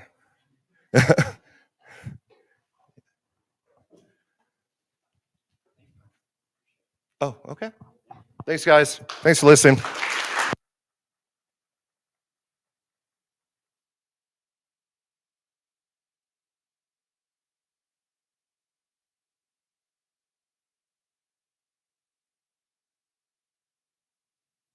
Thank you so much, Brian. So Katie is going to come down for the next panel. While she's doing that and getting set up, I do, first, the attendance code, Tiger 25, remember that. And if you wouldn't mind, if you're in the room right now, if you're a veteran, if you wouldn't mind standing, and if you can't, if you could just raise your hand, but if you wouldn't mind quickly just standing, and so that way we can recognize you.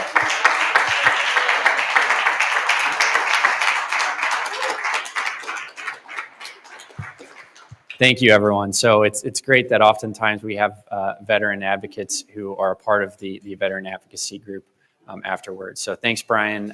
Wonderful talk. We're glad to hear about the work that you all are doing. Next, you all are so lucky because you get to hear from my colleague Katie Becker, who is truly, I think, one of the best veteran advocates in the country. And we've talked a lot about, the background of why veteran homelessness happens, the things that are going on in the community. But Katie is, boots on the ground, really helping these homeless veterans. She is representing them in front of VA. She's filing things for them. She is interviewing them. She is working their cases. And so part of the aspect of representing homeless veterans is how do you do it well? Katie does it well. She's going to talk about that today with us. So without further ado, Katie.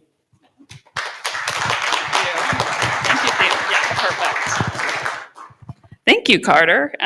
It's such a kind thing, and I feel so lucky every day that I work with this particular community of both clients, but also the office that we have. Really just an amazing amount of support. And that allows us to start flying on behalf of our clients, which is fantastic. So in many ways, I consider this to be kind of part 2 of that holistic representation panel at the very outset of today. And I also am going to revisit, but not retread, some of the ground that was covered in the discharge upgrade panel. So I'm up here, I'm going to be, I think, tossing some phrases and concepts you've already heard today, but hopefully adding to it as we go. So just to say, when I was a law student, I never thought that I would think about Maslow's hierarchy of needs as much as I do. Our folks, I mean, that it's a kind of psychological principle. All of that to say, if your basic needs are not being met, you're not going to self-actualize. And so it's what I'll be talking about today is kind of the structure that we've developed and thinking about this way to really holistically represent folks and put them in the best position possible. So this is my roadmap for the day. This is how I've kind of organized this presentation. We'll start with the definition, who's an at-risk or homeless veteran per the VA's terms. We're gonna do just a quick, you've heard from Andy, who's really boots on the ground and hooking people up to resources. What I can add to it is legally, why is that helpful? Why is that worth doing in addition to the client's lived experience? So it's housing and healthcare. Disability compensation, we'll visit that and then revisit briefly discharge upgrades and other legal issues. And then just some miscellaneous takeaways before questions, things that I've learned. This presentation was a good opportunity for me to put down on paper like the mental map that I have when I have folks coming in, unhoused folks that I represent. These are the big kind of pillars of my goal for them if we can do it. Of course, it's not just a solo, we've got folks across the office who are helping in all of this. And because we have so many law students in the room too, an integral piece of this is not just treating your unhoused person, your client, with dignity and kind of minimizing the risk of re-traumatizing them. It's also doing the good work you need to do, but also taking care of yourself, because this is a population that usually have had some pretty tough life experiences, and that weighs pretty heavily. Okay, just to get the definition down, who is an unhoused veteran? VA actually doesn't specifically define homeless veteran. They pivot to HUD, as Brian mentioned in the last presentation. Practically, we see a couple of different variations and have in our client set. So we've got street homeless folks. We've got folks living with family members or friends, living in a shelter, living in a car. We've seen it all within our cases. It is noteworthy, and one of the reasons why we've been talking a lot about discharge status throughout is because the very definition of veteran is what you see here. It implicates what's their discharge status when they're getting out. So you'll hear me allude to that a couple of different times because it's relevant to both the VA and what services they can access, and of course the DoD in the discharge upgrade space. Practically, just for VA purposes, under conditions other than dishonorable, or those who are allowed to access the greatest array of VA benefits, generally includes folks with an honorable discharge or a general under honorable conditions discharge. So that's just helpful to have. More personally interesting to me is the wide variety of folks who are at risk of homelessness, right? That encompasses a lot of different scenarios. VA has identified 9 different grounds. For the legal practitioners in the room, any one of these could be a great intake question, right? Things to consider as you're interviewing folks in the initial space. The first specifically has moved because of economic reasons 2 or more times during the 2 months immediately preceding the application. Not something that would have occurred to me, but when you read it, you're like, this makes sense, right? It's somebody in a relatively transient position. And that can easily pivot over into how do I ask this person if they're unhoused, if they don't immediately identify that to me. Living in the house of another, we have ground number 3 and ground number 4 both implicate concepts from property law. So the students had a good kind of flashback to that class here. But of course, you're having a landlord issue, which implicates other legal issues too. Lives in a hotel, and the cost of the hotel or motel is borne by the veteran, not a charitable organization or some kind of state government. Noteworthy. 6, are they living too many people in one small space, right? We see a lot of folks in number 7 who are in transition, and that can look like a couple of different things, right? That can be coming out of prison, that can be coming out of a mental health facility, coming out of an inpatient stay, foster care, right? Or some other youth or correction facility or institution. Noteworthy. We have the kind of domestic violence situation here as well, directly implicated and identified in the at-risk category. Of course, that's very real. I always find it interesting that they include consideration of children being implicated by this too. And then last but not least, otherwise lives in housing that has characteristics associated with instability or an increased risk for homelessness. So that one's a little broader. I think it's probably a little bit arguable as to what that is, but it's nice that there seems to be kind of a catch-all in this definition. So some of the reasons to bring up the definition are not only for issue spotting, but also for these questions. Is the veteran currently participating in a VA housing program? So here, I wanted to put down some of those many acronyms that Andy dropped earlier in the day, with a couple of different implications for the practice of law on behalf of unhoused folks.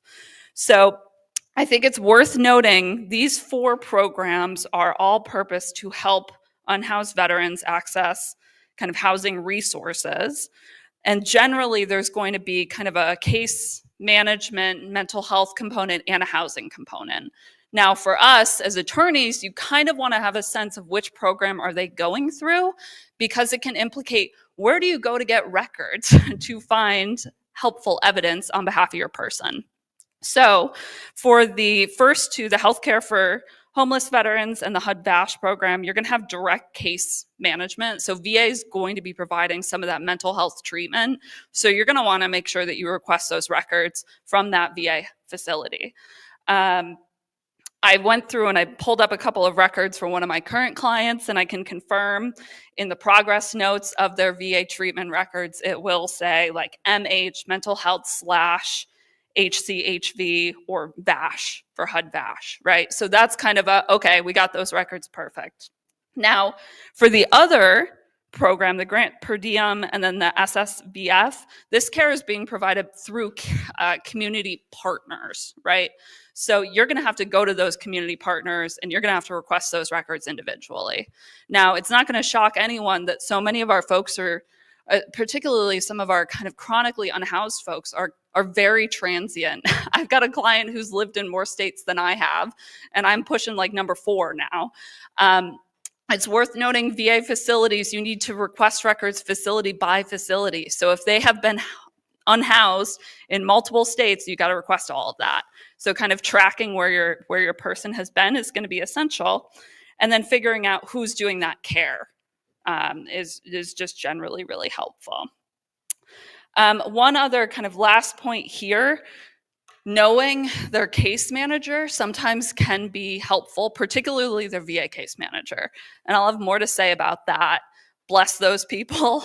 They've just been so incredibly helpful for some of our folks on our list. So I'll talk a little bit more about that after. Now, this assumes they're already receiving this assistance. For someone who is not, besides kind of what I think we would say generally the obvious kind of helpfulness to their lived situation, there's a few kind of legal pieces that are helpful as well. So if a person is eligible to participate in a VA housing program, generally they should, because I would say there's going to be VA acknowledgement of their unhoused status, which can move things along much faster than it otherwise would. So just to say, one of the most obvious ways that this will better kind of their eventual disability compensation claims is they will make it more likely that VA will flag them as a homeless veteran, which qualifies them for much expedited processing. It's not always guaranteed that if you press a box that says they're homeless or at risk, that VA will actually get them into that accelerated lane. So if they can participate in the program, that's helpful. Meanwhile, so many of our folks who have been in this kind of unhoused status, but also in this transient position, aren't seeking regular medical treatment or care, right? So you're not going to see records. So to the extent you can hook them into the healthcare system or the housing system, you'll start generating evidence that could be potentially favorable to their case. So you want to do that too. Anyone who's been practicing in this space for a while knows that VA loves a good gap in time. They say, oh, well, you didn't seek treatment for 20 years, so clearly that wasn't affecting you, but we know that's not true. They're just focusing on other things that might be more pressing. And last but not least, in the veteran kind of accessing case manager and support, it helps to give you a point person to reinforce contact with them. Because as you've heard throughout the day, communication is, well, mission critical for the legal work we do, but it can be really, really helpful at some really critical stages in the representation. And I'll talk more about that in a minute. Okay, just in terms of nuts and bolts, some folks will know this, some folks this will be new, but not every veteran has the same access to VA healthcare and to the same degree. So this is just putting down on paper some things that can most obviously divide what kind of healthcare somebody can access. So if you get out, for example, a veteran with one period of service gets out with an honorable, they can generally access all benefits available from the VA, right? GI Bill, healthcare, all that good stuff, disability compensation, they're good. Same for healthcare purposes, someone with a general, but as you go lower than that, the access to healthcare gets more restricted. So generally, you heard Brent allude to Chapter 17 in the Discharge Upgrade panel. Chapter 17 is available, it's healthcare that's available for veterans with an other than honorable discharge, but only for those conditions that are deemed service-connected. So it's not a general provision of healthcare, it's very, very narrow. And there are some of those who have even lower discharges who can't access anything at all. So it's worth knowing that is in existence. Now, you all will have heard, hopefully, about the PACT Act, passed a couple of years ago. This law has generally expanded access to healthcare for veterans. Other factors that I'm not going to claim to be a VA healthcare access guru here, but just to say some general trends, those who are now post-PACT Act eligible to access healthcare include veterans with a qualifying length or type of service. For example, were exposed to toxins, experienced military sexual trauma, or have some kind of particular mental health condition, right? Congress has said we want those folks to get access to VA healthcare increasingly. When we have one of those situations where they may be, if it's not clearly obvious that they have access, but there's something going on, we generally point them towards here, the Truman Eligibility Office, and kind of say, well, correspond or coordinate with this particular person, maybe the military sexual trauma coordinator, and they can usually get them in. Best practice for us, at least, is if the answer is different than what you expect it to be prepared to inquire further and see what you can do on behalf of that veteran. Okay, generally, what's most common for us are folks who are eligible for VA healthcare, so to go forth and seek regular treatment, which generates records, are going to be folks with, if one period of service, something that ends in an honorable or general under honorable conditions. Now, if it's somebody who has multiple periods of service, it's going to be one period of service that ends honorably. Or if they have an under other than honorable discharge, one who has access to healthcare through that Chapter 17. So a couple of different variations. It's going to be entirely contingent on your veteran's service history. But technically, they should have healthcare access. Now, this is an issue that I never really foresaw coming up, but we have, there is a question of, okay, they're legally eligible, can they practically access that healthcare? So we have a veteran who on paper has been granted Chapter 17 benefits for a mental health condition arising from his service, which technically he should be able to seek VA treatment for now. And this is not here in Missouri, but he presented to the local eligibility office in his other state, and they said no. They said, if you want health care, you have to show up to the emergency room, and that's how we will provide care to you. There was no, we're not going to give you kind of a particular person to speak with, a primary care provider. We're not going to schedule you for appointments. You just show up, and we'll do it. Which I think Andy and I said, that's not right. That doesn't make sense legally or from a mental health standpoint. So it's worth noting that it's going to be a facility by facility issue, and that may require additional follow-up. Things that we've contemplated, we haven't had to kind of go through the steps yet, but there's certainly been a lot of phone calls with folks at that particular VA facility. You know, we've thought about, is this the kind of thing that like the Office of Inspector General at VA wants to hear about, that somebody's being barred from accessing benefits that they're legally entitled to access, and what other systemic advocacy opportunities might be available. So lots of choices here.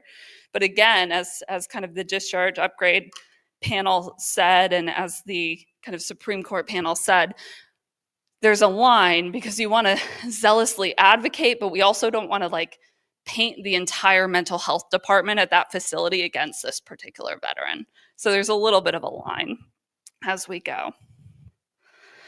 Now, moving away from the Veterans Health Administration and moving towards the Veterans Benefits Administration, for those who don't regularly practice in this area, veteran or VA disability compensation is a monthly tax-free benefit that's meant to compensate a veteran for any reduction that he or she experiences in their work capacity as a result of their military service.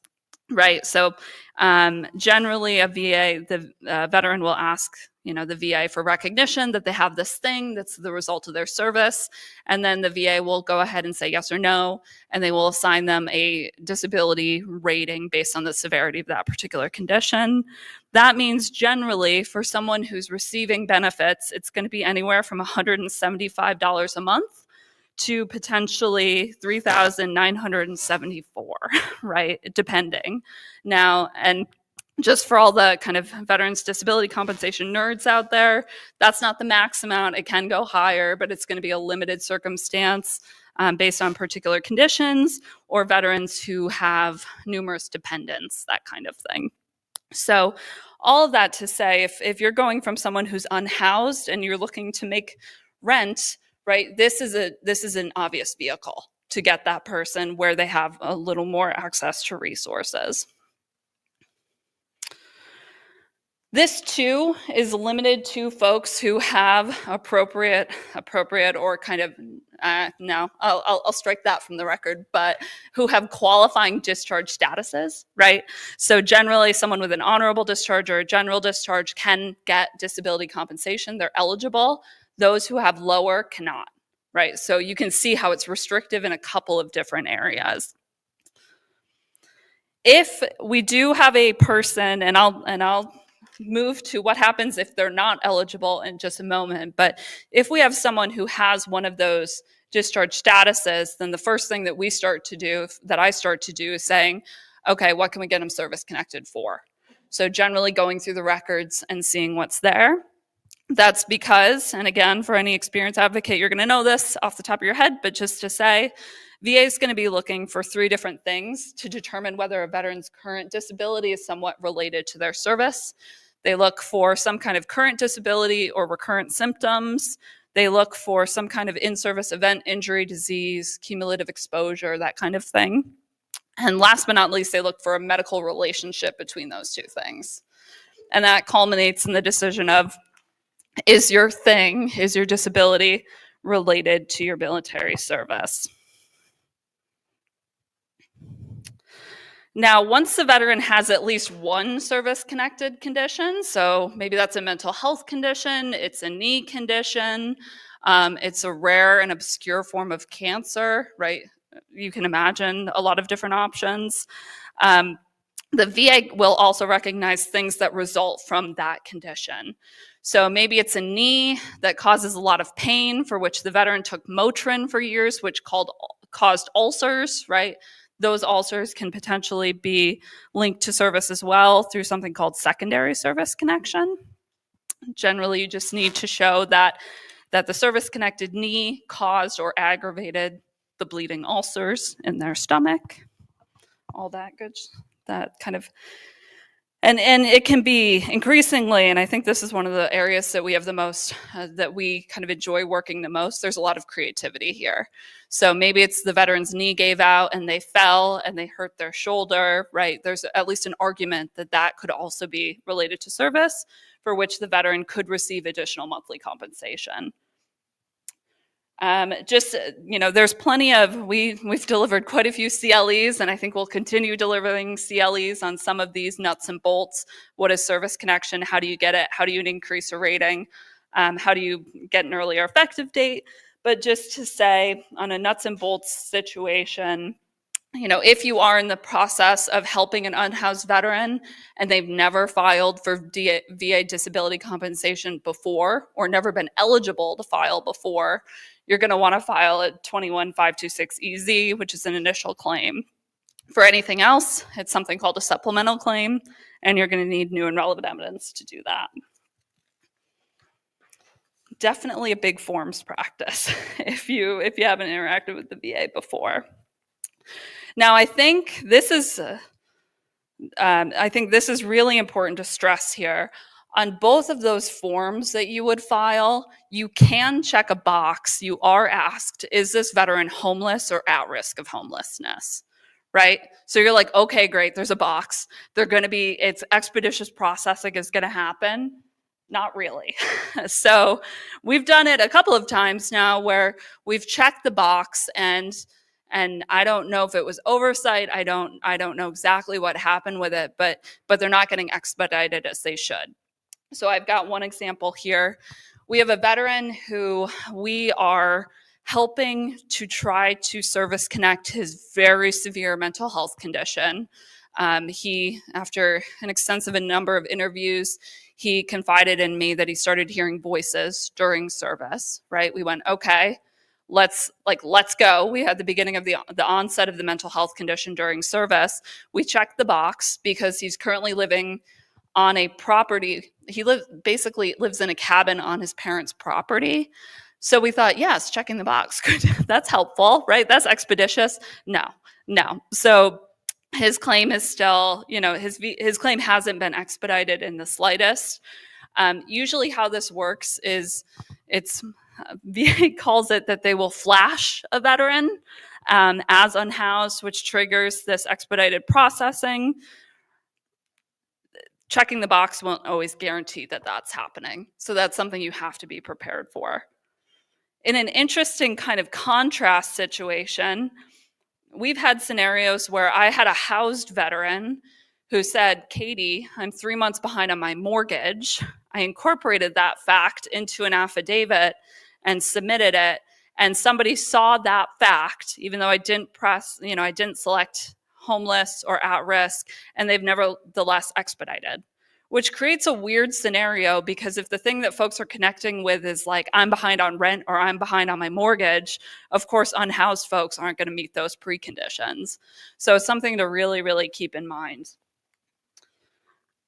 Generally, best practice would be develop evidence about your veteran's unhoused status, right? For a couple of different reasons. One, to trigger this expeditious processing. But number two, as I said, right, VA is inevitably going to look for consistent treatment for their condition. And generally, they look for it ever since their military service. So we would have to explain, here's why that condition wasn't treated. And the fact that it wasn't doesn't mean that it didn't exist. So there's a lot of evidentiary development that can go into all of this. Now, I think one way to do that, particularly for a veteran with a significant mental health condition, right, it's going to be letters. It's going to be phone calls to be like, he very clearly meets this definition. Please process his claim expeditiously. He doesn't have a year to wait until the next step begins.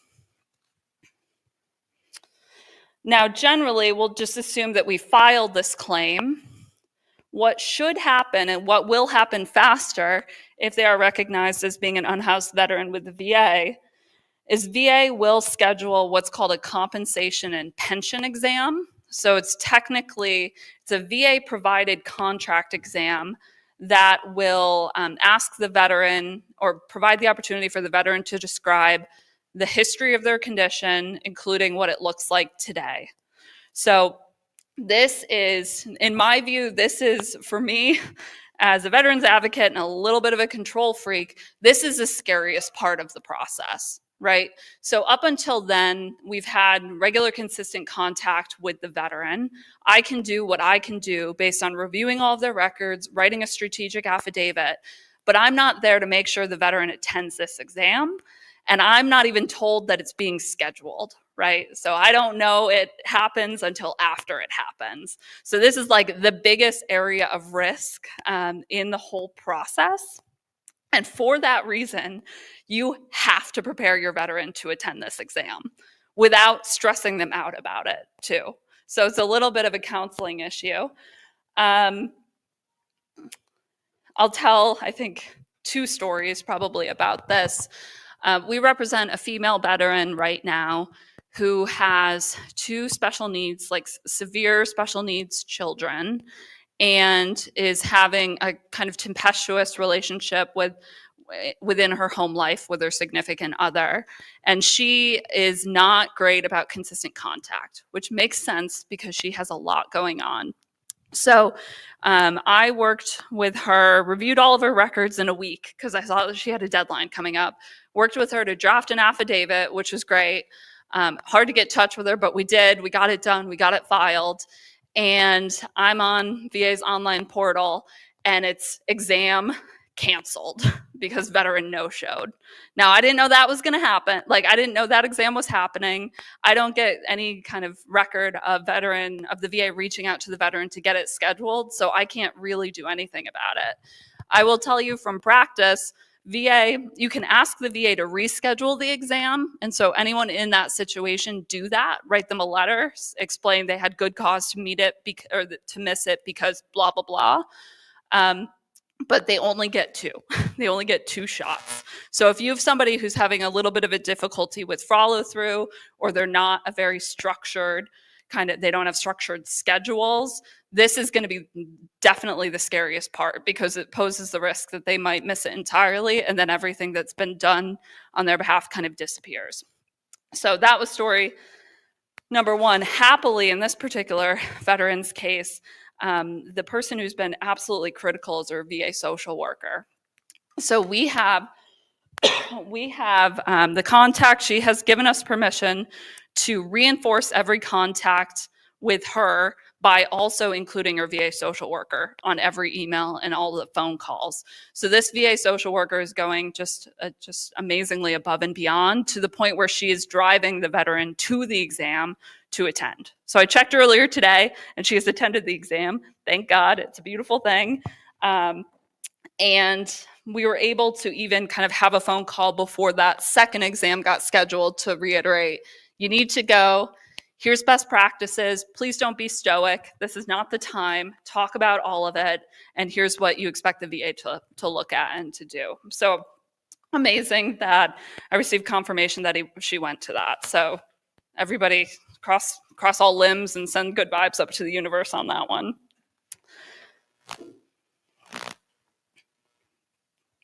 Just to say, and I understand just from what Andy's told me too, and from my own experience, right? There are folks in the VA who are really going above and beyond for these folks in particular. So it makes a world of difference if you have that second line of contact to get in touch with that veteran. Because it's the worst reason in the world when you get a negative decision and you know it's related to service and they're like, well, you didn't attend, so that's it.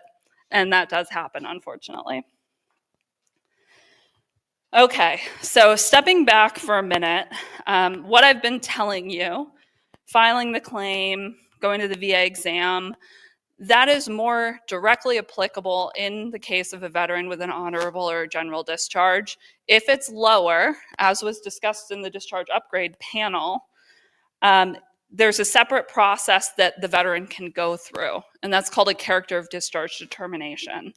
So it will arise from that DD-214 that says something. So for, let's say for the sake of kind of a clear example, let's say their DD-214 says drug use and they have an other than honorable conditions. That DD-214 is going to be kind of the gaping wound, as you've heard, that really impacts their life. The VA character of discharge determination is a Band-Aid, right? It's a Band-Aid, but it's not going to fix the wound. That's a discharge upgrade that can do that. But the character of discharge determination would ask the VA to treat the veteran as having a higher discharge status on the basis of mitigating facts about their particular case. So it's deeply fact-specific. And again, kudos to Dana for all of her really amazing work in this particular area. Generally, just in terms of issue spotting, these are what are considered statutory bars that will prevent a veteran from accessing services, basically. So to the extent that you're interacting with someone for the first time and learning about their situation, these are things to look out for.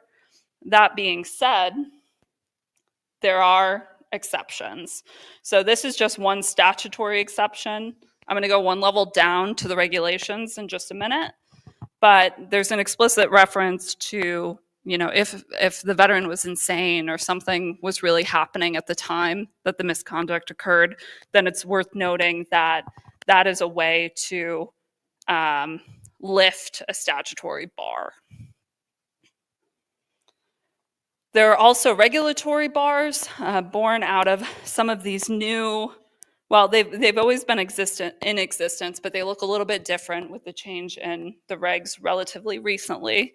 These are, again, things just to keep in mind, but they, again, thankfully, are not dispositive, because in just a minute, I'll show you some of the compelling circumstances that can be used to say, yes, this happened, but no, it does not foreclose the veteran from accessing a greater array of VA services. So in this regard, here's part one. These are factors that now explicitly have to be considered. So let me give you an example of one of my guys, the guy who is being told that he has to go to the emergency room to seek mental health treatment. He was discharged with an OTH for commission of a serious offense. Sadly, what happened, he was deployed in Afghanistan. He came back. His unit was intensely kind of tough. There was a lot of substance abuse happening based on their experiences in Afghanistan. He went to someone's birthday party, and he and a friend were going to drive somewhere. He probably shouldn't have drove, but he did. They went over an embankment into a river. Client got out of the truck in time. Best friend did not. So best friend ended up passing away. So this plays into his mental health picture, right? So He is currently being, though he has Chapter 17, he's being restricted from being able to access any kind of VA benefits. We are nevertheless able to say there were serious things, mental health symptoms that he was experiencing at that time. That explains his conduct, and for that reason, his discharge should be treated as higher than it is, so he doesn't have to go through the rigmarole of apparently going to the emergency room every time, right? He should be getting access to this. And we see, explicitly some really helpful factors, which are not identical to some of those DoD factors, but the facts underlying both of these scenarios are common, I would say, in some regards, not all. So these are things that now need to be considered, and they can be compelling circumstances for some of the veterans' misconduct.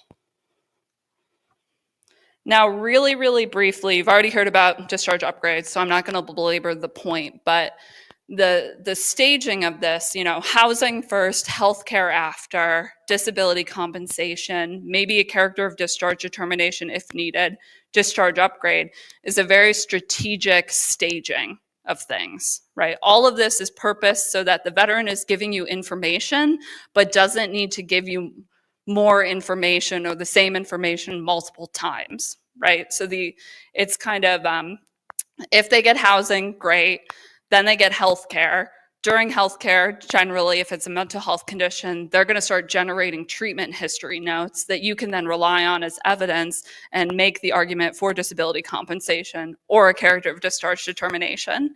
Now, happily, if the VA says, we saw that your veteran has an OTH, but we diagnosed him with PTSD and we think that's related to service, that COD determination can be really helpful to the Department of Defense, right? It's kind of like using one federal agency to convince another, which I think generally can really, really be helpful here. Interestingly, as Brent was noting in the discharge upgrade presentation too, a DoD discharge upgrade is dispositive on the VA, but there's not that reciprocal kind of two-piece part to it, right? Maybe the VA should also be reciprocal on the DoD. Who knows? So all of this is using evidence of kind of the lower procedures to build up your case, which means that you don't have to ask the veteran the same questions 15 times when maybe they just want to tell you about it once. Other legal issues, we've talked a lot about that today. Just to give you a structure, these are some of the things that I think about when you have someone who presents with other legal issues. Usually every state that, at least that I've lived in, has had some variation on the Find a Lawyer program, although generally that can also, as we were talking about earlier, that can be hard too because it just depends on the legal market, whether there's a low-cost service available. I always punt to law school clinics if they're available. I don't do employment law, but I bet there are some clinics that do, and I bet they do it for free. So I always look at that, particularly for my folks who might be out of state, nonprofits, private practice. Usually I look for a contingency practice, and last but not least, retainer, just because we know that resources are scarce. Okay, couple of just big takeaways from my experiences in handling these cases. The first and foremost is that success is relative, right? So you're not going to be able to get every veteran service connected for every condition that they say and up to that $3,900 monthly payment, right? Sometimes the facts just aren't going to support it. So the case that Andy talked about earlier with veteran with tinnitus, sometimes tinnitus is what you can do. You can get them hooked into the VA healthcare network. You can get them service connection for tinnitus at $174 a month, and that's pretty much what you can do. But you know what? You just gave them the cost of healthcare, which is pretty so insanely critical. So it's worth to really keep that in mind, right? It's the facts of the case that shape the strategy here. You do want to the extent you can, make the strongest possible filing as early as possible, right? So try to avoid the appeal wheel, particularly at the VA. That requires strategic judgment, I would say generally. in my view, and based on my experiences, right, review of all of the veterans' records that are available is critical, right? You need to know what's in their records from service, you need to know what they're experiencing now, and you need to do that to inform your judgment of the questions that you ask them. Because an affidavit or a statement can go a long way to bridge those gaps, to say, yes, those 10 years I didn't seek treatment for anything, and it's because I was street homeless and had other things going on. Or, you know, you can say, the veteran experienced these symptoms during service, and lo and behold, the things that they experience now are very comparable, right? And they've gone on ever since. So you really want to think about, assuming that your person is stably housed, which sometimes folks go into crisis and then you need to drop everything and handle that. But assuming that they are suitably housed, you still do want to think, or at least I think about, do I need an affidavit? Do I need a medical opinion? How complex is this condition? What do the records say? How descriptive are they? What's the nature of the veteran's current disability? And say, okay, do I think that a VA examiner could handle this? That's the kind of thing that I think about. Let me see.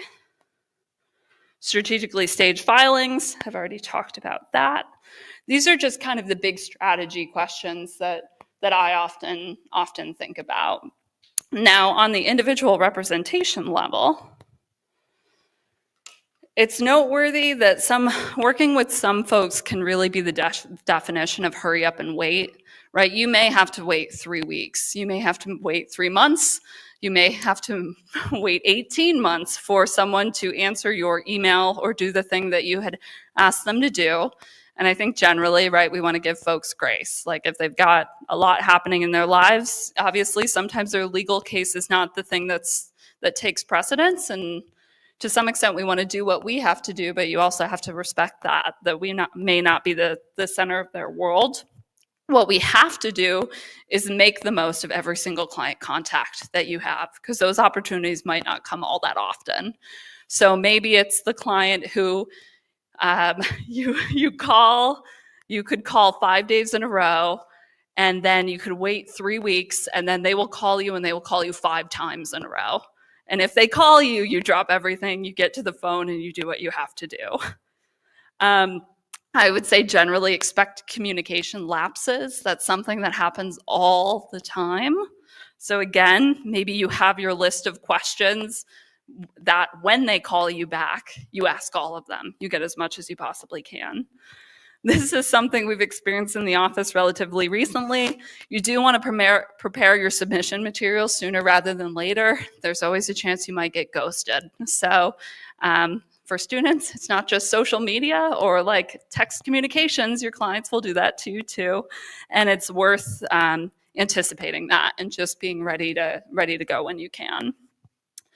On a more strategic level, primarily for folks who might be kind of higher up in the hierarchy of their offices, I think you do want to think about organizing your workload for crisis situations if you're going to do a lot of this work, right? Things will happen.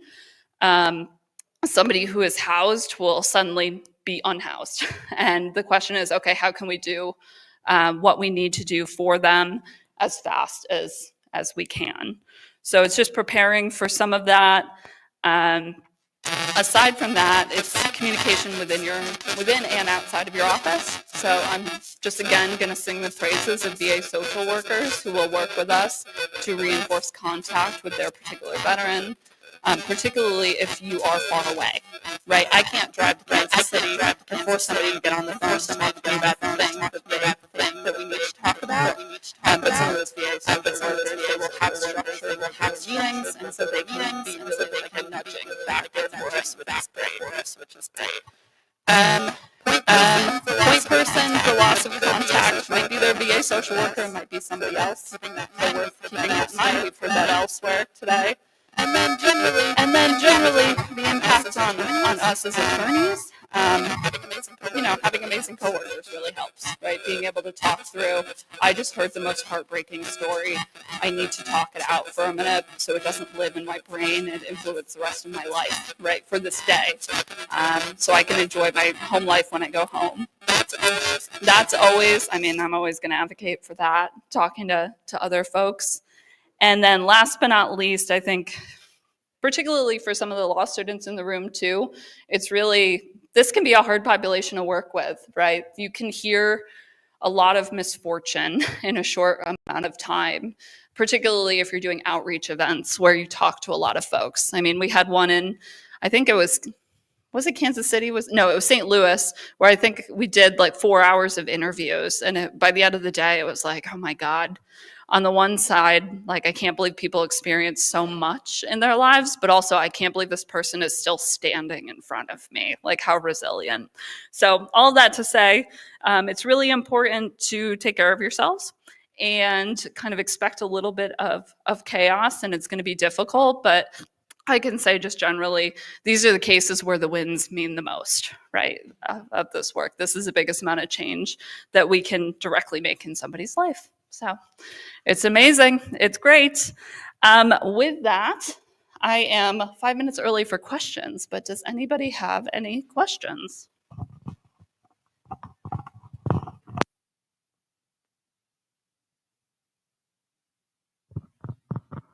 Hi, thank you.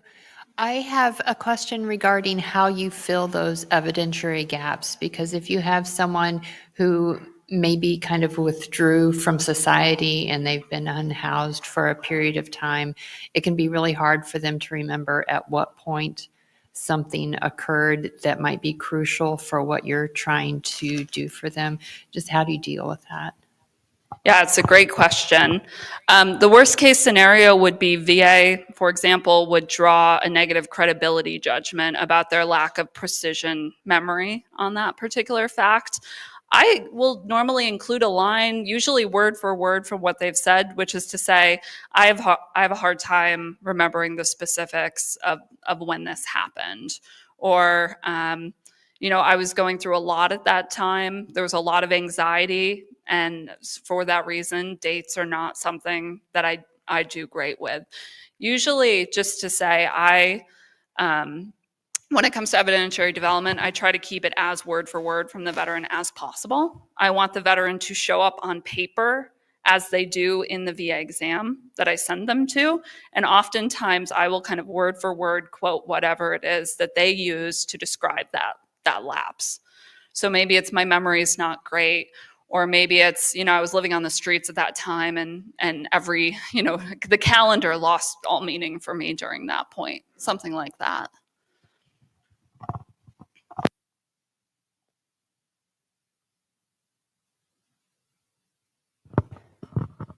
Thanks, Katie. I have two questions. You talked about building a record about homeless flashes and making sure that the homeless flash shows up. So my first question is about what kinds of records are you looking for? What would be the best evidence for them to make sure that flash shows up, if not checking the box is enough?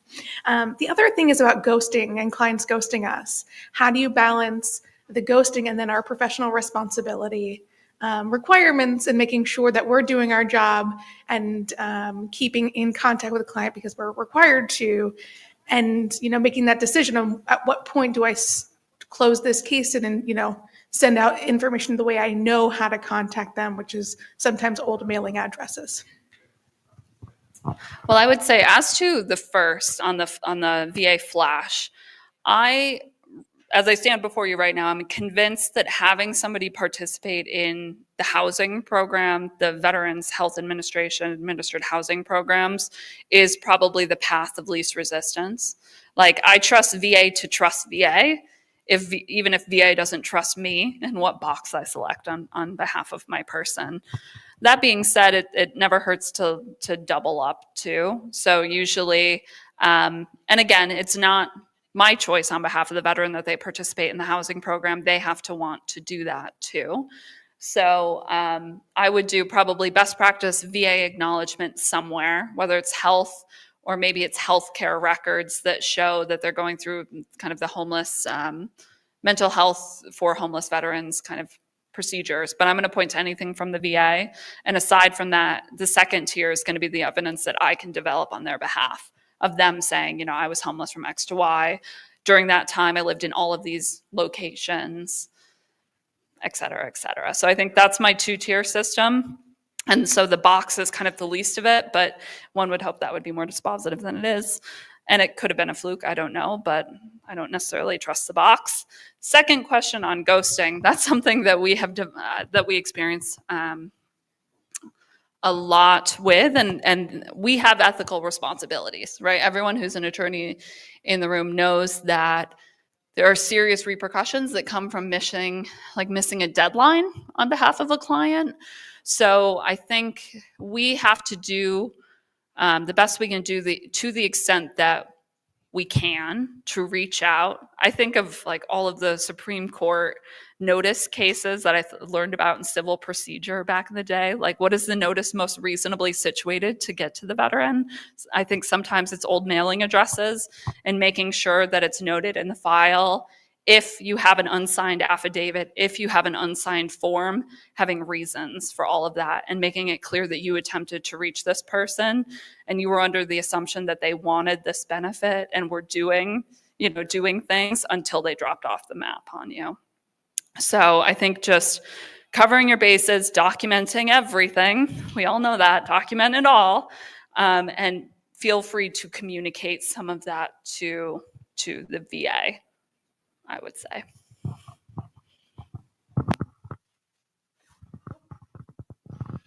Hi, Katie. We've got a few questions from our online guests. The first one is, how many veteran clinic clients are homeless at intake?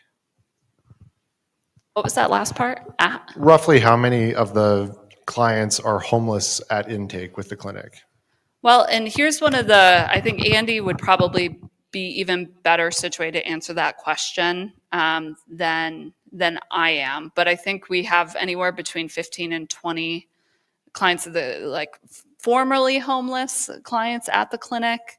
Most of them have been hooked into, I think, VA resources because, in particular, Andy's been able to spread the word. So it's going to be, the minority will be actively street homeless when they contact us. Hopefully that gives enough parameters. Yeah, actually, that's ties into the second part of the question, which is, what is the success rate of getting housing for homeless clients?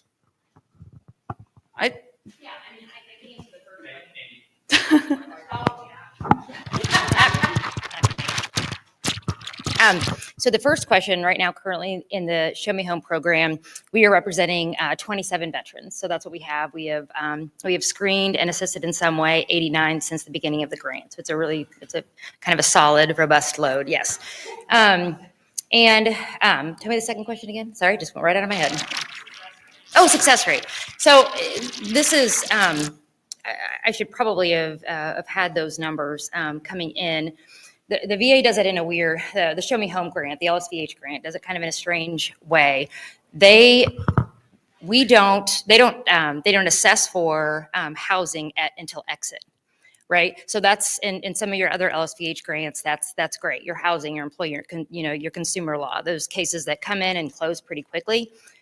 We rarely have cases closed. So that actually has been a suggestion that I had to the LSVH national office, is that at least on an annual basis at the end of that grant year, you need to be asking every single grantee, closed and open, what is the housing status? So we have a great success rate of housed status, many of them through HUD-VASH, but I don't have those exact numbers for you today.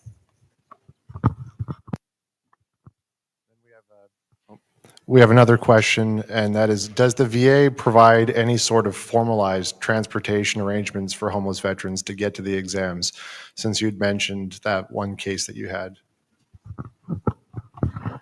I think that particular social worker I think that's part of what she does. So I'm not sure what the name of it would be, but I think that's an option available for folks who are working with social workers. I get the sense that is the rule rather than the exception, although, or just to say, and I really appreciate the fact that she's willing to drive our client to their VA exam. Perfect, thank you. Actually, Carter just chimed in and said that there are some services additionally available for that. So thank you, Carter. And then there was one.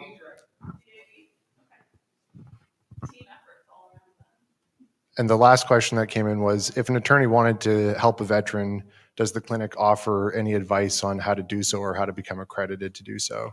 Yes, absolutely. So I think you saw earlier in the day, we've got plenty of relationships with folks who want to do veterans work pro bono. And I know we also do a pretty robust CLE training series that we do spread the word about both in and I think out of the state. So plenty of opportunities.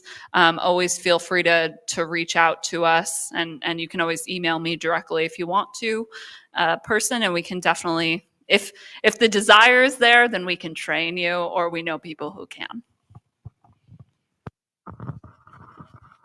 Katie, I've got a question. The Veterans Clinic here at the University of Missouri School of Law has actually handled my case, and I'm currently a plaintiff against the United States government, which has always been one of my life goals. And in the process, I've observed that the C&P exams are hit and miss.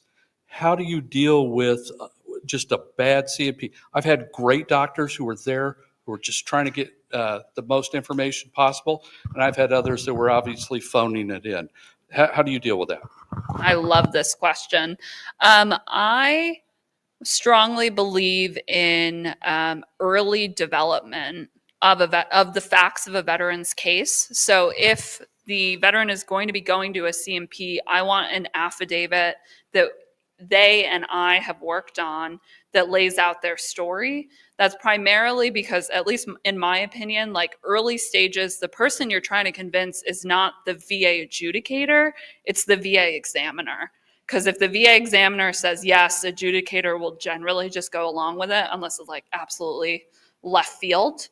And I think in developing that affidavit, if the issue of the adequacy of the VA exam comes into play, which it often does, you can point to the facts that you've already provided to that examiner to say, what are you talking about? The veteran's lay testimony says this, and you're legally required to follow with it. But agreed, you do have people who come out of examiners who come up with some pretty strange things, but populating the file, papering the file before they go into the exam takes a little bit of the stress off your client of having to recount their entire medical history, and gives you a solid base of facts that you can either use to that you can use to attack the exam if you need to. So that's my strategy.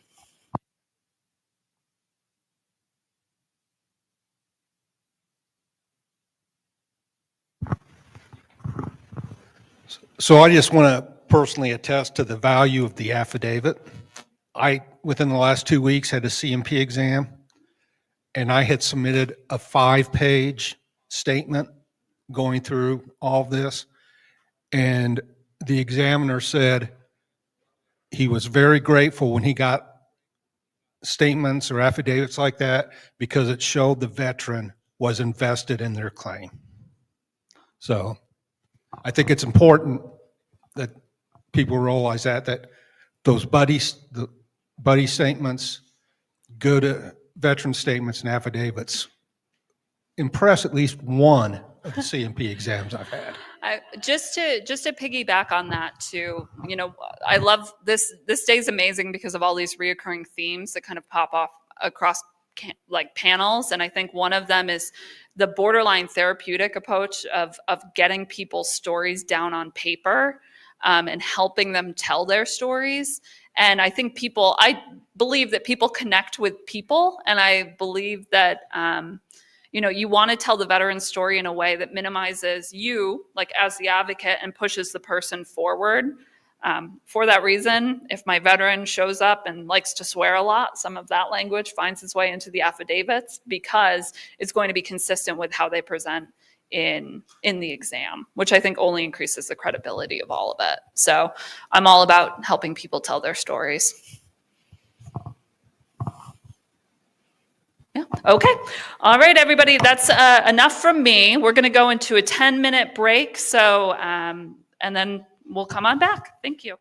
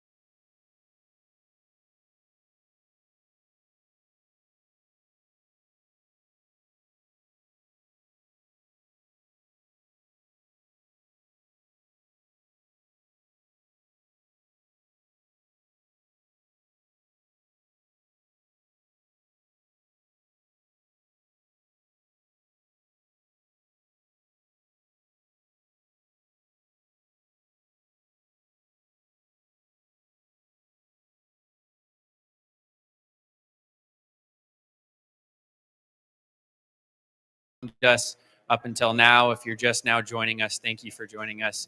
We've had a lot of great panels, but I quite honestly think that maybe we've saved the best for last. I'm sorry for the previous panelists. I'm sorry to my director for saying that. But what we have heard a lot about throughout the other panels is the influence of veterans treatment courts. They are very, very important. They're often life-changing for veterans, can really help put them on the right track after they have that experience. And so fortunately, we have some really, really great panelists to talk about the issue. We have General Greg Maxson, who's going to moderate and talk about his experience with these courts, and then also Judge Cotton Walker, who is working on these right now. And so I'm very excited to have them speak with you all. They're going to talk a little bit about the issue. They're going to have an opportunity for questions, and then after that, I'll come back and just give you all some final remarks and information, and then you'll be free to go, hopefully early afternoon on a Friday, and you'll enjoy your weekend. So without further ado, I'm going to turn over to General Maxson. Thank you. Thank you. A couple years ago, Brent and I went to Laclede County and did a legal presentation on the Veterans Clinic and Veterans Law. And we had about 40 people in the room, and half of them were from the legal office from Fort Leonard Wood. And so I started off the conversation with, my last assignment, I had 13 sergeants major working for me. And sergeant major is the highest enlisted rank in the Army. And they kind of had what they thought was a secret agreement amongst themselves. And that was never let Maxson touch anything that's sharp and pointy, or never give him anything electronic that has buttons on it. So they have given me the clicker. And just as I said that, the computer, Brent's computer, started, and I wasn't within 5 feet of it, started clicking through the slides on their own.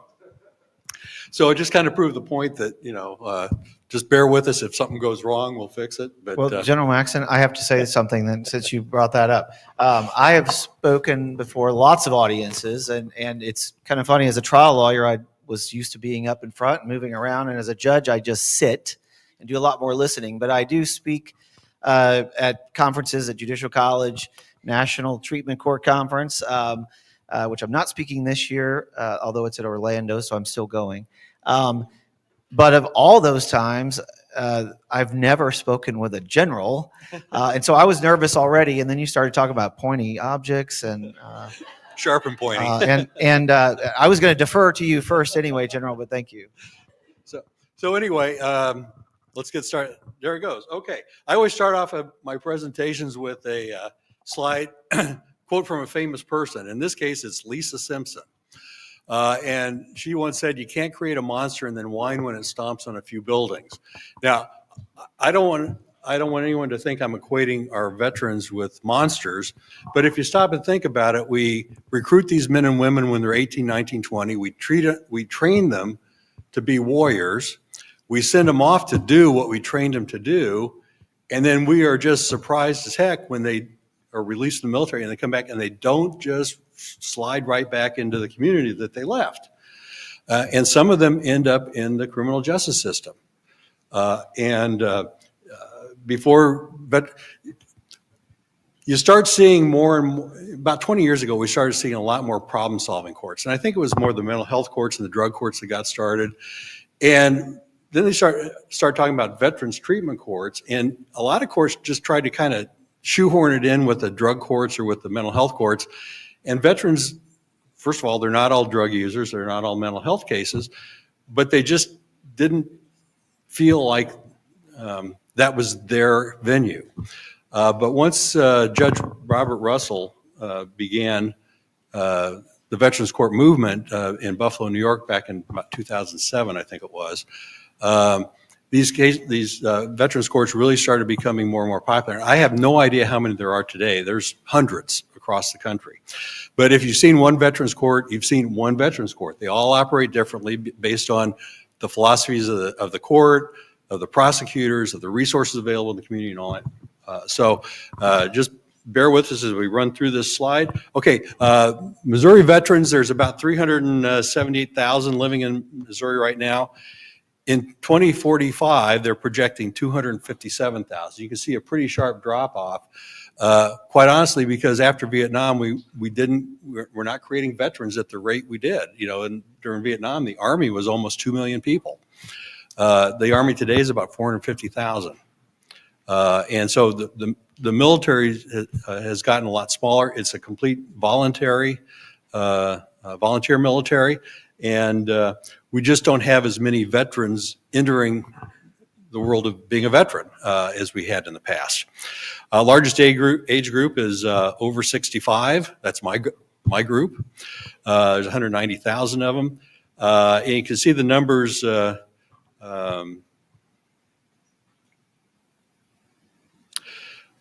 World War, I'm not sure, I must have made a mistake on this. World War II, I show 1.3. Well, there's not 1.3 veterans, it's 1.3 thousand veterans. 10,000 Korea veterans, 118,000 Vietnam veterans, and 170,000 Gulf War veterans here in Missouri. Women veterans are about 39,000. When I first went in the military, I think the women in the military was about 5%. Lately, it's 15 to 20. More and more women are coming in the military. A lot more career fields have been opened up to women. They used to be restricted from combat arms. Now they're fighter pilots, they're Apache helicopter pilots. You find them throughout the whole structure now. And there's about 1,900, and this is kind of an old number. The most current one I could find was 2017, but 1,900 veterans in the Missouri Department of Corrections, about 5.6% of the population. Okay, Judge Robert Russell, who I mentioned, his view on veterans courts is the purpose of them is to successfully rehabilitate veterans by diverting them from traditional criminal justice system and providing them with the tools they need in order to lead productive, abiding lives. In other words, if you go through this process, it works. Barry McCaffrey, who was a retired Army 4-star and was appointed by President Clinton as the director of the National Office of Drug Policy, or the drug czar, as they called him. He says veterans treatment courts present an opportunity for us to come to the aid of men and women in uniform who are suffering as a result of their sacrifice to this country. Basically, we need to do this because they've earned it, they deserve it. They deserve this opportunity to work through their problems. And when all you have are fines and jail, there's not a lot of rehabilitation going on. And one of the stated goals of our criminal justice system is rehabilitation. So these programs recognize the idea that treatment is a very helpful tool in helping these men and women who get back to the rightful place in the community. These men and women were high speed, low drag in their military career. I mean, they were part of an organization, something bigger than themselves. They went off and did the hard work that we asked them to do. And then they come back home. They're no longer part of that organization. They're kind of on their own. We talked about that throughout the day. Some of them were kind of lost when they try to reincorporate back in the community. And again, some of them find themselves in the criminal justice system. Okay, veterans courts are not a free pass. That's usually the first pushback you get from prosecutors is, why should veterans get a special deal? They're not a free pass. They're problem-solving courts. They utilize rigorous treatment programs, and it emphasizes accountability. Yeah, thank you, General. One of the things that I say, especially on onboarding any new participant, is just to, and this is not just veteran treatment court, but I have a veteran treatment court every other Friday morning in Cole County. Just to give you a little more of my background, I serve our 4 courts that we have: adult drug court, which is the more traditional, oldest existing treatment court. And in Cole County, we've had a drug court since 1999. We have a DWI court. We have a co-occurring, so a mental health diagnosis and a substance use disorder. And then we have a veterans court that we've actually had in Cole County for 10 years. We were just honored at the State Treatment Court Conference. And General Maxon's right. The veterans can fit any of those diagnosis or issues, but the key is, have you served? And that we'll talk about eligibility in a little bit, and that's the question we ask. So when they come on onboarding, I tell them treatment court is more than straight probation. And I'm telling them that in my circuit, and we can talk about other circuits, we are a post-plea felony only court, which means most folks who come into our treatment court in Cole County anyway have been criminally justice involved prior to meeting Judge Walker, treatment court judge, on a post-plea felony. But while I tell them it's more than straight probation, I'm telling them that for one, so that because they may have already, if you will, walked probation previously, but it's more opportunity. And then as you see, and we'll talk about the team makeup and VJOs here in a moment, but we wrap around that veteran and give them more opportunity, while yes, there is more accountability, as General Maxson says. Okay, Veterans Court Veterans Treatment Court principles. Several years ago, the American Bar Association established some Veterans Court principles. And one is participation is voluntary. You can't be told to go to Veterans Court. You've got to ask for it. And that asking for it demonstrates a willingness to step up and do what the court's asking them to do. They utilize the VA community and community-based services and local agencies to assess their needs. There's monitoring by other veterans. A lot of veterans courts have mentors who are veterans. Some of them have gone through the Veterans Court program themselves. And usually there is some sort of a concession made by the state. Reduced charges or charges dismissed, some sanctions waived, maybe they get their probation terminated early if they successfully complete it. There's some reward at the end for them participating in this program. Okay, elements of a Veterans Treatment Court. Veterans are identified, assessed, and referred to Veterans Treatment Court. Veterans are linked with a program of services fashioned for their specific needs. There's not a cookie cutter approach, one size fits all. It's tailored very much to their specific individual needs. Court staff and volunteers assist with the stabilization services such as mental health, counseling, employment, safe housing. There's frequent status hearings and reviews. We had them come to court very frequently so you could keep track of how they're doing. One of the rewards was if they're doing well, we kind of stretched that out so they didn't have to come to court quite so often. There's incentives for success, but there's sanctions for failure. And the emphasis is placed on accountability. And this is not something that's foreign or unusual to these men and women. They had structure, they had accountability and all that stuff while they were in the military. And one of the things that I've found is that what made them good soldiers, sailors, airmen, Marines, Coast Guardsmen, and now Guardians, I don't know if we've had any Guardians come through the Veterans Courts yet, it's still in there. It's just that somehow they've lost faith in themselves, and you just got to find a way to pull that back out. And they were proud citizens, and if you can pull that back out and make them proud citizens, again, they're going to be successful. Okay, measurements. First up, prevention of homelessness. A lot of these men and women are, there's couch surfing, their families have disowned them. They're kind of out on their own. But if they can resolve their issue of homelessness through the court system, that goes a long way towards getting them rehabilitated. A reduction in recidivism. I think veterans courts are across the board are seeing, when the rest of the world's at 50 or 60% recidivism, I think veterans courts are showing low single digits, in some cases, 15% or less. Recovery through compliance with the treatment programs. We get frequent, in Veterans Court, we get frequent updates on how they're doing. You start seeing them get back together with their families. They're on their own and all that, and then as they progress through Veterans Court, sometimes their wives show up, their moms or dads show up.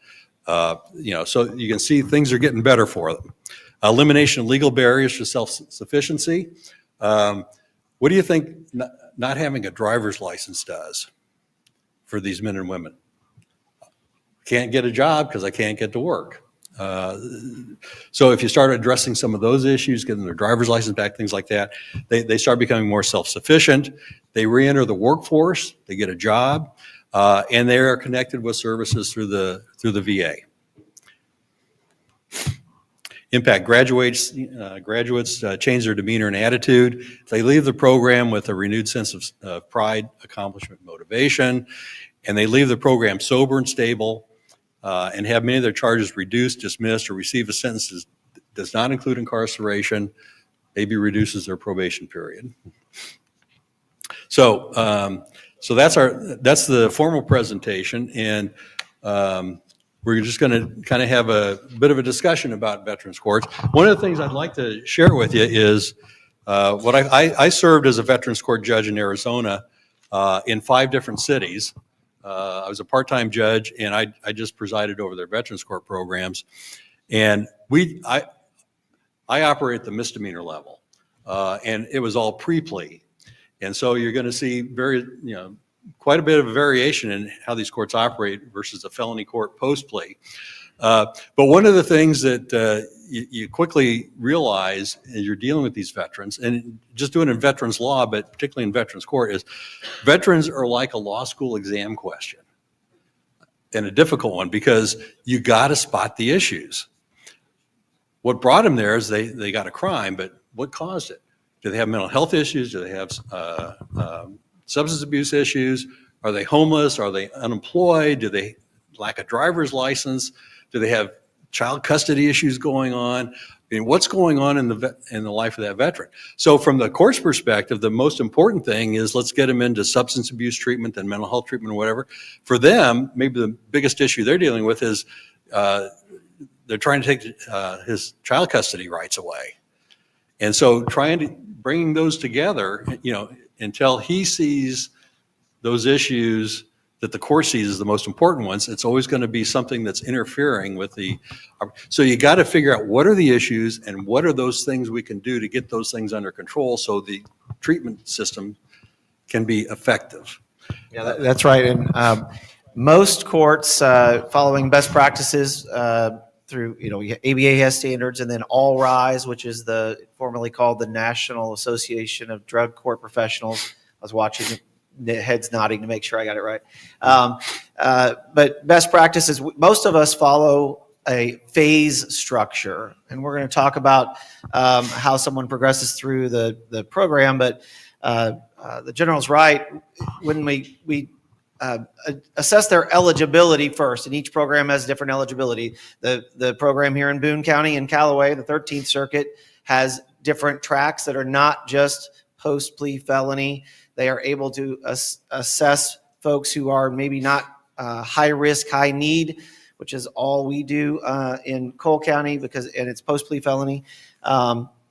I wish we had the capacity to do more than post-plea felony in our circuit, but that's sometimes a decision, and each circuit makes their own eligibility determination. But then that assessment that takes place, sure, probation and parole does your assessment. They annually do what's called ORAS. Many of you know ORAS, Ohio Risk Assessment Score, which they'll go through, which has its purpose. But then treatment has to go through that assessment, and then to a lesser degree, because we do call it treatment court, and I say that also for participants, that court is the second word of that for a reason.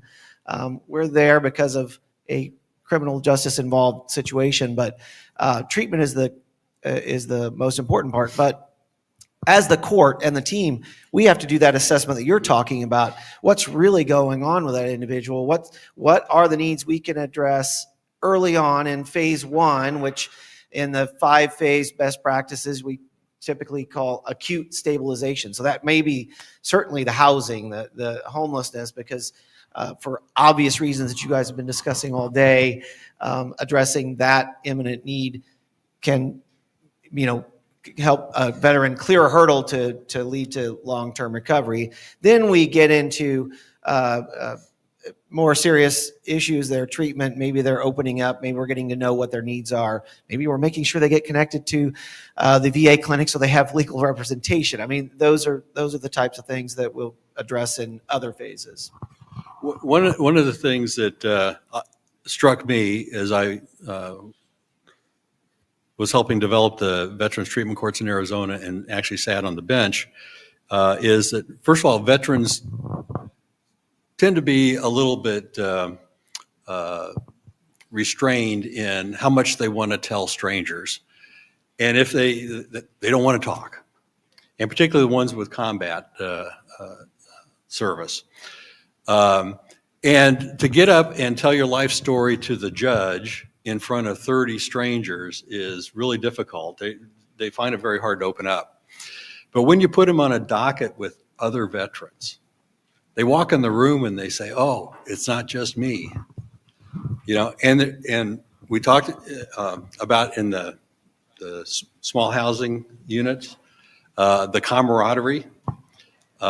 Even if you got a Coast Guardsman and a Marine and all, different services, different experiences, but they still had that basic, commitment to the military, doing their duty, doing all that was asked of them to do. So they get more comfortable, and after they've been to court 2 or 3 times, they get to know each other, and so it's a much more relaxed environment where they're much more willing to open up and talk to the counselors, talk to the judge, talk to the defense counsel, and it's just a better environment for them to address the issues that they have to deal with. If they were and quite honestly, it'd be much easier to go in, particularly at the misdemeanor level, go in and plead guilty, pay your fine, and do 3 days in jail, and then you're done with it. If you go into Veterans Court, you may be in Veterans Court for a couple of years because it's based on, not on the crime, but it's based on the treatment requirements.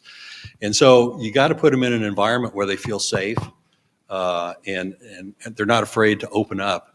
And being around other veterans, I think, helps them do that. Yeah, I believe that's true. Working in a cohort, and honestly, if you will, the cohort of veterans typically does feed well off each other. It's not a term of art there, but as compared to some of the other programs that I run.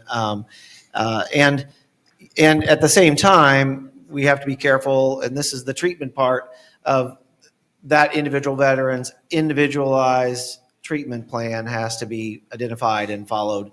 But them opening up in a court session, knowing what their treatment need and their course of treatment is, may help somebody else in the room who didn't realize, that was an option, or that was something they were dealing with as well. One of the things that you'll find that varies from Veterans Court to Veterans Court is the eligibility requirements. Some Veterans Courts, you can't get in unless you've got an honorable discharge. Some Veterans Courts, you can't. The most restrictive one I've seen is, I think there was one in Ohio that you couldn't get into Veterans Court unless you're a combat veteran and you could prove that your combat-related experience was connected to your crime. Well, how's a veteran supposed to do that? And sometimes it takes a lot of sessions with the mental health workers for them to be able to understand what was going on with them.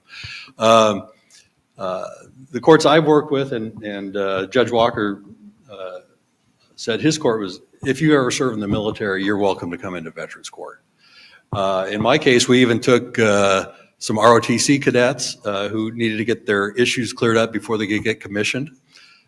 We had 2 or 3 people that were in the enlistment process that couldn't go on active duty until they got their issues cleared up. So, we kind of stretched a little bit, and we said, if you ever raised your hand and said, I will go do that, they could come into Veterans Court. And I think you have a similar experience. That's how we, that initial eligibility as to get into Veterans Court. And then we do have some criteria in each court in Missouri anyway, and beyond, then has some factors. And again, part of it is capacity. We're in Cole County, again, we're post-plea felony only. Boone and Callaway has other tracks, so you can't have misdemeanor tracks and some pre-plea situations. Then within that eligibility, we exclude some high felony, violent felonies, and there's discussion about that. We review our eligibility requirements as a team at least annually. We have 2, if you will, in-service trainings, at least 2 a year. One of ours is coming up April 30th. And we review the eligibility. And I'll give you an example. 6 or 7 years ago, we restricted anyone from coming into our treatment courts if they were charged with, and charged was one of the keys, charged with a possession with the intent to distribute the substance, methamphetamine, whatever the substance would be. Well, no offense to prosecutors in the room and make decisions, but lots of those charging decisions were made on a quantity, not other factors. And so we removed that as an automatic. The eligibility requirements do need to be objective, so you're not, just picking and choosing. Earlier when we were talking about how treatment courts are not an easy way out, I've had to train judges from that thinking. I was like, no, literally, we are dealing with the hardest people to help them through probation and parole, and we're applying more pressure, if you will, or more things to do for them. But and so once you remove that, as long as you're still being objective, we remove that. The other one that's hard is often, and this is especially true of veterans, a charge felony level with felony possession of a firearm, and then they add on the armed criminal action because they may have been in possession of a substance that, oh, by the way, they're addicted to, while carrying a firearm. They get the ACA, and some courts, including ours 7 years ago, said, oh, no, that's a disqualifier because it's deemed as a violent offense and a higher felony. And so we go through that eligibility, and you have to, while being objective, you have to get into the individual situation to understand it. And that's the eligibility. And if I would, because you talked about how veterans come in, the referral of the veteran, who can ask that question and when it can be asked, is very important for success too. I'm not a treatment provider, but having done this a long time, it makes sense to probably everybody in the room. The sooner someone who has a mental health disorder or a substance use disorder can get connected to treatment, the better, right? So we want that to be asked at arrest. And we've asked our jail, for example, to ask that question on booking, so that we have that data, if you will. And then the referral source can be the veteran themselves. It can be the prosecutor. It could be their defense attorney. It could be the judge at the associate level, even before their case is bound over to the felony level. It can be a community provider. Maybe they did seek treatment. It can be their VA court representative. That'd be great. So it can come from any source. And honestly, some of the success, it's all voluntary. That is true, because this is all post-plea, so it's not post-conviction after trial where you contested it. Not that they don't take responsibility in those cases too, but it works better often when it's somebody you didn't think of who referred the veteran to start that track and work it out with the prosecutor to come into treatment court. So, yeah, one of the issues we struggled with in Arizona, and I imagine all the courts did, is how do you identify the veterans to come into court? And in Arizona, they started asking police officers to ask veterans or ask people at the time of arrest or an encounter with them, writing a ticket or whatever, are you a veteran? Well, a lot of people that would qualify for Veterans Treatment Court would say no. And the reason they'd say no is not because they didn't know, but let's say, for example, you're in the National Guard, or you're still active duty, or in the reserves. Well, technically, you're not a veteran yet. A lot of people, if they hadn't served in combat, they didn't really consider themselves veterans. And so we were missing a lot of folks. So what we started doing was having them ask the question, have you ever served in the military? That brought in a whole bunch of other folks that would have been excluded because they just didn't answer the question the right way. But we also train people throughout the whole process. You know, you have your initial appearance. The judges were trained to ask them. We even had one case where a young man was standing in front of the judge at sentencing on a misdemeanor, and the judge asked him if he had anything to say, and he said, well, when I was in the Army. And the judge stopped and said, you were in the military? Yeah. So he withdrew the guilty plea and send it over to Veterans Court, and this case went a whole different path for this young man. So those are the kind of, but those are the things where if you don't figure out a way to capture the population, a lot of folks that really could benefit from this program get missed. And so it's educating everybody that may have contact with that person, from the arresting officer to if they are taken into custody, to the people in the jail who do the booking, to the judges at the initial appearance, to the judges who see them in court, asking the question over again just to make sure we didn't miss somebody. But that's always a tricky thing. And a lot of times they're a little leery of, why are you asking that? And you have to explain, well, we have a Veterans Court program and you might be interested in it and all that. So identifying the veterans is key to making sure that you're really serving the population you're trying to serve. We are kind of fortunate, we were unfortunate that one of our panel members who currently works for the VA was told they couldn't be here because of this new policy change, but there's no policy prohibition against a former VA employee being here. So last night we drafted Andy, and Andy, by the way, Andy, your name has been mentioned more than Brent's has today. So, but Andy served as a key person in the court process called the Veterans Justice Outreach Coordinator. And they're social workers that work for the VA that, for lack of a better term, case manage these veterans going through, making sure they get connected with the services they need, and more importantly, tracks their progress. And I would tell veterans, before, we're going to talk about the staffing process here in just a moment, but I would tell veterans when they would appear in front of me, don't tell me how you're doing, because I already know how you're doing. I've already been briefed on that. What I'm going to talk to you about is what's going on. If you're not making progress, why not? Because I may not know that. I just know that you didn't. Or if you're making great progress, what's your key to success? And I think there was a statistic at some point where most interactions between a judge and a defendant, particularly in the initial stages of a case, are like 3 minutes or less. In Veterans Court, it's like 5 to 7 minutes, but those 2 to 3 to 4 extra minutes makes such a huge difference because of the conversation that goes on between the veteran and the judge. They actually kind of form a bit of a bond because the judge is the ultimate cheerleader. We want you to be successful. We want you to get through this thing. But there's a thing called the staffing process that is done in Veterans Court, probably in all the other problem-solving courts, but my experiences with Veterans Court.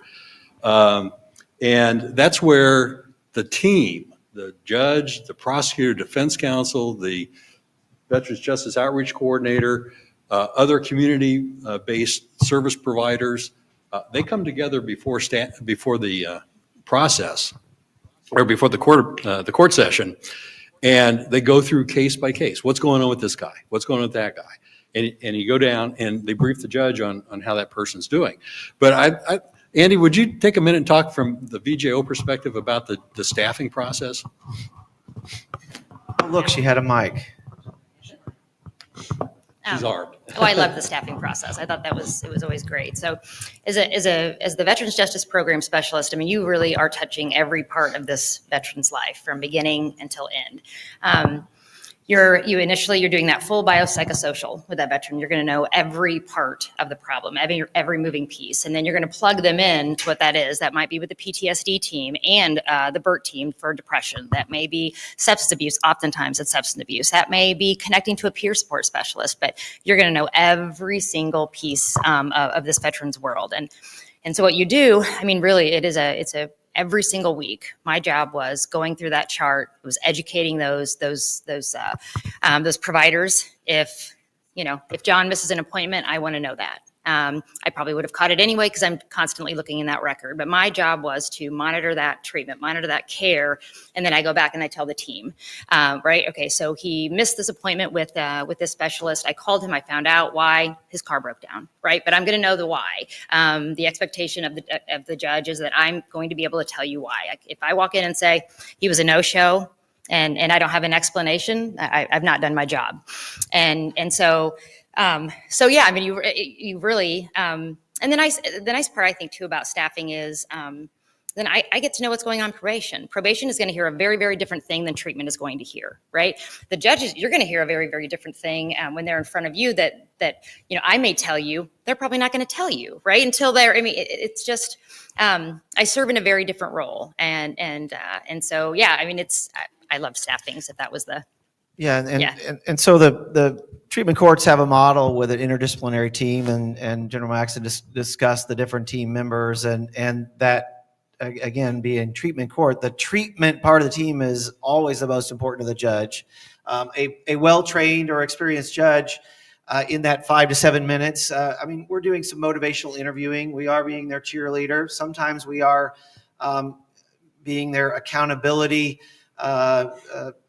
angel on one shoulder, devil on the other. I mean, it could be any of those roles, but we cannot be successful without being armed with the information from the team, and especially on the treatment side.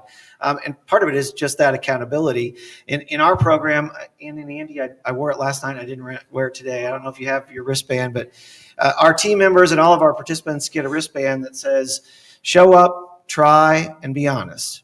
And this was not new to us. We heard that somewhere. I don't know.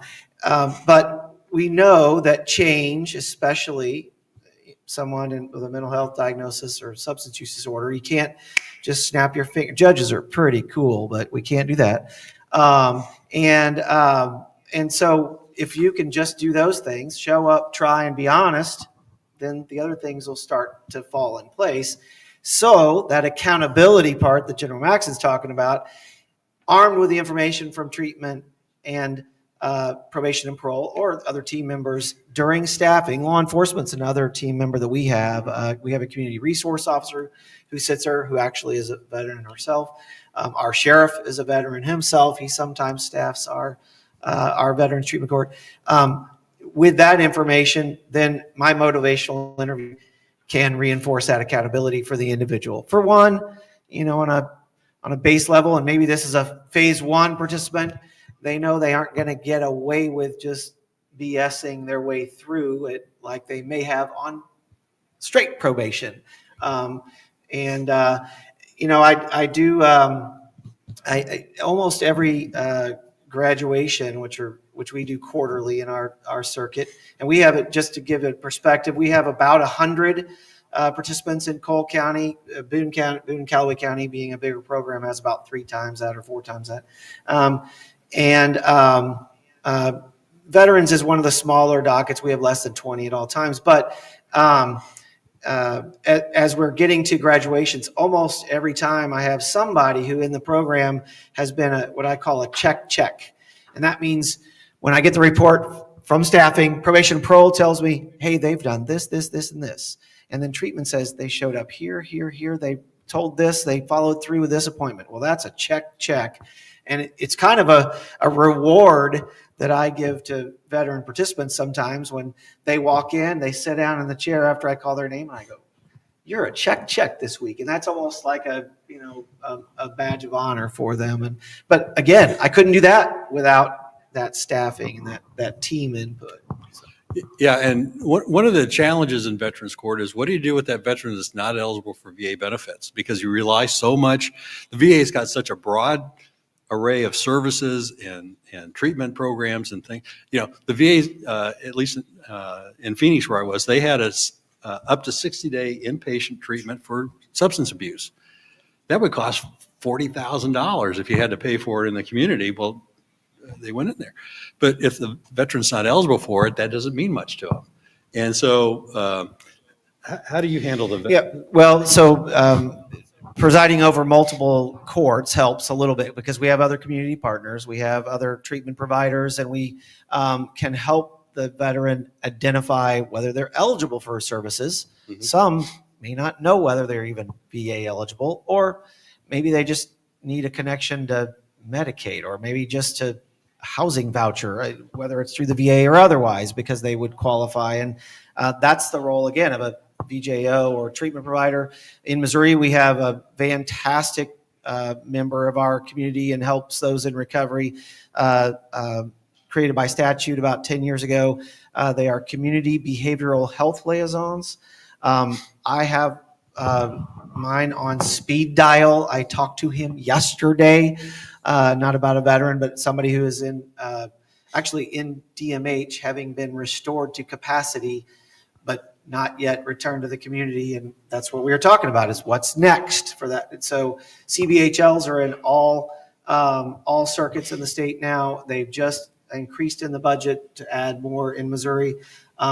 There's similar folks in those positions in other states, but and so you just have, it's kind of like to ask the question, did you serve, instead of, are you a veteran? Well, okay, you're not VA eligible, but you did serve. You're going to be eligible for something else. Let's help you find it. And so you have to do the work. The team has to do the work, and the judge can contribute to a certain point. But honestly, in that situation, mostly what I'm doing is, did we ask this? Did we try this? Have you talked to Andy? Have you talked to Ted? She knows who I'm talking about. I mean, we have to ask that question, but otherwise the judge is a little backseat on that process, but it's important. One of the things that I found, and I imagine you have too, and that is a lot of these veterans come in, if they got an other honorable discharge, they've been told, you're not eligible for VA, so they've never even tried. And quite honestly, they're embarrassed by that. They feel kind of worthless because they didn't, they got a bad discharge, and they're being told, the rest of the world's eligible, but you're not. And one of the things that the VJOs did for us, and I'm sure they do for you too, is that they have them fill out a VA Form 1010. And that's an application for VA services because they've just been told they weren't eligible, and they believe that, and they've never tried. And we had a surprising return, positive, maybe 25% or something like that, but that's a big chunk of those folks that didn't think they were eligible, but they were at least eligible for VA healthcare services of some fashion. And even the ones that weren't eligible for VA healthcare across the board, there was a bit of an exception for mental health treatment. And if that's what they needed, you could get them in there, and it's at least a place to start. And so having that VA representative on the team, in the courtroom, they can talk to the veteran, get the process started, and they usually turn them around in 24 hours. I mean, it was pretty quick when a VJO was asking for it. If I went and asked for it, it'd be like 3 months, but the VJO gets it. I heard the question in the last session about, we're identifying, we're assessing their needs when they come in, and we, especially at acute stabilization, we're trying to address that. Many veterans who come into treatment court have transportation issues, and even if they're not VA eligible or they don't know that status, we can help with transportation. The other treatment providers who are partners of our other programs will help with treatment or with transportation, and that can be vital. There's more services, VA, especially in Columbia, than in Jefferson City, for example. So we probably wear Highway 63 out a little bit with getting our veterans up here for some of the services, but we couldn't do it sometimes without partners outside of the VA and even the VJO to assist our program. So. Yeah, we approached our process in the courts I was in a little bit differently. We didn't do phases because some veterans, we based their time in the court based on their needs and their progress towards meeting those needs. Some veterans came into Veterans Court, they got the assessment, all that stuff, and their needs were very minimal. We were able to get those addressed, and then we could move them on pretty quickly. Others, you had to address the substance abuse issue before you could address the mental health issue. Both of those can be fairly long-term to successfully address them. And then you start getting into the other issues that the homeless issue and stuff like that. So some of them can be there quite long depending on their needs. And what I found is you can't judge what their needs are going to be based on the crime they committed. One of the veterans I saw was in my program for 2 years because his needs were so great. His offense was he trespassed on the light rail. He was homeless. If somebody's trespassing on light rail, what is it? Maybe there's a mental health issue, maybe there's a homeless issue, maybe there's an employment issue, all kinds of things. And he was 5 minutes. Okay, we're about to get the hook here. So, okay. But my point is that you can't tell how long somebody's going to be there because it really is an individualized need. The other thing was he was arrested or he was cited in August. What's August in Phoenix like? It's hot. The light rail's air conditioned. So a lot of times they would get on just to ride it around all day long because it was air conditioned. So I mean, there's, and so he wasn't trying to break the law. He was just trying to survive. So that was one of the teaching points that I learned very early is the crime is just what brings them into your court, and you'll deal with that eventually. But the coordinated, individualized treatment plan is so important. So I want to ask each one of you. We got 5 minutes before question and answer. I got probably down to 4 minutes now, but success stories.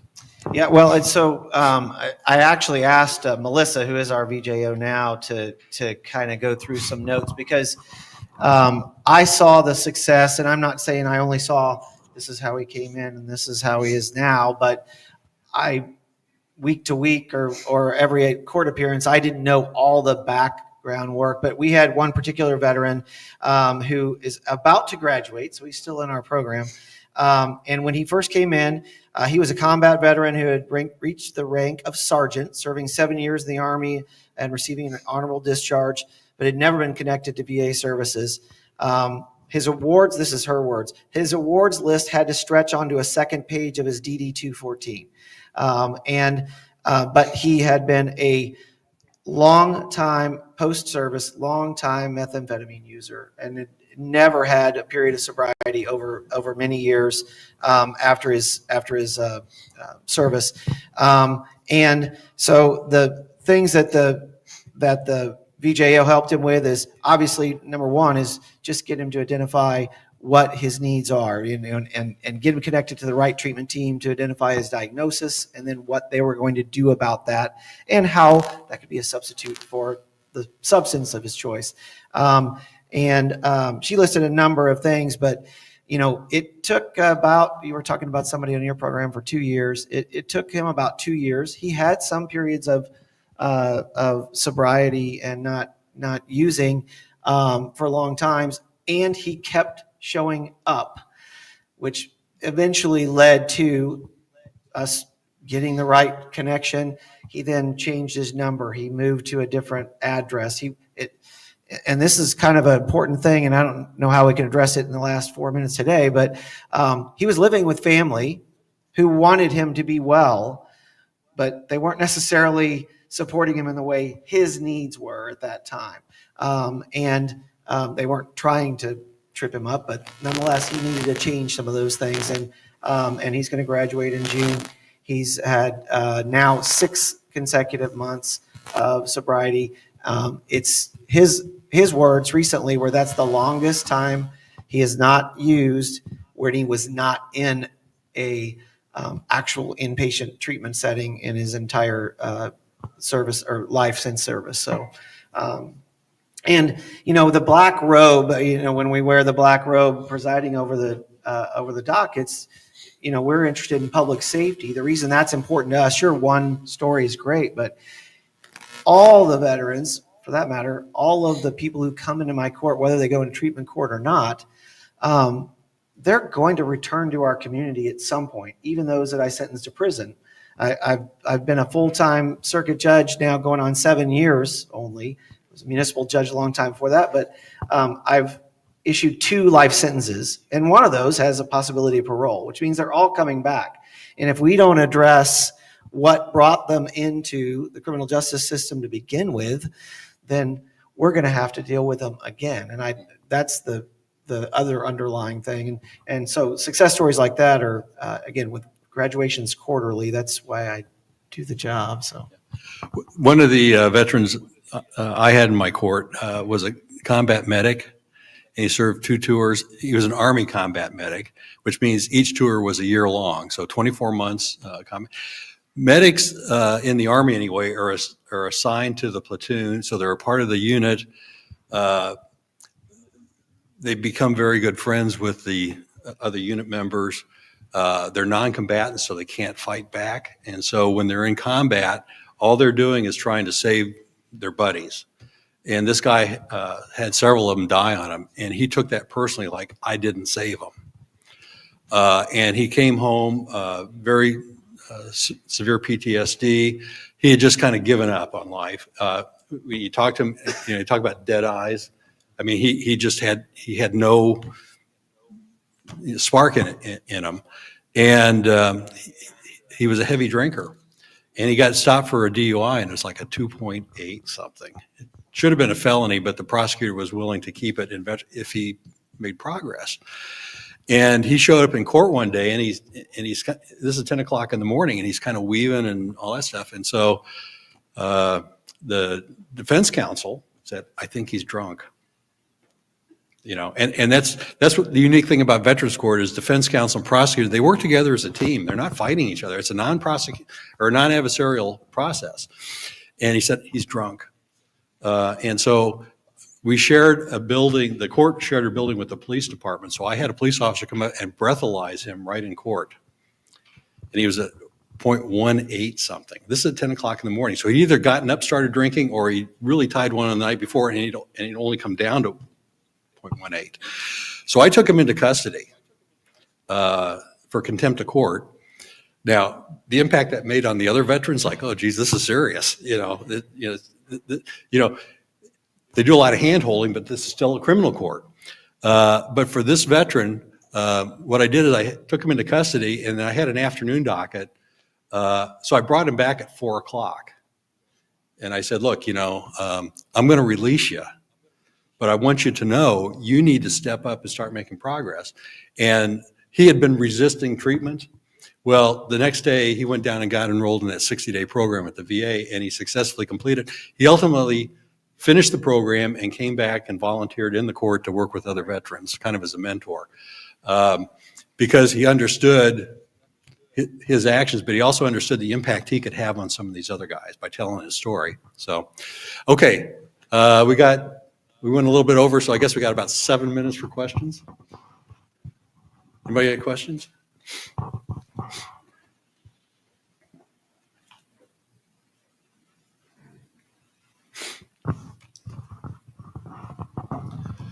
Yeah, we got one question here from our online session, and that's, of the veterans that are accepted by the court, do either of you know what the percentage are combat veterans versus non-combat veterans?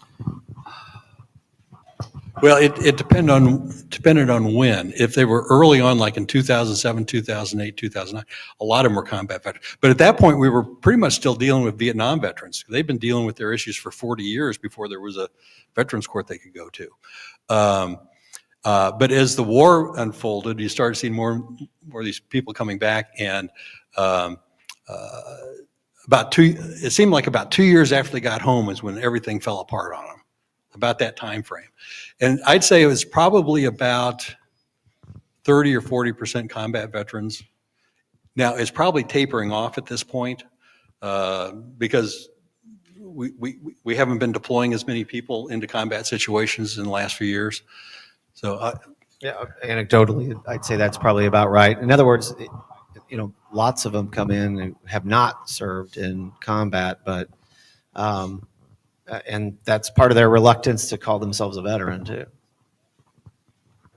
But what's interesting is they want to make a distinction between combat trauma and everything else.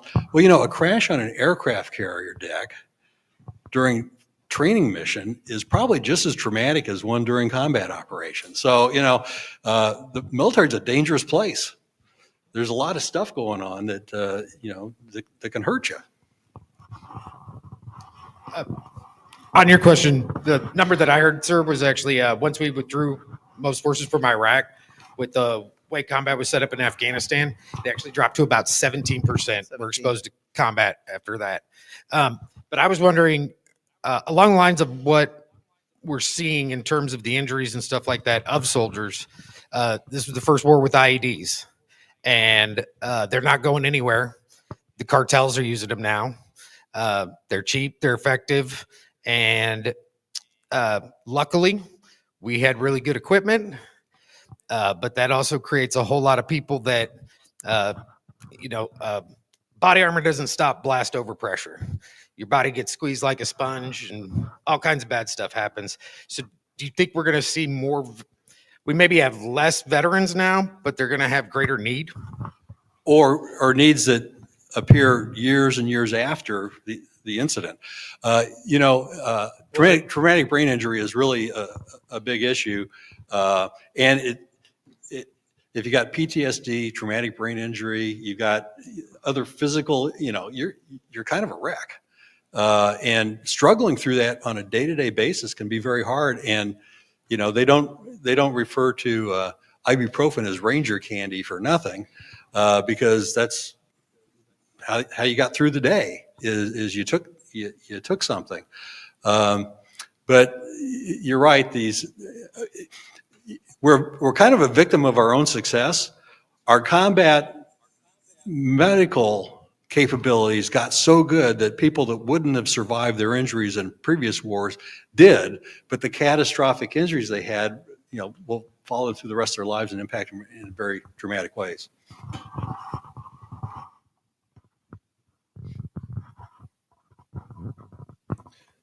I'll ask this one and pass the mic over.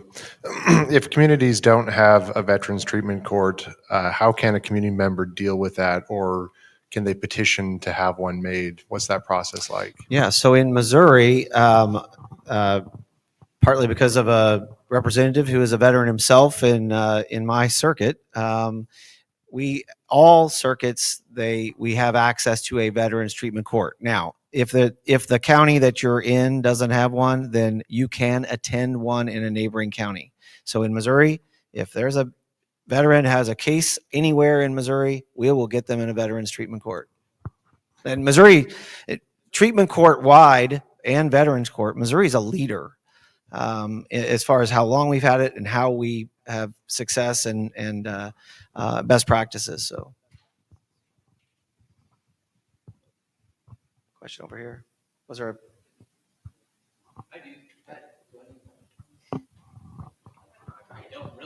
It's the rules for the online audience. Yeah, thanks for presentation.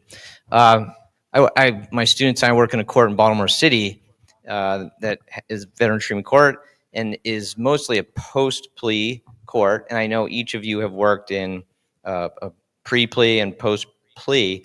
And if you want to just talk a little bit about that process and how that's decided. Every court is unique and there's a process. I'm sure you have to get buy-in from all the prosecutors and the different court personnel. Do you think, how does that process work? And then do you think there are advantages or disadvantages to each in terms of the participants that are in the court, accountability, and communication between the judge and the participants? Yeah. So there are differences, and I have seen in I'll tell you, because sometimes somebody who has a criminal offense in Boone or Callaway County and might start in that court on a pre-plea basis, then moves to my county and they transfer. And so I've had some who were pre-plea. They didn't originally start in my court, but they started in another circuit. And I'm looking at Andy because she was actually staffing both courts at one time. But anyway, what we do have in Cole County is it's not a treatment court by the model, and in Missouri specifically, you have to follow specific guidelines for funding purposes. But we have a resource docket, and because I want that person who has just the misdemeanor, but has identified as, in this case, a veteran, but with a substance use disorder or mental health diagnosis, I want them to be connected to treatment, to be connected to the VA, to be connected to a CBHL or a counselor before they get to the felony court that is Judge Walker, treatment court judge in Cole County. As far as the success, that's where the rubber meets the road on that team, from the staffing to how you build the team to how you keep the team trained and motivated. I mean, I'm a true believer, so I'm out there preaching it wherever I can. But the success of those efforts, whether it's pre-plea, post-plea, it depends on the team and the leaders. So I'd say the type that you're talking about that is pre-plea, just as important, if not more important, for the reasons that we've discussed. So. Yeah, in 10 seconds, in our court with the pre-plea, the veteran was given the Veterans Court offer and the non-Veterans Court offer. And so they knew what they were working for. And so what they would gain if they successfully completed it. And so they knew what was on the table. And to some degree, that was the incentive to get them into the treatment. And then the treatment itself was the incentive to keep going with the treatment, because they start feeling better and start doing better. So we saw, and there were sometimes somebody did so well, the prosecutor even made the offer better. You know, in a DUI case in Arizona, you had to, the first time you had to spend 1 day in jail. He would say, okay, you were in custody for about 3 hours where you're getting booked. I'll consider that your 1 day in jail. So, you know, those kind of things. You know, so there was some concessions even better than but they had to earn it by going through and doing all the things successfully. So, okay. Thank you, Carter.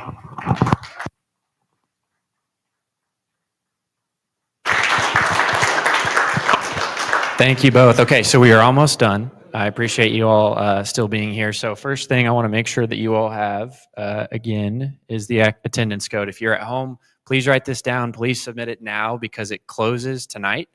So we have to make sure that you were there. Please submit it. That way you can get credit for everything today. So first, again, before we leave, I want to thank our sponsors. Brian Caved, thank you so much for sponsoring the symposium. Jill and Joe Harper Nevins, and Judge Weber.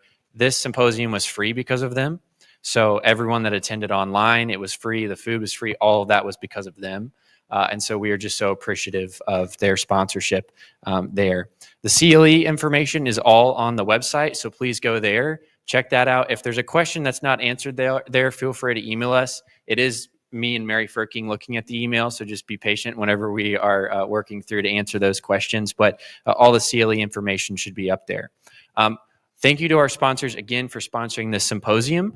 The rest of the year, it is your private donations that allows us to do the things that we do throughout the year. So if you're interested in donating, even if it's just $5, we appreciate every single donation that we get. It allows us to staff and to work on these veteran client files. So if you're interested, that's on the webpage as well. We have a symposium every year. I don't know what it's going to be next year, but I'm sure it'll be cool. So keep on the lookout for that. Make sure to follow the stuff that we are doing online and on our website. Thank you to the speakers that came. They came from Baltimore and Boston and California and Chicago. They did not get paid to be here. They took time out of their day to travel all the way here. They should have been paid. They're impressive enough that they should have, but they didn't. So I'm just so appreciative of all the time that they took to do that. Finally, I want to thank our staff for the incredible job that they did putting this together, especially Mary Firking and then Kristen up there. They're the ones that really, spearheaded things. So thank you both for all the work that you did there.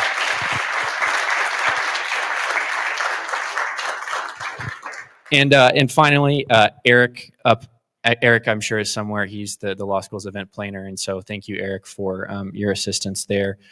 If you need anything, let us know. If you know veterans that are in need, contact us. That's what we're here for. Otherwise, thank you so much for tuning in. Thank you for being here. Take care, everyone.